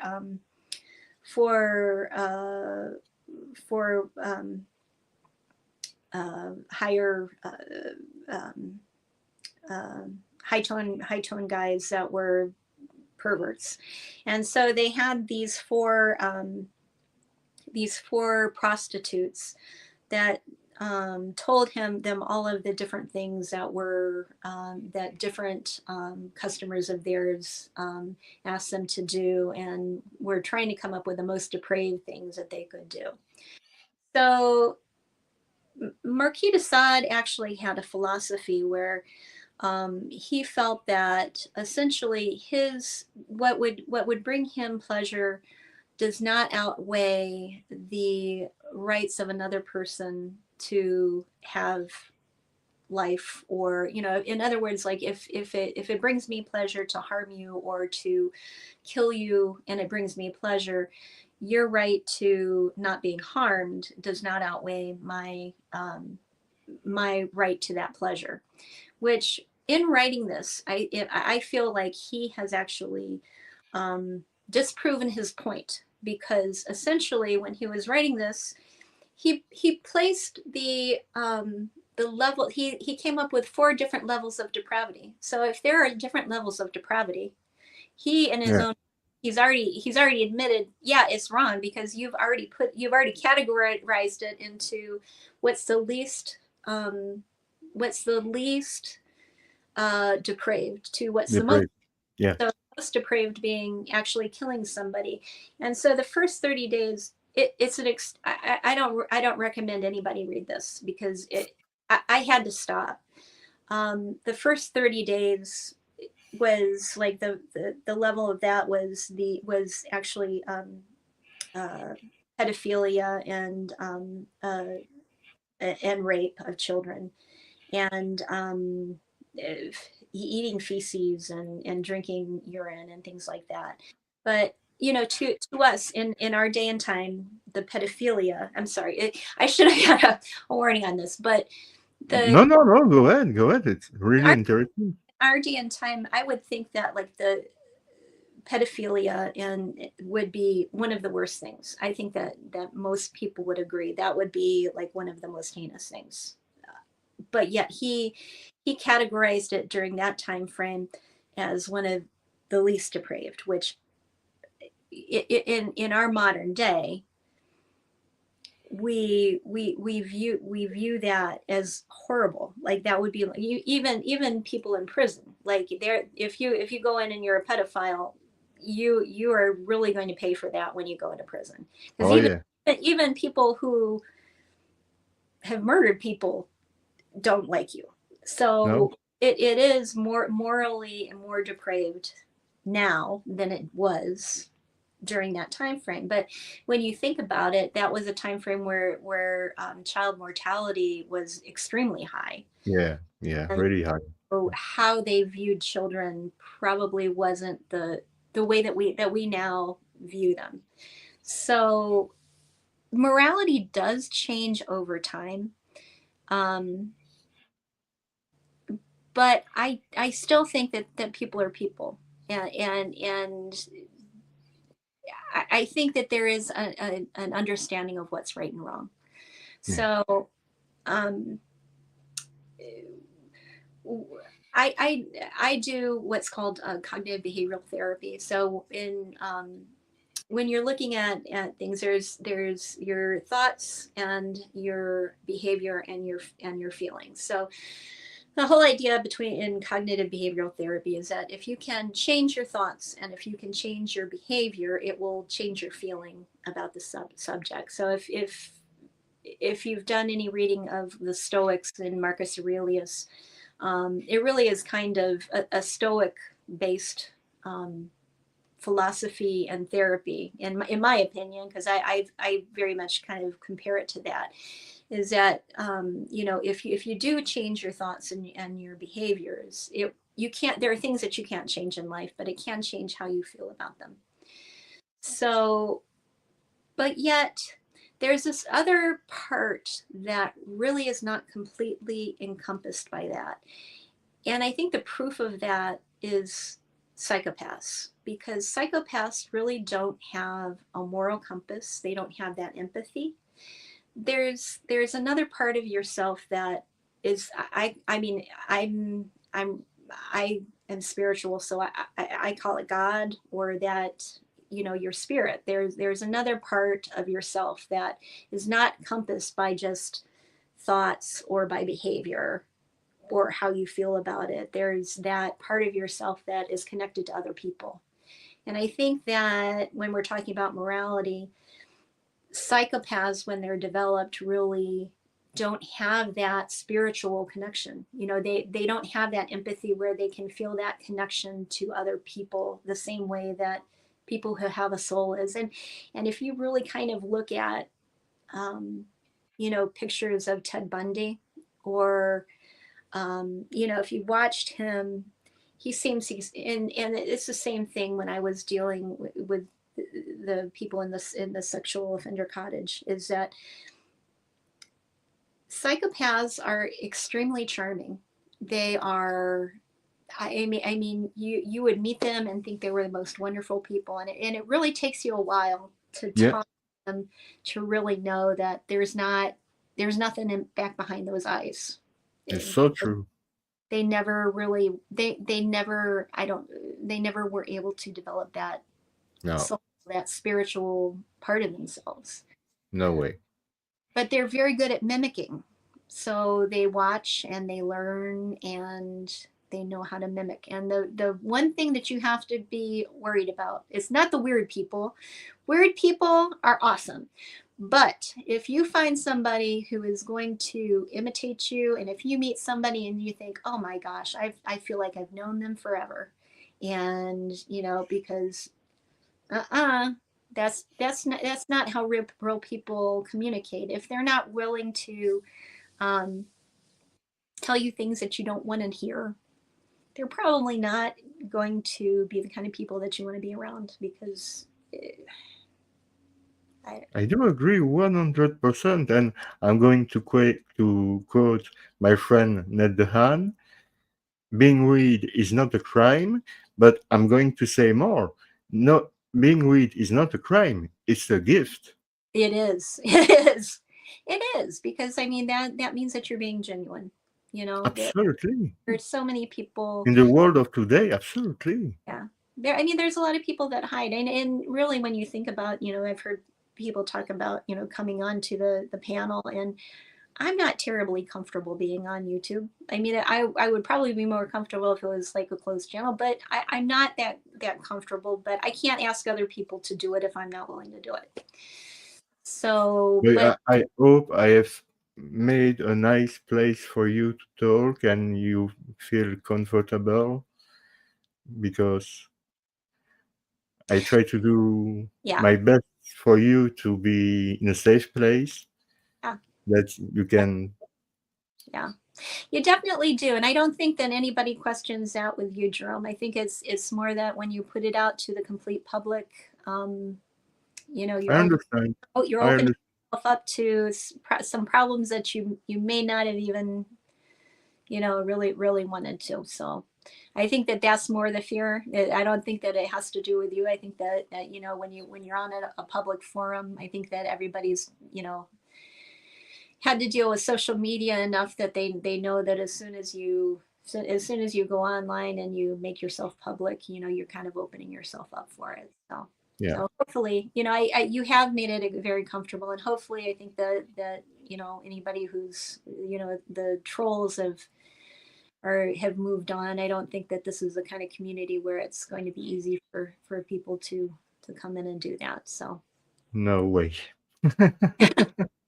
There is absolutely no way.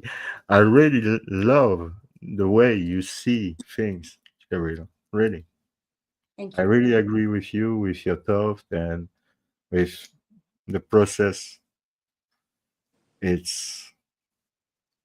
I'm really agree with you 100%. Really. I think we, like you were saying, for example, I'm I'm not a religious guy. I'm not. I've been. Um, oh, I don't know the word in English. When I was a baby, uh, I've been. Christened? Yeah, Christened? yeah. It's a word that I didn't know. By a priest because my parent was Catholic, but after that, I never believe in a god or. But I'm somebody who is really, really spiritual, Mhm. really, really spiritual. Yeah. I think there is those connections and people don't realize that those connections exist. And I think it's just my opinion, and I am who I am to say that. But I think that the world is connected. But for the human, which is another animal of the nature, but an animal who can understand things, who is aware of his own mortality. So we are a kind of different species. It's true. But I think first it would be really great if we were able to respect the nature Mhm. and all the animal, because we are animals. Yeah. And I think it's a great mistake that believe that um, let's say a cat or a horse is, let's say, less intelligent or don't have souls or don't have feelings or yeah. I think it's a mistake. I think some people see animals like um,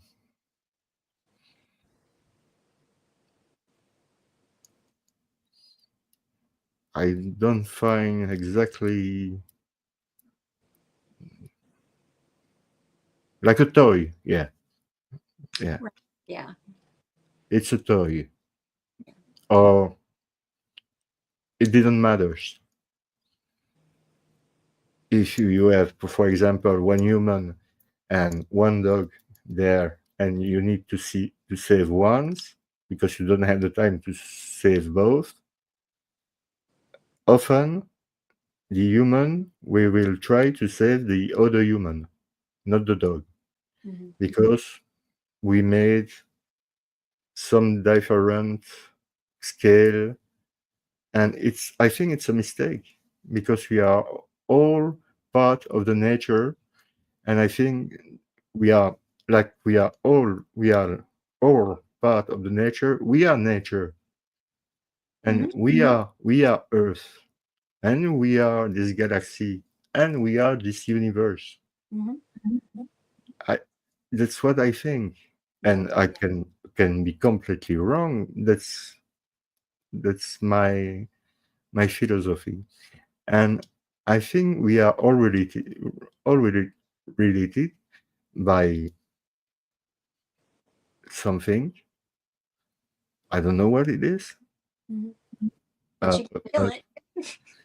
but I can feel it. Yeah, absolutely. I really can feel it, and I think that those people, those murderers, don't have that at all. They don't understand that they are part of the game, Mhm. if I can say that like this. I think that they don't realize the impact or on other people and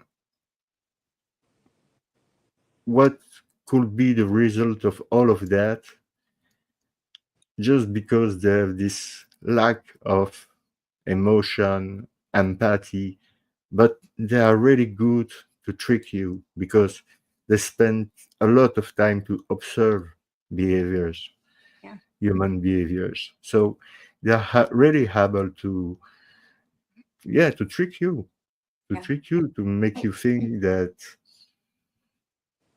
they are the best man in the world, Mm-hmm. Yep. and he will never do anything wrong against anybody. But the problem is that this kind of people are monster, real monster. Is it their fault? No. I don't think we came on Earth good or bad. No. I think we are all the same at the beginning. No. I think it's, yeah, I will not philosophize on that, but I think it's about your education, where you live, when you come from, what are your thoughts, what you have learning in the past, what you have learning from the past. Uh, are you curious? Are you somebody curious? Are you somebody who is not? Um, all of that, that's true that we need that to not be all the same, for sure. But in the same times, this is the duality. In the same times, it's for some people to understand the behavior of this kind of person.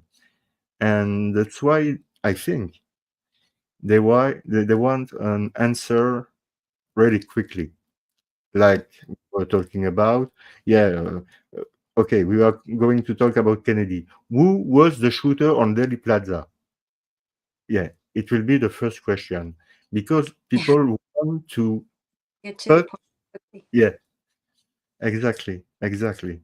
And I mean, the name of the people, I'm sure that at least Roscoe White was one of the shooter, but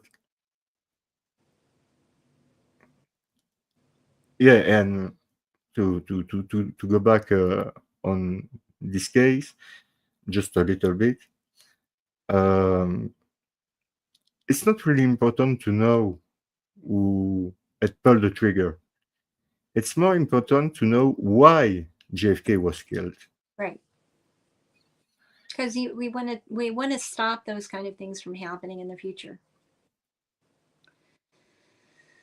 Absolutely. So I'm going to let you talk about what you want, but just before that, I'm going to show you the book I was Oh. talking about. Oh, sorry.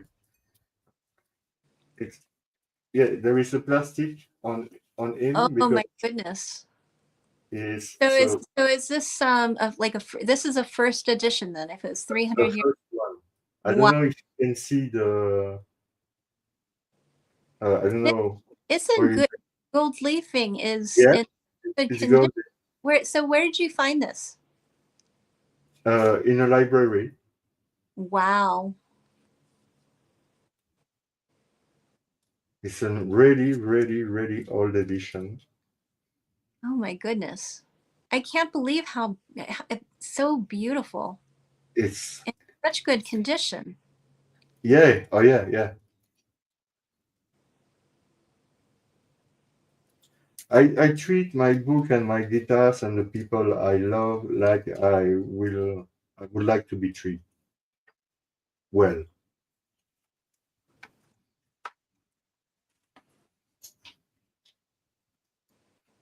Oh my goodness, so beautiful. It's in French and it's an edition. It's um, in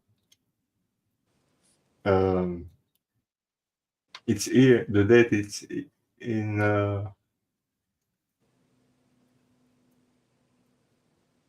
here. Oh, it's amazing. You know what? That is it's such good craftsmanship because when I think about it, all of our books now are, I always get them in paperbacks, but like when you see that, it's like, oh my goodness, like what are we missing? That is beautiful.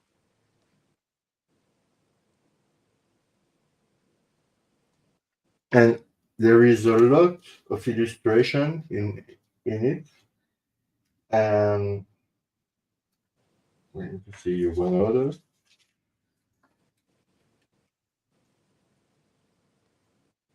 Oh my goodness. And no yellowing of the pages either. No, all white compared to that. Uh-huh. It's Beautiful. gold, and here it's really all white.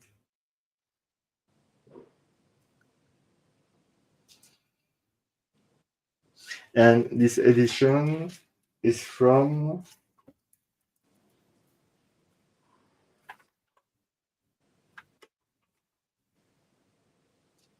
it's a Roman. It's Roman in Roman. So it's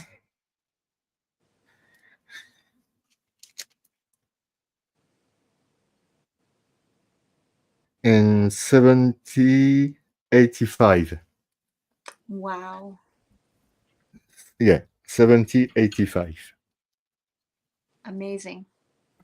Absolutely amazing. So You have that insured, right?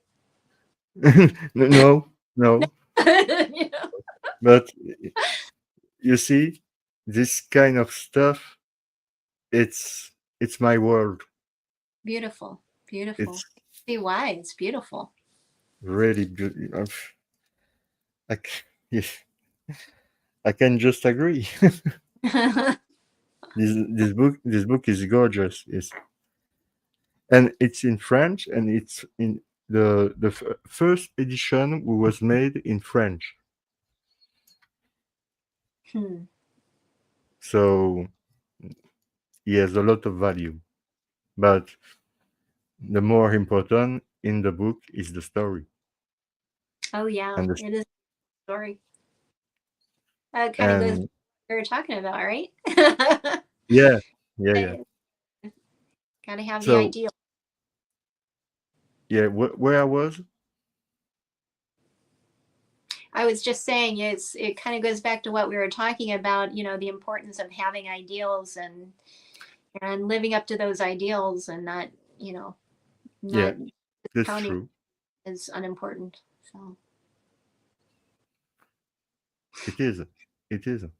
So Cheryl, it's uh, plus than a pleasure to have you. thank you It's for having me again. I'm sorry that I'm gonna have to go back and watch the first half because I didn't no, I don't be sorry. It's life. phone, so I haven't even been watching the chat. So I don't know if anybody would even been asking questions or if anybody's still there or not. So but Guy, if thanks you for have having any question for Cheryl, go ahead now, and we are going to wait a little bit if you have a little bit of time, Yep, Cheryl. I have a little bit Wait. of time.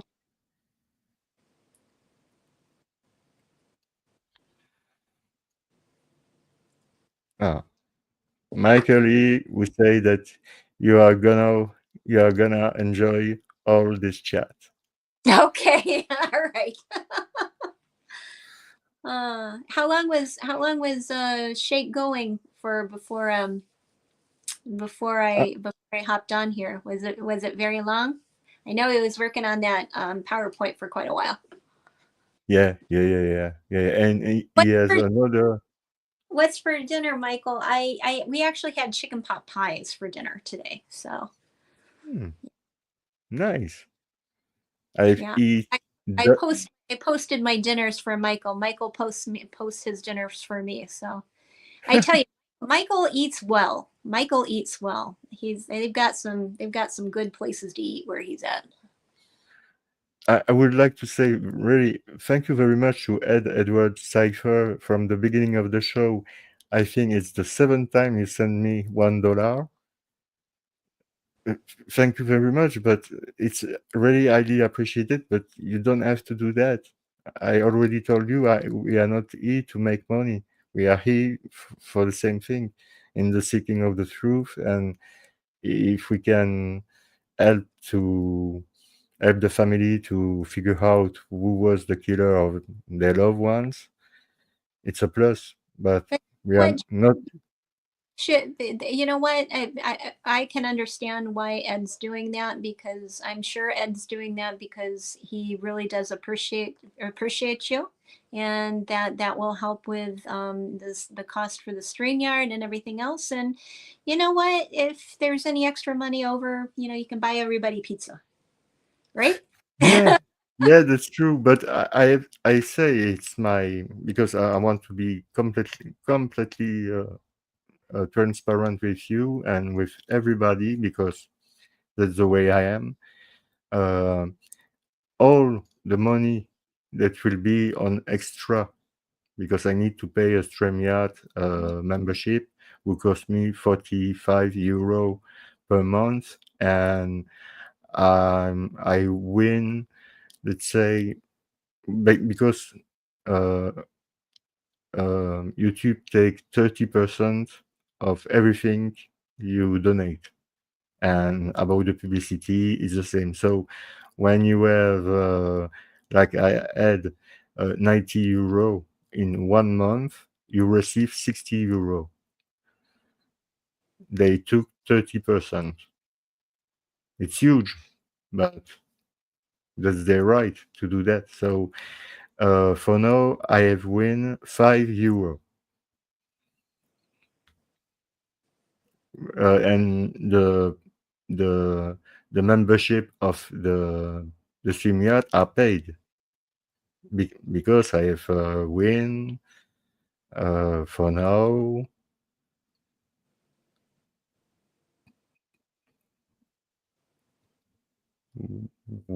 almost, yeah, almost 100, 100 euro, with 100, and to be really precise, 128 euro.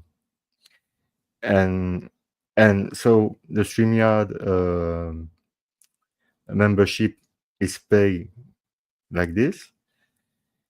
And so this money, I'll keep it apart, and not this year because it's too late, but next year, at the moment of the Christmas, if the Christmas and for the holiday, I'm going to use this money to offer to you some gift. I don't know. I'm maybe going to create some T-shirt or some mug for you, with a really nice design, not something quickly made. I want to something really well made for you, and offer you those kind of gift, T-shirt or hoodies or mug. I don't know what people's like, but I really just take the money I won after I've paid my membership on StreamYard, this money, to given to you back. So because I don't want to have just 1 euro about that, because all of that, we are talking about real people. It's it's it's often that it's not pleasant to talk about that, because we are really talking about real stuff, and I don't want to win money with that. I know, and I'm not rich. I could be say I'm going to take everything from me, and anybody cares. But me, no, I'm not like that. I don't want win money on the blood, because this is what it's all about, blood. So no, each each dollar you send me, if it's a benefit, I took him and I place him there. And next year you will have gift from Mr. Reese with Mr. Belgic. That's the way I am. Good. I think everybody would like some Mr. B, some Mr. B merch. So that'll be good. So, have you seen some question for you? Unfortunately, I've got it on my phone, so like my Ah, eyesight yeah. is not so great. So if there's one, Michael has to. Jerome should play guitar while Cherry sing for us. oh, you don't want to hear me sing, Michael. You really don't. Oh, you don't? No. You don't want to do. Yeah, no, you don't want to hear that. You Uh, should have asked that while Shake was on here. Shake has actually got a wonderful voice. You know, same yeah. Vincent. There are so many people who are musically inclined. You're going to ask the one person who is not to saying no. Don't do that. Don't do that, Michael. Don't do that. Ed was asking this Christmas for the gift. No, no, it's too late. I'm sorry, but it's too late. I will not have the time, either the money, because I don't have a lot this year. So no, I don't have the budget to make that this year. But next year, yeah, you will have nice gift from here, from the mystery with Mr. Magic, from Mr. B, Jerome.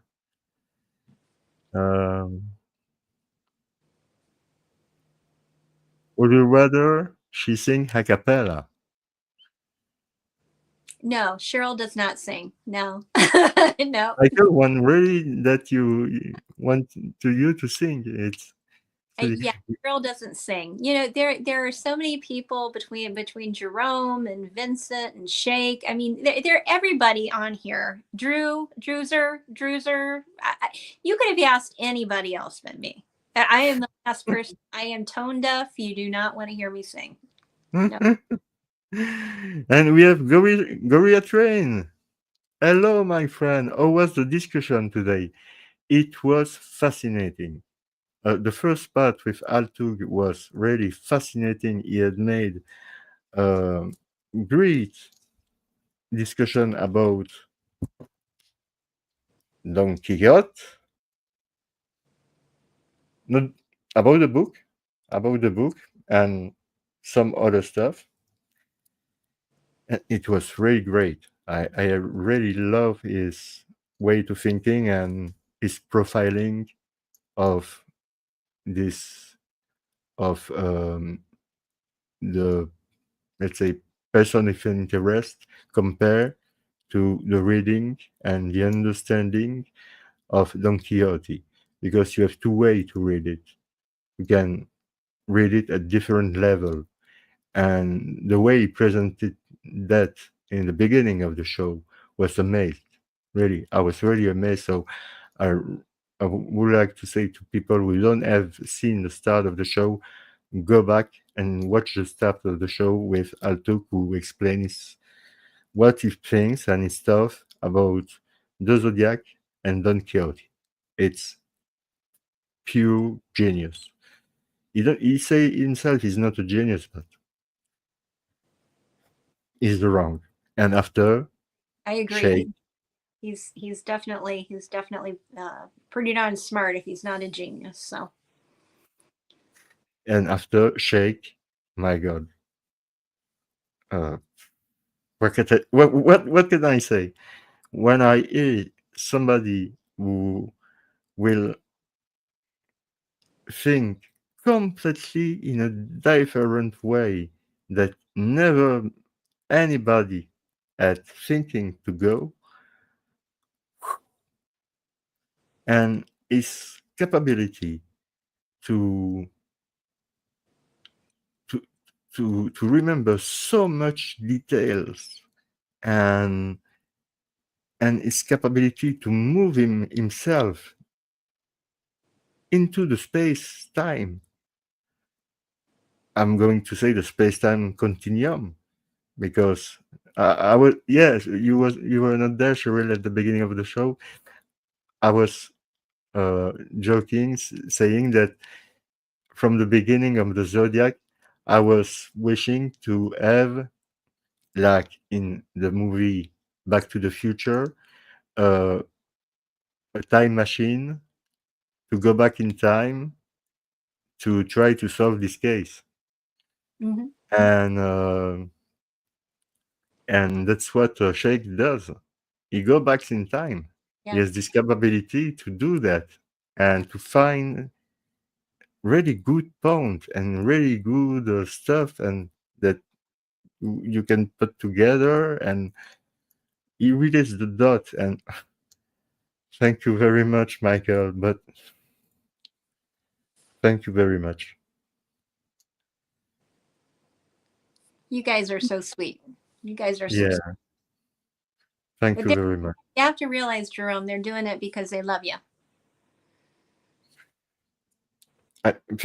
If it's the case, thank you very much.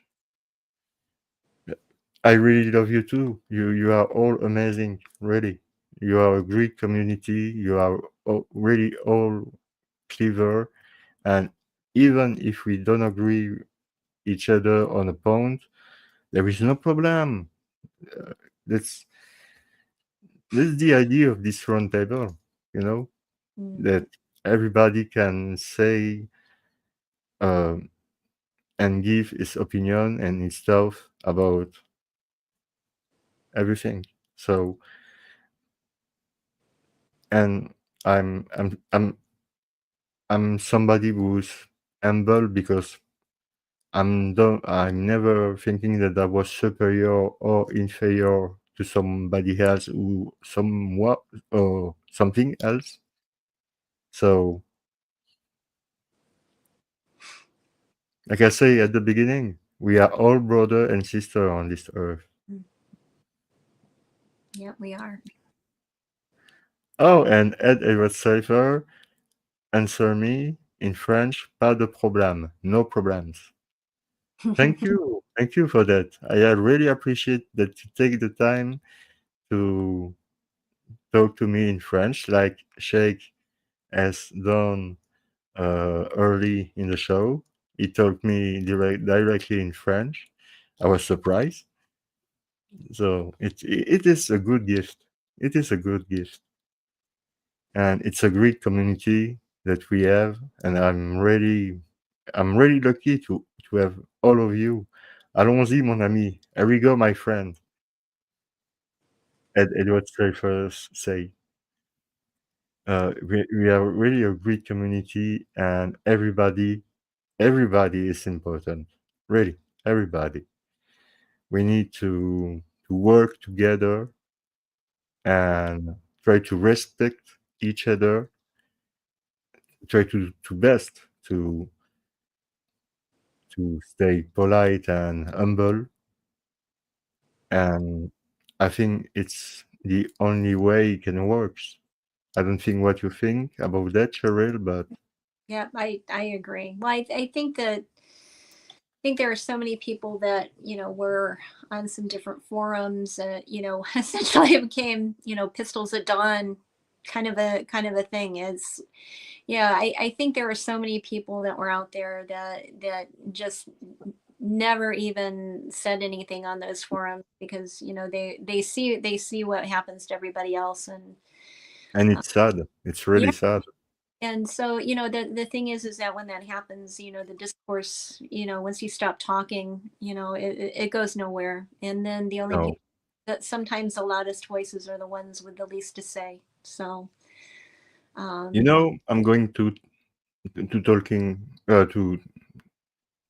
to say something to you to the audience, that I have this gift that I don't need anymore to be angry or have anger in me, because I have understand that it was a complete waste of time, of energy.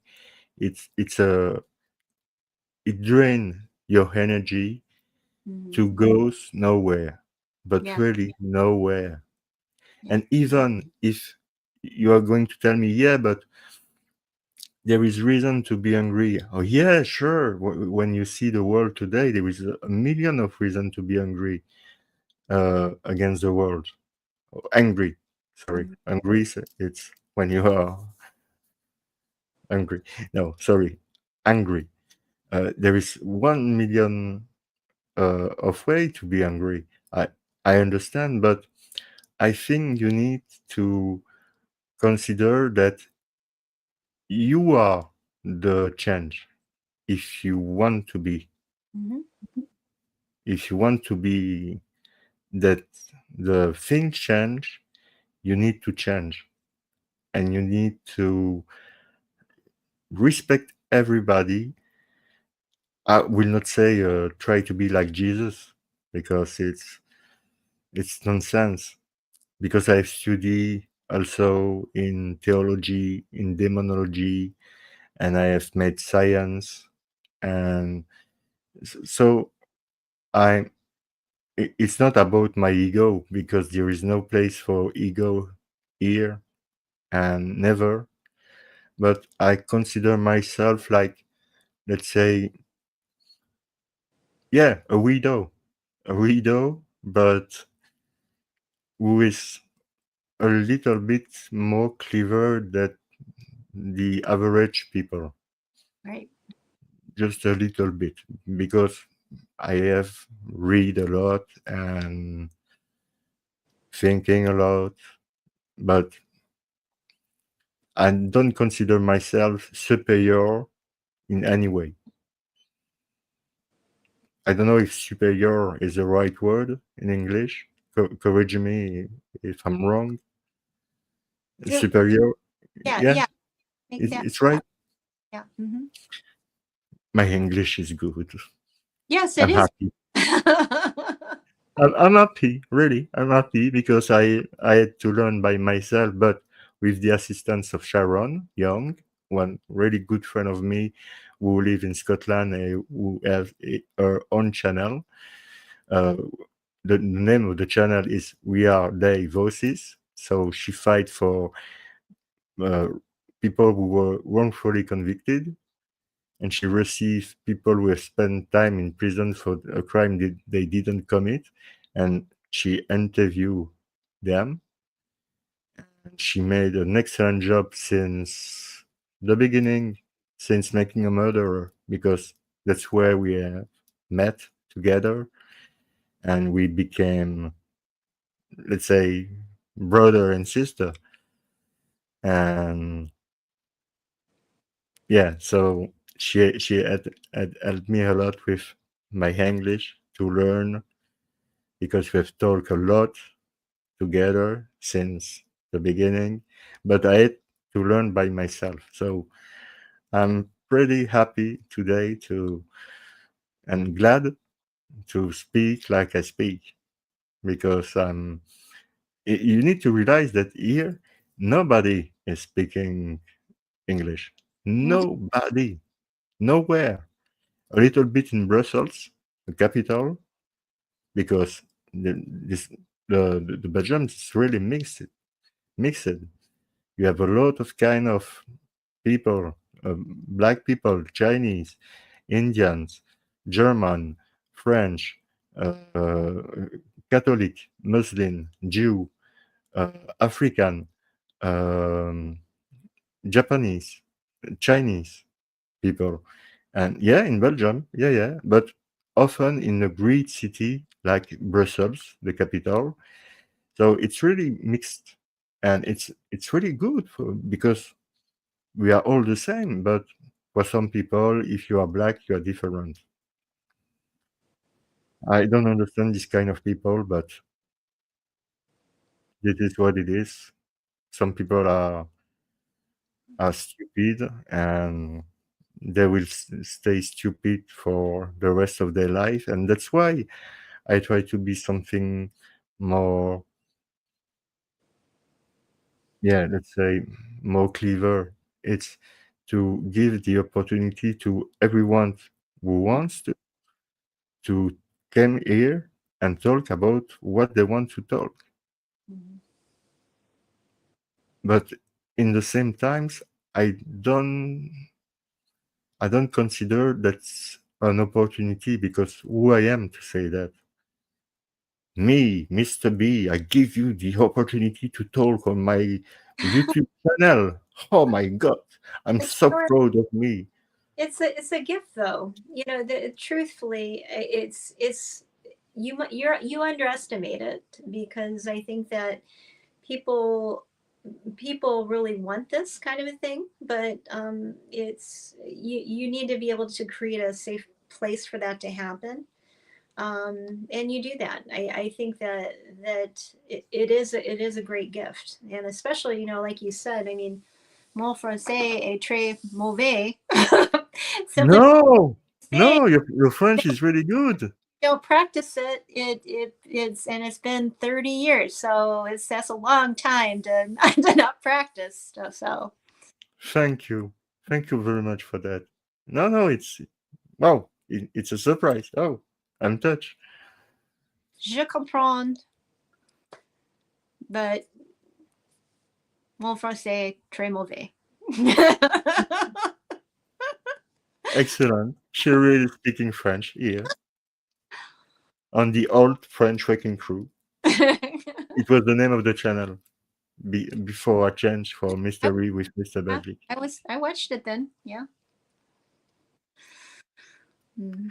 So no, I don't think there is any question for me or for you because I think that all the people are really happy. They've really enjoyed the show tonight, and it depends of you, Cheryl, because me, I have the time. I have all the time of the world. So if you want, we can continue to talk about a subject you want. You can continue on the Zodiac or GFK or another subject.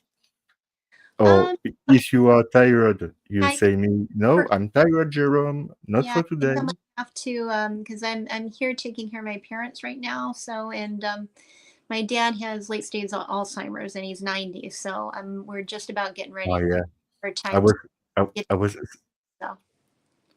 I was really impressed when you told me about your parents. Yeah, They are both 19, yeah, and they 70 years, married 70 years. So yeah, they're very happy, but we're at a point where they need a little bit of help. So that's kind of why I'm keep going back from Maryland to Ohio. So that's why I'm here and why I couldn't make it last week. So I was on my drive home. So and really all my congratulations to your parents. Really, it's thank you. Yeah, it's they've have a good marriage. So that's the one good thing that if you don't believe in love, it really does happen sometimes. So no, no. Mm. Yeah, a question for you. So, Cheryl, any banana cream pie left? You know what? There is one piece in there. There is one piece left. Yeah. Banana cream pie. Yeah, Hmm. banana cream pie, and last night we had pork loin and caramelized vegetables and cheddar potato casserole. So, yeah, yeah. Yeah. And I share food pictures. So, Talk to me a little bit about just before you go, just a little bit about the food in the area you are located. the food in the area that I'm located, well, in Maryland, they're really big on crabs, and apparently, Chris from Solid Snake, he told me that they don't have crab in the UK. I cannot believe that. Okay, Yeah. Maryland is all about crab, and we have a spice called Old Bay seasoning that we not just put on crabs, we put on everything. Let's see. What do we do? Oh, I don't know if you have. You probably have never heard of Scrapple, but my father got up, and when he got up for breakfast, I made him Scrapple. So they're from the eastern shore of Virginia. So my parents are I was the only one born in Ohio, but the rest of them are from Shinkotig Island, Virginia, which is a island off the coast of Virginia in the Atlantic Ocean. So Scrapple is mostly in the Pennsylvania Dutch area. All of the Scrapple now comes out of Bridgeville, Maryland, which is on there. But that's like pieces of pork that are ground up with cornmeal and different spices. Yeah, let's see. The state dessert of Maryland is a Smith Island cake, which my family, my mother's grandparents were from Smith Island. That is an island out in the middle of the Chesapeake Bay, in between Maryland and Virginia. And that is between 7 to 9 layers of cake with icing in between each layer. So, Wow. let's see. You know what? Michael makes an awesome banana pudding, but see, in Maryland, we make banana custard because most of the people from that area are from England, so we're big into our custards. So we actually make our banana custard with eggs, where Michael, who is from Kentucky and Indiana, does not put eggs in his. So very different. Let's see. What else? Yeah, I don't know what else to tell you. I am big. My family is big into seafood. So Some special beer? I'm sorry? Some special beer? Special beer. Well, where I'm from in Frederick, they have a ton of microbreweries, but my favorite is actually out of South Carolina, which is called Trogs. They have a really good coffee stout that I really like from Trogs. But they have, let's see, Great Lakes Brewing here in the Cleveland area is really good.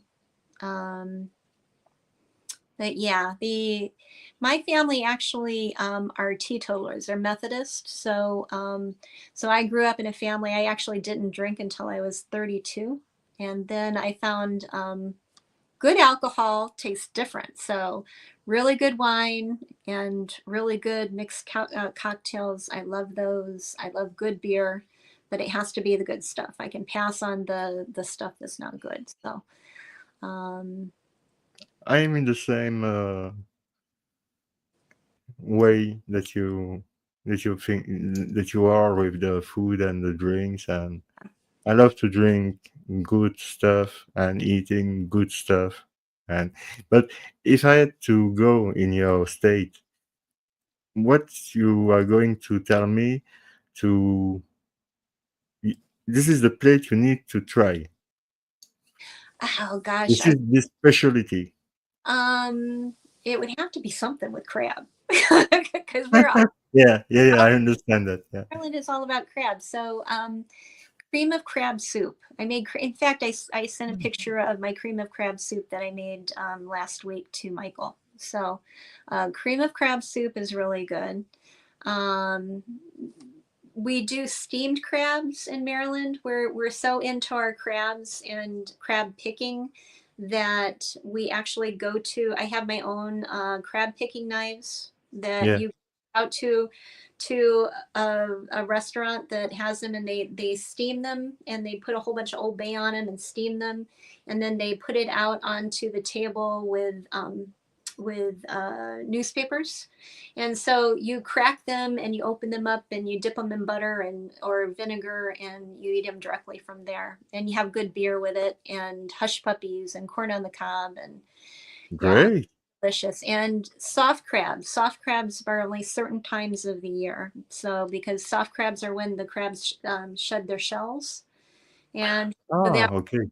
deep fry them and just eat them in a sandwich, and you don't even have to pick them out because they lose their shell, and you can eat them just yeah. Wow, really, really interesting, because I'm really interested by everything, and especially food and some good stuff to do. If I had your address, I would send you some Old Bay seasoning, because you can put it on anything. Like in Maryland, you have They put it on potato chips. You can buy everything, popcorn, everything. You put the Old Bay on it. And it's very But good. we are going to stop the show for today. Stay with me. Okay. Like this, we will exchange some word and addresses. So Okay. it was really a pleasure, Cheryl, to talking to you, and I think it's always been a real pleasure to talking to you. But because you are like everybody here tonight that I've seen, you have all a really beautiful soul, and I can see that in on you. I can really see that you have a really beautiful soul, and for me, it's the most important. Thank you. That means a lot coming from you. So you're a very good man. Thank you very much. It means a lot, also coming from you. So, thank you, everybody. On Friday, I'm going to receive Dark Side of the Moon to talking about why she has changed her mind about the involvement of Stephen Avery and Brendan Dassey in the Teresa Albach case and Teresa Albach murder. So, because she was for a long time from the beginning, she was a truther, like we say, a truther. So, a truther is somebody who think they are innocent. A guilter is somebody who think they are guilty. So she was in, let's say, my camp, in my team, saying that yeah, we are sure that they are innocent. And now with the year and we have all learned about all of kind of stuff, and I'm going to make a show next year about Making a Murderer and all the new developments in the case that you are all waiting for. All the team, all the people interested in Making a Murderer will have really great stuff for next year that I'm going to talk with you. Oh yeah, I know that.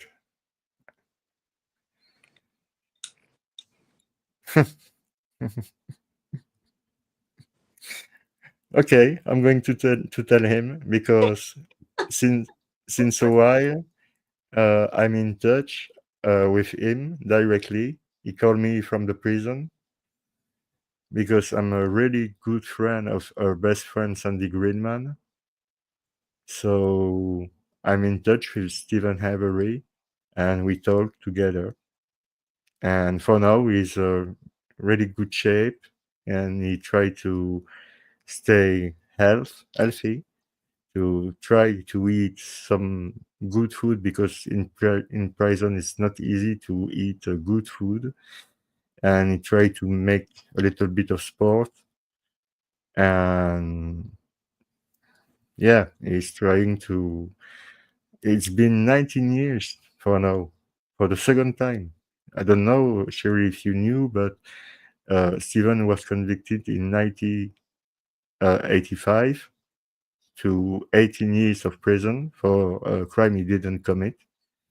He was released in 2003, and just 2 years after, when he was suing the the county for this mistake, he was really famous because he was supported by the Innocence Project, and the lawyer was asking to so the police so $36 million, and the insurance of the police had tell directly no, we don't, we will not be paid for protect you for that, so the insurance will not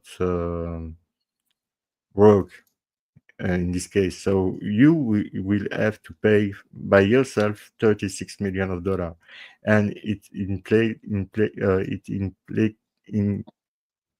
um, it involves uh, the sheriff of the town, some cops, a judge, a lawyer, and some high profile on this case. So that's why it was so huge at the time. But just before it was done, we were waiting for the November 10th. Teresa Halbach is reported missing on the 3rd of November 2005, and they allegedly, but because this is not true, and now we will be able to prove it, they find her car, a RAV4 Toyota, on the every salvage yard because he was living with his family on a salvage yard they were running, which now is closed. And so they find the car, and because he had an appointment this week with Teresa because she was photographer for Auto Trader magazine, so she was taking pictures of car to sell them. And Stephen, because he was working in the salvage yard of his family, had asked her to come to take picture of one of the vehicles he was selling. And like he was, let's say, the last one to have seen her, they don't have made any investigation on anyone in the family, anyone in the loved ones, the ex-boyfriend, the boyfriend, the friends, the family. No investigation. No investigation on the other client. No, only on Stephen Avery. And after the Avery family and the Dassey family. The Dassey family is come from Stephen had 2 brothers and 1 sister, and his sister has 4 kids, and one of these kids is Brandon Dassey, the nephew who was, let's say, manipulated by the cops he was 16 at the time, 16, and he was pleading by the cops to confess something he never do.